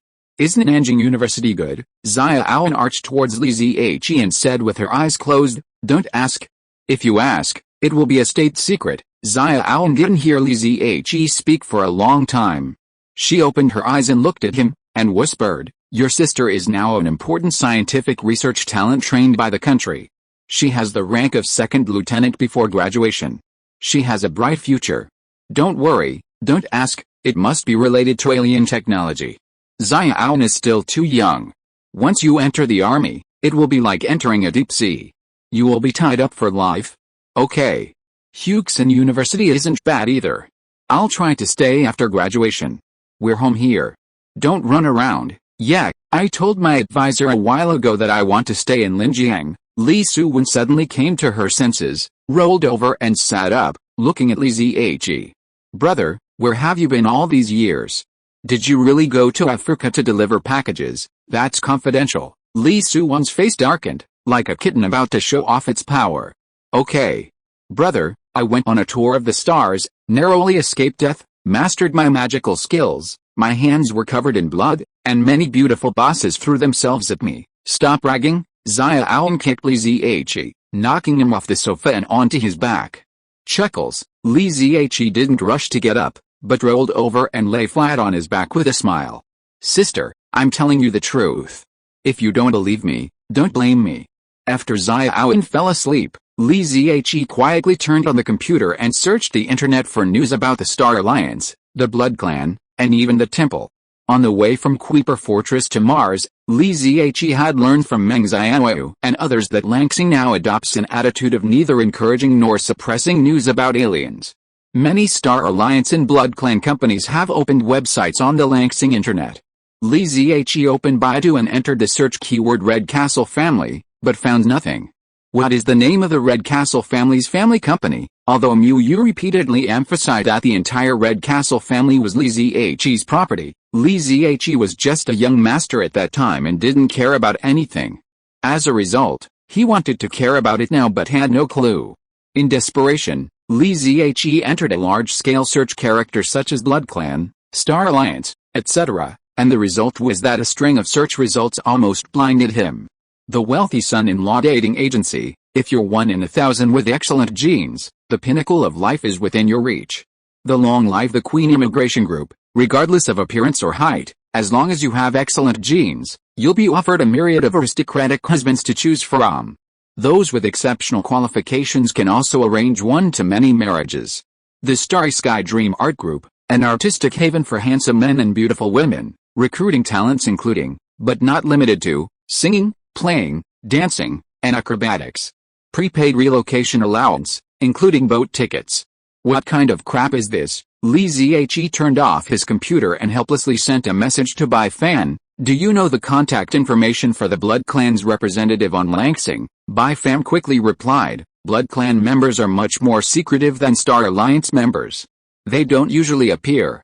There's a permanent contact at the European Union, but he's very erratic and difficult to reach unofficially. Li Zhe frowned. Who is that permanent contact? Can you get their address or phone number? Bai Fan replied, his address is only known to the top brass at the European Union. He also has a public WeChat account, but no one has ever been able to verify it. Li Zhe said, send me that WeChat number, soon. Li Zhe received a WeChat message. Opening it, he saw the profile picture, a broken tusk. He smiled and added a friend. A verification question popped up, who are you? Li Zhe neatly filled in the answer, future father, beep, verification passed. In an ancient European castle, a middle-aged vampire, eyes closed, indulged in a XX massage. A high-end red wine swirled in his swirling goblet, its rich aroma accompanied by a distinctive sound, weaving a luxurious, comfortable, and intoxicating atmosphere. Buzz's phone suddenly rang by the bathtub. He casually picked it up and opened it. A striking notification perked him up, startling the woman still engaged in a massage. Ding ding ding, the video invite followed immediately, and he didn't dare to delay and quickly answered. Sfag, are you feeling so comfortable now, father, sir? You finally appeared. Seeing Li Ziqi's face, Sfag, who seemed centuries old, burst into tears. Why are you crying? Hey, who's that woman next to you? Li Ziqi suddenly felt the woman next to Sfag familiar. He took a closer look. Oh my god, isn't that a superstar whose autograph alone is worth a fortune? Sfag's taste is terrible. If it were me, I'd definitely choose a decent woman. Father, Muai always beat me up while you were away. Sfag finally couldn't hold it back, tearfully accusing me of domestic violence. Li Ziqi's mood plummeted, and he asked coldly, is Muai not in Langsing now? Yes, father, you know that. I don't know shit. If Muai were in Langsing right now, Sfag wouldn't dare to complain to Li Ziqi, and he wouldn't be able to beat him to death. What exactly happened? Tell me, okay, father. 2 months ago, relations between the temple and the Federation completely deteriorated. The Scarlet Council seized the opportunity to invade the Chaos Galaxy. His Highness Chen Tong and Mu Yu returned to the Federation, hoping to prevent a large-scale war. Li Ziqi felt rather helpless. He had finally returned to Langsing, only to have the 3 women suddenly return to the Federation. He had originally thought of bringing Chen Tong and Mu Yu home to show Xiaowan that his brother wasn't just talking nonsense, but now it seemed that wouldn't be possible anytime soon. Find a way to contact Muai immediately and tell her that I'm safe. Okay, father. I'll send someone back to the Federation to deliver the letter. That's it for now. Li Ziqi was about to hang up the video helplessly, but Sfag suddenly said, Father, I have something to report. What is it? It's like this, father. Ever since Muai left, Ethan has gone to the east alone. Our relationship with that side is not very good. Muai sometimes asks me to look after him, but it's really not my fault. Ethan? Sure, give me his contact information, father. Ethan has turned off his contact information. Then where exactly did he go? Is it Yan country, Fuso, Garuya, or Siam? I don't know. You are nothing. Li Ziqi hung up the video angrily, feeling unhappy. Ethan is over 100 years old. Why is he so troublesome? The east is so big. Where can I find him? As the lights came on, a handsome young man in a hot pot restaurant in the land of abundance attracted the attention of everyone around him. He ordered 100 plates of beef, tripe, and mushroom flowers, and asked for 3 servings of chrysanthemum spicy sauce. He seemed to be chewing slowly and elegantly, but the empty plates piled up at an alarming speed. More importantly, the boy's long eyelashes trembled as he ate, and his intoxicated expression was elegant and indulgent. But if a girl wanted to come over, the boy's cold eyes would discourage her. He was tall, cold, and handsome, and he simply fascinated a group of high-quality girls around him. Thanks to the book friend Zufang77 for the reward. Thanks to the book friend Shui 28322 for the reward. Thanks to the book friend Yang Bjerksiu for the reward. Thank you all, brothers. Thanks. Greek letter Omega. Chapter 248, Xiaowan's pocket money. Get up. Get up. The sun is shining on your butt. Li Ziqi was sleeping soundly when Li Suwen suddenly knocked on the door, forcing Li Ziqi to end his wish to stay in bed. Only children who work hard outside can understand the feeling of staying in bed at home. That kind of comfort and security cannot be given by even the most luxurious hotels. What are you doing, Xiaowan? It's not even 8 o'clock yet. Li Ziqi put on his clothes and opened the door, only to find that Li Suwen had already put on a work suit, obviously getting ready to go out. Li Suwen raised an electric impact drill and shook it towards Li Ziqi. The time is just right. Come with me to do something big. Li Suwen excitedly led the way, and Li Ziqi held a set of yellow metal parking locks, and the 2 siblings went down to the underground parking lot of the community together. Li Ziqi touched the dust on the parking lot and said softly, Xiaowan, you bought this parking lot a long time ago, right? Yes, I bought it a long time ago. Today I just happened to find you to do the hard labor and install it in our parking space. I haven't wanted to rent that parking space to Sister May for a long time, but you didn't go home, and I didn't plan to buy a car. The parking space would be idle anyway, but you're back now. Our family is not short of money. How embarrassing it would be for you to go out without a car. You don't know how materialistic the girls nowadays are. If you don't have a few $1,000s in your pocket and don't have a car when you go out, Your standards for choosing a spouse will be lowered a lot instantly, and there will be no room for choice at all. Don't look at those who can marry beautiful wives by taking the bus or squeezing into the subway. They are sweet-mouthed. But you, brother, are famously cold. You won't even get the cabbage stalks left over by others. Li Suwan kept complaining, and Li Zhe couldn't help but touch his nose. Back then, his reputation as the coolest school hunk at number 13 middle school stemmed from being 70% handsome and 30% aloof, and that 30% aloofness stemmed from his inability to connect with girls. Actually, when I get married, your brother doesn't really need something as frivolous as a car to impress. We don't even need to spend money on it. Stop. Li Suwan turned sharply, glaring at Li Zhe with disdain. Brother, our family isn't at a point where we rely solely on looks to make a living. We're wealthy, and I've got everything for you. Pick me a good, presentable, and virtual sister-in-law. Li Zhe pursed his lips, suddenly finding Li Suwan's criteria quite challenging. Presentable was easy enough, but virtuous? Chen Tong only had a passing resemblance, and only Chen Tong had. As they approached their parking spot, the siblings noticed that May's husband and wife, unusually still present today, were busy working on the space. Upon closer inspection, they saw the couple installing the parking lock on Li Zhe's space. Li Suwan looked at the parking lock Li Zhe was holding, then at the nearly finished lock on her own parking space, and was stunned for a moment. Li Zhe, however, smiled. What's wrong, Xiaowan? Are you scared? Are you out of ideas? Li Suwan bit her lip and said, Brother, is it really necessary? Is it really necessary? When faced with a vicious argument, kind-hearted people often choose to escape and comfort themselves. They are clearly in the right, but because it's not necessary. They always let those shrews and villains get away with it. Of course it's necessary. Don't worry, just watch me. Li Zhe saw Li Suwan's fear and immediately jumped ahead, heading towards Sister May's car. Sister May's family had been in arrears for 2 years, and the parking lot was gathering dust at home, and Li Suwan hadn't even hired anyone to install it. Is there any need to ask about the injustice this little girl has suffered? She was furious, but without a man at home, she was afraid.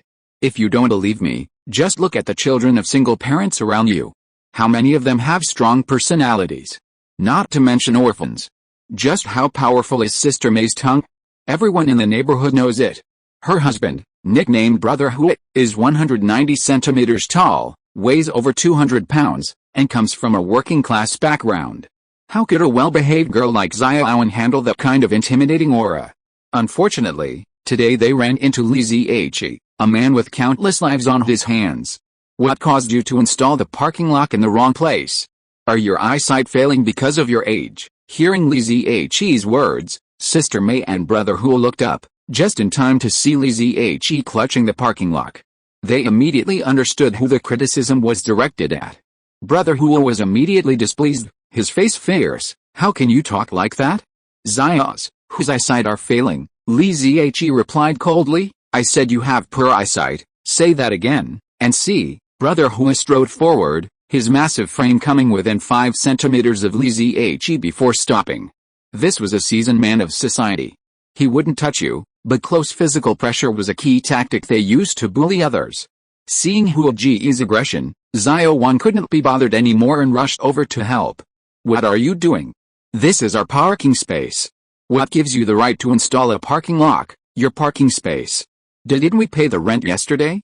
We paid, so of course the right to use it belongs to us. Sister May jumped over and started grumbling.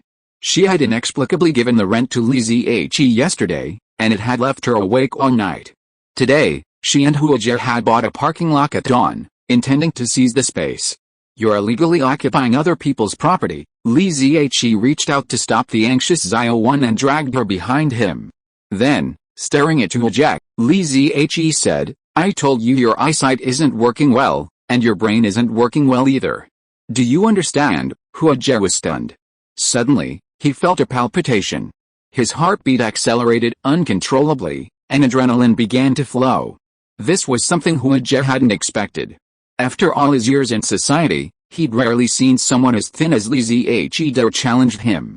Within a species, larger individuals naturally possess a certain power of intimidation, otherwise, why would so many fighting competitions have weight classes? But the next moment, Li Zihe smiled and patted Hua Ji's shoulder, a casual smile concealing a hidden dagger. Hua Ji was startled, for Li Zihe's behavior struck him as familiar. When confronted by others, socialites often engage in physical contact while smiling, using subtle gestures to challenge and intimidate the more docile opponent, a rather insidious, aggressive psychological tactic. Buzz, but Hua Ji's pause lasted only a fraction of a second before his heartbeat suddenly accelerated. His head pounding with blood, his legs weakening, and he took several steps back, stumbling. He stumbled, his chest heaving violently, and he gasped like a dog. "Hubby, what's wrong with you? What did he do to you?" Sister Mei hurried to support Brother Hua, but Brother Hua was so massive that even the skinny Mei was dragged down by him. Xiaowan looked at Li Zihe, feeling even more incredulous. How could Brother Hua, usually so domineering, look so frail? And yet, her frail brother seemed incredibly formidable. "Li Zihe, you've scared our man. You need to go to the hospital with us. I'm telling you, this isn't over." Sister Mei launched into a fit of rage, and the panicked Brother Hua collapsed to the ground, the couple pretending to be faking a car accident. But they soon realized Li Zihe wasn't buying it. Li Zihe walked over to Brother Hua, squatted down, and said with a smile, "I'll give you one last chance. Get out of here now, or even a harmonious society can't save you." Brother Hua was stunned for 5 seconds before suddenly scrambling to his feet. He dragged Sister Mei into the car and sped away, nearly hitting the wall as he pulled out of the garage. "Why are you so cowardly? I've completely lost face today. Who in the whole neighborhood will be afraid of us anymore? We paid them 2 years' rent for nothing." Sister Mei yelled at Brother Hua from the car, "Turn around and slam on the brakes to scare that 180-pound bastard to death." Squeak! Brother Hua slammed the brakes to a stop, and Sister Mei, unbelted, nearly shattered the windshield. Paw! A hard slap landed on Sister Mei's face, leaving 5 finger marks and visible swelling. "What are you yelling about? Do you think I don't want to kill that bastard? But he's not an ordinary person. I almost..." Brother Hua nearly stuttered, scared to death. Sister Mei was stunned. "Not an ordinary person? Then he's..." Brother Hua remained silent, his face gloomy. He had truly been frightened. Li Zihe was clearly a young man in his 20s, but that look and that aura were more terrifying than those old scoundrels in Linjiang. No, they're not the same kind of people at all. Brother Hua gritted his teeth, pulled out his phone, and dialed a number. "Hey, Inspector Liu, it's old Hua. Ha, I've reformed. I'm reporting a situation. There's someone in our neighborhood who's been missing for 4 or 5 years and suddenly came back. I think he's dangerous." No. Why would I have a conflict with him? I'm trying to be a good citizen." "Brother, is this the powerful aura you honed in Africa? Wow, such a murderous aura." After Brother Hua and Sister Mei left, Li Zihe busied himself changing the parking locks, and Li Suwen's eyes were already sparkling with little stars. "Brother, I don't have any murderous aura, they're just feeling guilty. Get to work, dismantle and reinstall." "Oh, I'll do it. I can even fix the sewer line myself now." Li Suwen grabbed a wrench and started unscrewing, actually quite capable. "Alice." Li Zihe sighed inwardly. With his current temper, he should have been able to deal with a reckless guy like Brother Hua once and for all. But in a harmonious society, many things can't be done according to one's own will. Dangerous people are out of the question. "Xiaowan, how about we buy a car? What kind of car do you like?" "Clothes make the man, and the saddle makes the horse. Sometimes, to avoid looking down on others, unnecessary luxuries are necessary." Xiaowan, busy at work, said without turning back, "I like an electric Mini." Watching Xiaowan, who was drilling holes with her hammer drill, Li Zihe felt a pang of discontent. Ask any girl on the street if she'd like an electric Mini, given tens of millions at her disposal. Xiaowan is a hard-working child who knows how to get by. Li Zihe and Li Suwen entered the car dealership, and a salesman soon approached to greet them, smiling at Li Zihe from a distance. "Sir, would you like to look at a car?" Li Zihe glanced at the brands in the showroom and casually asked. "I'd like to see something powerful, well-handled, and relatively low profile." "What do you recommend?" "If it meets all 3 criteria, the selection isn't too limited." "Please come this way." The salesman led Li Zihe inside. The power factor alone eliminated most models. Those so-called high-tech bells and whistles weren't nearly as high a barrier to entry as the production of a high-powered engine. The salesman led Li Zihe to the luxury car section, where prices started at 1 to 800,000 yuan. Li Zihe's age and attire didn't presume he couldn't afford it. On the contrary, he sensed from the outset that this customer possessed considerable closing power. Aura is a mysterious thing, and unless Li Zihe deliberately concealed it, it wouldn't be underestimated. Both AODIS and Balma have several low-key models with powerful horsepower. They are AODIS's RS series and A8 series, and Balma's 7 series and M series. If you don't care about rumors, the Terrazol Electric is also a good choice. Li Zihe glanced at the sales guy and said dimly, I can ignore rumors, but I care about life. Haha, sir, you are right. The sales guy laughed, resolved his embarrassment, and then began a professional introduction. AODIS's full-time four-wheel drive is its unique selling point. It can provide stronger grip during sudden acceleration, unlike some rear-wheel drive models that will hit the railing with a single step of the accelerator. Of course, if your skills are good enough, the driving pleasure of a rear-wheel drive car is unparalleled. Balma's control has decades of technical background. With the advancement of mechanical and electronic technology, Balma's driving requirements are more humane, allowing everyone who likes cars to become a racing driver. For example, this Balma 760 Li is spacious and comfortable, powerful, and accelerates from 0 to 100 in less than 4 seconds. This model is not suitable. Li Zihe shook his head lightly, indicating that he did not like this kind of stretched official car. It's not that the 760 is bad, but it just doesn't suit his needs. The A8 and the Balma 760 are understated compared to those luxury cars costing millions or tens of millions. They're ultimately geared towards business rather than performance. Li Zihe, used to driving mechas, is quite picky about performance. While the suited thugs are also quite powerful, their handling is always a bit off compared to performance cars. He walked around the hall. Finally, looking at a car that vaguely resembled a Balma 5 series, he asked, do you have this M5 in stock? The M5 might look like a regular 5 series, but it's more than enough to satisfy those snobs. The V8 supercharged engine and its authentic exhaust note also evoke a uniquely mechanical feeling. In this era of rapid technological advancement, such complex mechanical engines might soon become obsolete. Yes, add 50,000, plus options. The salesman smiled brightly. Although the M5 was nearly half the price of the 760, he still made a profit.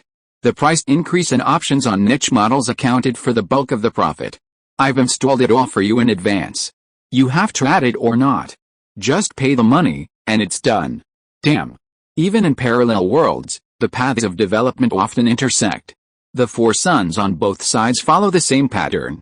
Brother, are you sure you want this one? Yeah, this one. You can buy it, but you have to promise me not to speed. Yeah, I don't speed. Li Zihe, accustomed to racing mechas, said he was innocent and kind. Okay, then, get us the paperwork. Li Xiaowan pulled out her bank card, surprising the salesman. She looked at Li Zihe with a strange look. Judging from the siblings' demeanor, it was obvious that the brother had the final say, but why was the sister paying? Over 1 million yuan, it couldn't be pocket money. And the sister, after asking the price, was clearly distressed, but she didn't hesitate when she paid. What the salesman didn't know was that Xiaowan's pocket money was far more than a few million yuan. While she was stingy with herself, she was never stingy with her brother. Chapter 249 Xiaowan wants to become a superpower. Inspectors, I'm telling the truth. Li Zihe's situation is very suspicious. If you don't believe me, ask this good citizen. She's the third aunt of Li Zihe and his siblings. Relatives always know everything, right? In the underground parking lot of Jinjiang Royal Garden, Brother Huo was reporting the situation to the 3 inspectors when he happened to see the third aunt and others visiting Li Xiaowan. Is Li Zihe back? We didn't know. We're here to see Xiaowan. Oh, Xiaowan's such a pitiful child. We visit her every week. What? What's Li Zihe been doing these days? I think he's been working as a courier in Africa. Whatever money he makes is thanks to his relatives helping Xiaowan. The third aunt hadn't even known Li Zihe was back, but when the inspectors asked about Li Zihe's income, she wisely covered up for him. How could anyone know how to make money? This sister May is a syrupy rooster. She'll get caught up in whoever she catches. The more she gets, the less her family gets, right? A car suddenly drove through the entrance, its horn blaring loudly in the basement. Samgu and the others, who had been standing in the driveway, quickly moved aside. While the car wasn't a Land Rover or Porsche, the owners of Porsches can be quite formidable. However, the brand new Porsche slowed down in front of Huajek, Sang-gu, and the others, then turned 45 degrees, apparently attempting to reverse into the garage. Look, isn't Xiaowan pitiful these past few years? Her parking space is always being taken, leaving us relatives unable to find a spot to park when we visit. This car is so used to being parked there that we don't even notice there's a lock. Sang-gu watched Sister May lash out with indirect criticism. She had originally considered this parking space, hoping to repay some of Li Ziyi's debts by renting or selling it. But Sister May had taken it instead. After several exchanges, Sang-gu ultimately lost and bore a grudge. Hey, there's a parking lock, the kindly inspector had just warned the Bao-ma carriage when the passenger door opened and a beautiful young girl got out. She lowered her head and unlocked the parking lock with her key. Xiaowan was a real shrewd person, buying sturdy, reliable, and inexpensive manual parking locks, even refusing to go for a remote. Third aunt asked in surprise, Xiaowan? Did you install this parking lock? Xiaowan glanced at her and said coldly, Third aunt, please move aside. My brother needs to back the car in. Third aunt was surprised. She felt something was different about Xiaowan today, something more assertive. Watching the brand new Bao-ma carriage back into place, third aunt was even more surprised. Is this your brother's car? Li Suwen said nothing, merely looking puzzled at the three inspectors beside her. They were also looking at her. Li Ziyi opened the door and got out. Glancing at the people around him, he silently opened the trunk and, together with Li Suwen, went out to retrieve something. Drawing boards, easels, canvases, brushes, paints, a Boston lobster, and various seafood items, the two siblings' forehands were completely filled. As they carried their belongings, the people around them were strangely silent. Sang-gu and the others sensed Li Ziyi's resentment and felt a sense of unease, feeling their entire trip might have been for nothing. Huja couldn't help but feel uneasy. Although he'd decided to give Li Ziyi a hard time. The sharp glance he received when he faced him again made him doubt himself. As for the three inspectors, their duties were clearly divided. Two observed Li Ziyi and his siblings, while another observed Li Ziyi's car. It was new, with a modest license plate, understated and high performance, not ostentatious, but certainly not lacking in luxury. As Li Ziyi and Li Suwen gathered their belongings and prepared to leave, the oldest inspector suddenly asked, Is this Li Ziyi? Li Ziyi sighed. Yes, what's the matter? Li Ziyi calmly cooperated, striving to be a good citizen. I need to get some information from you, okay, please wait a moment. Li Ziyi exchanged items with Li Suwen, handing the lobsters over to his sister. Go home and put them in the basin first. I'll come up and cook for you later. This little girl should stay for a while too. I need to ask her about something. I'm afraid that won't work, Li Ziyi said with a smile. You don't have the authority, the old inspector frowned, but when Li Suwen handed him her ID, he entered his ID number into the query terminal and realized he really didn't have the authority to access it. Li Suwen was definitely at a disadvantage when facing Sister May and third aunt, as no one could sort out the family affairs. But she held the rank of second lieutenant of the Yen Kingdom, so other departments couldn't be so casual when they wanted to get information from her. The old inspector's heart skipped a beat, feeling like he had stepped in dog shit today. Another female inspector approached with a smile. We're just doing a routine neighborhood visit. Please don't misunderstand. Li Ziyi smiled as well, pointing at Brother Hua.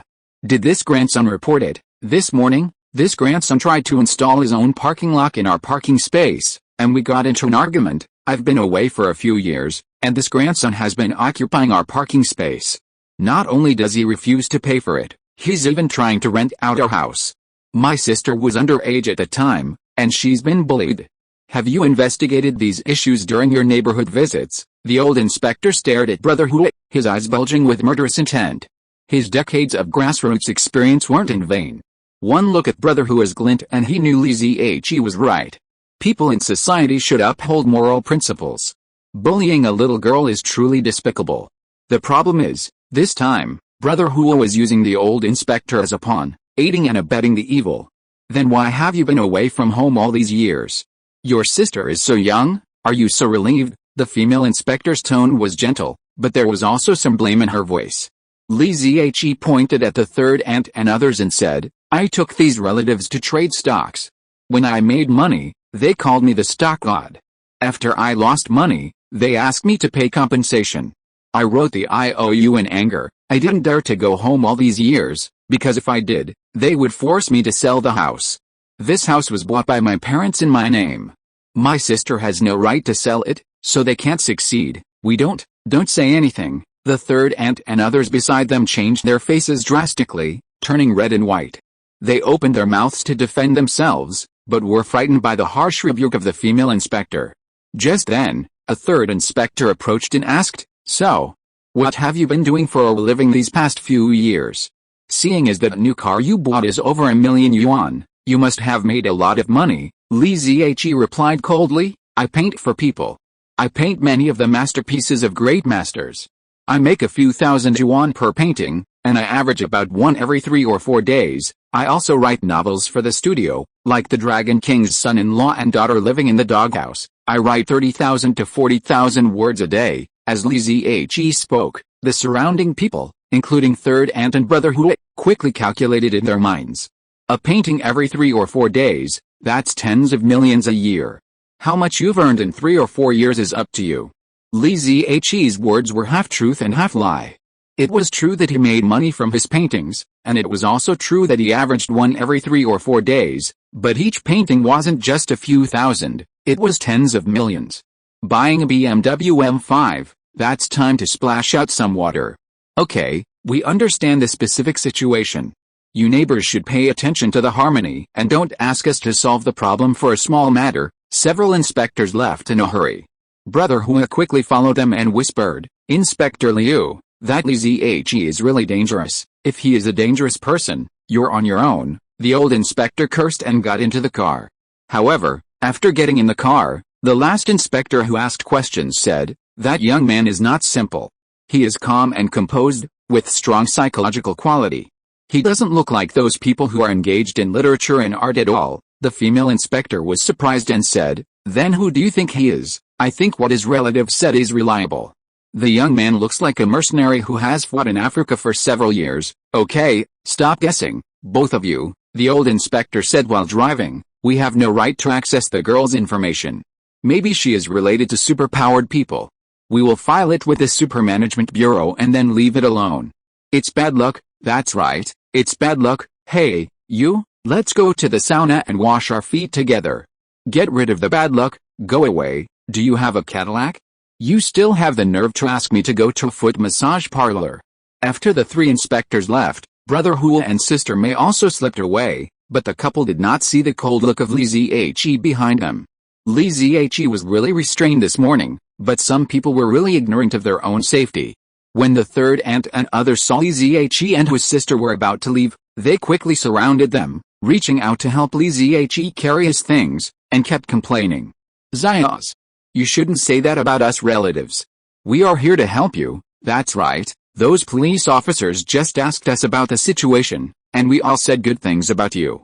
You've been missing for so many years, and some things are hard to explain clearly. I don't need you to speak for me. Li Zihe dodged the third aunt and said sternly, Just tell me. What are you doing here today? We are here to see Xiaowan. You are not at home all year round, and Xiaowan is so pitiful alone. Li Zihe pretended to be surprised and asked, You are here to see Xiaowan? And you come empty-handed? The third aunt and others were stunned. Do you have to buy things to see Xiaowan? They don't have that awareness at all. Brother, they're here to borrow money. Every time they come over these past few years, it's been to borrow money. Xiaowan grumbled. Ever since I paid them back, they've been treating me like a cash cow. They're even calculating how much I've saved in the past 3 years based on how quickly I paid them back in the first year. Oh, Xiaowan, don't say that. We did ask for money, but you didn't lend it to us. Go away. We don't have any relatives like you anymore. Don't bother Xiaowan and me anymore. Third aunt and the others wanted to talk about their relationship with Li Zihe, but the look in his eyes gave them a chill. By the time they realized what was happening, Li Zihe and Xiaowan were already gone. They watched the brother and sister's backs as if they were watching a mountain of gold slowly drift away. Third aunt's son, through gritted teeth, gazed at Li Ziyi's newly purchased M5, his eyes gleaming green, as greedy as a wolf that has been hungry for days. Xiaowan was particularly elated today because she and her brother had worked together to defeat both third aunt and sister Mei in a single day, freeing her from years of frustration. She kicked off her shoes, laid barefoot on the sofa, and said rather proudly, "Brother, my second lieutenant status paid off today. Otherwise, that inspector would have pestered us again. Yeah, thank goodness it was Xiaowan today, otherwise, I'd be pissed off by them." Li Ziyi complimented his sister as he cleaned up the lobster. He suddenly remembered what Li Suwen had said, "You can just come back and go to jail, I don't mind you." So, was Xiaowan's transfer to Huxin University also related to him? "Hey, brother, just wait and see. When I become a superpowered being, no one will dare to bother you again. I'll protect you for the rest of your life." The busy Li Ziyi suddenly fell silent.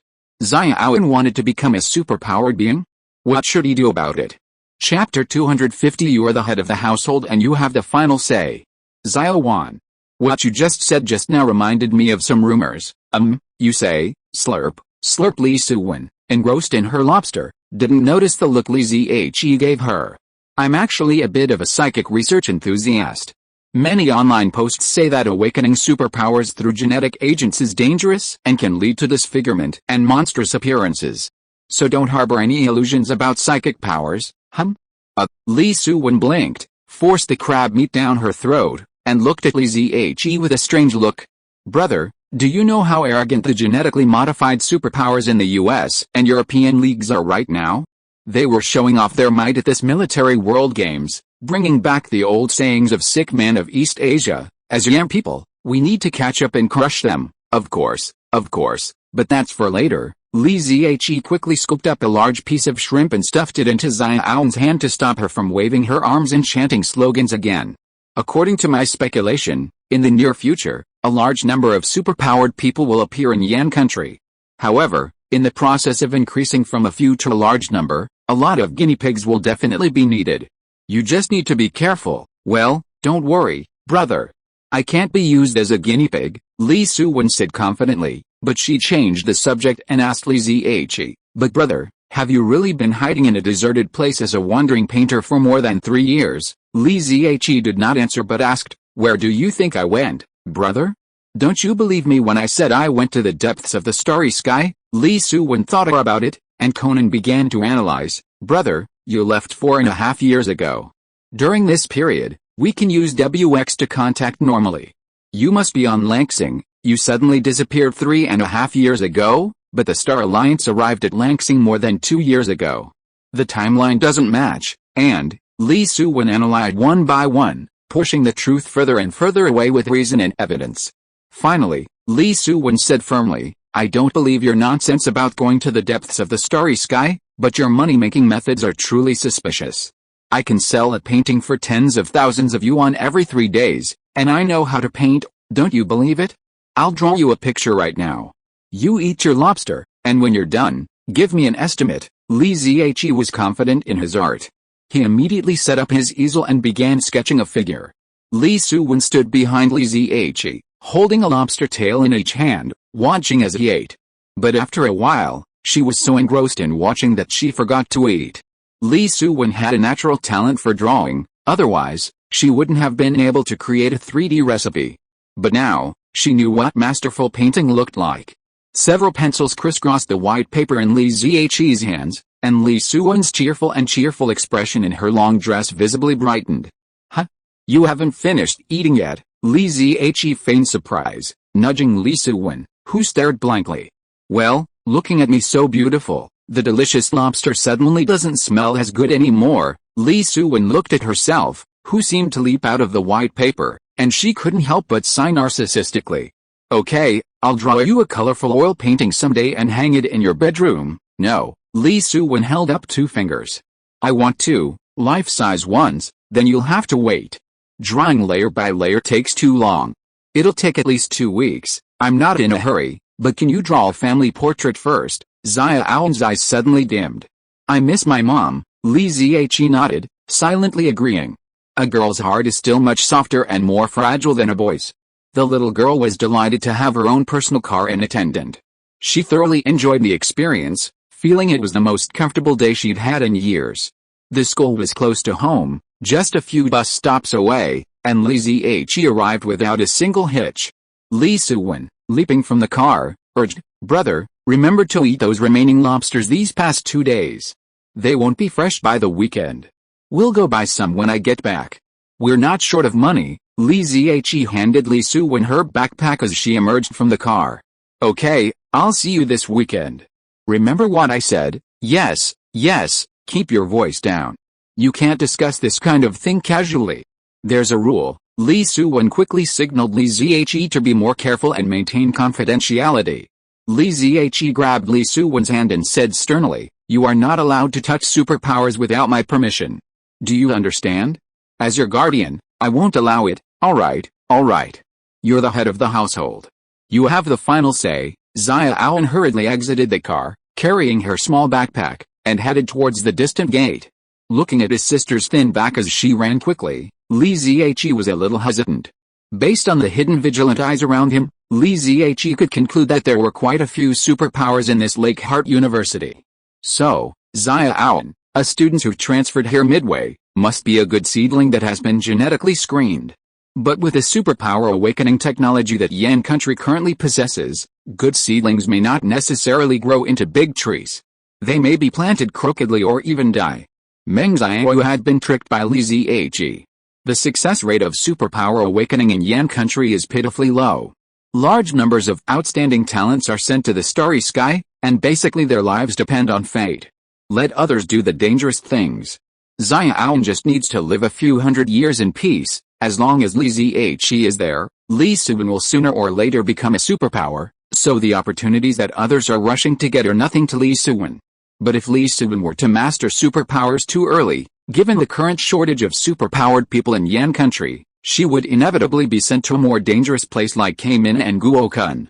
So Li Zihe decided to give Li Xiaowan some time off first, and at the same time do his best to speed up Lan Xing's understanding and development of superpowers.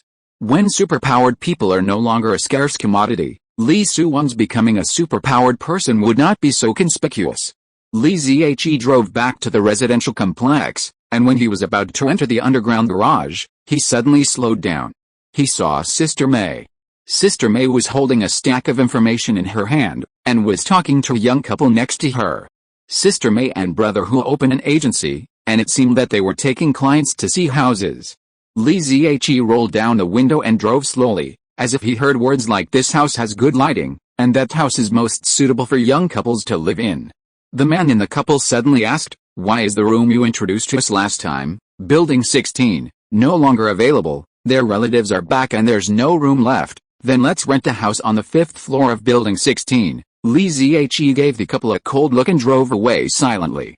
After returning home, Li Zihe first turned on his computer and wrote a long article, which was then posted on the most popular superpower forum on Langsing. Lin Hao has been very upset these days, not for anything else, but because the good days he once had are increasingly showing signs of being gone forever. Lin Hao is a network security officer, a serious official employee of Yan State, the kind who works from 9 to 5, has 2 days off as stipulated by law, and does not take annual leave on holidays.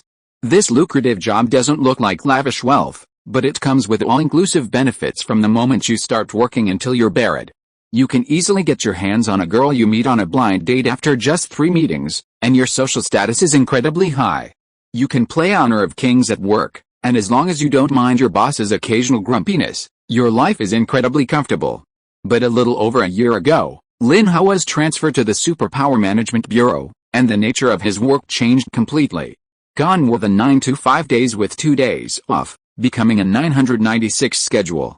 Because he signed a confidentiality agreement, the girl, believing him to have changed his mind, broke up with him in tears.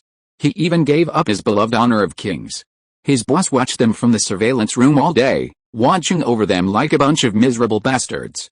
The source of all this evil is the aliens. Ever since the Star Alliance arrived on Langsing 2 years ago, the internet has become a turbulent place, with various factions vying overtly and covertly to steer public consciousness. As a cybersecurity officer, Lin Hao is tethered to the front lines of this conflict. His mission is simple: to nip cyber threats in the bud based on the system's preset sensitivity criteria. Seeing it was already 7 o'clock, Lin Xiaowan then made a cup of coffee, ready to perk up until after get off work and head to the bar to try and find some solace. A buzzer sounded, and Lin Hao angrily dropped his coffee on the table. Even the foam splashed onto his hand, not even feeling the burn. In the age of big data, any sensitive word escaped the system's scrutiny. The alarm went off 3 times a day, leaving Lin Hao ripping his hair in frustration. He felt numb.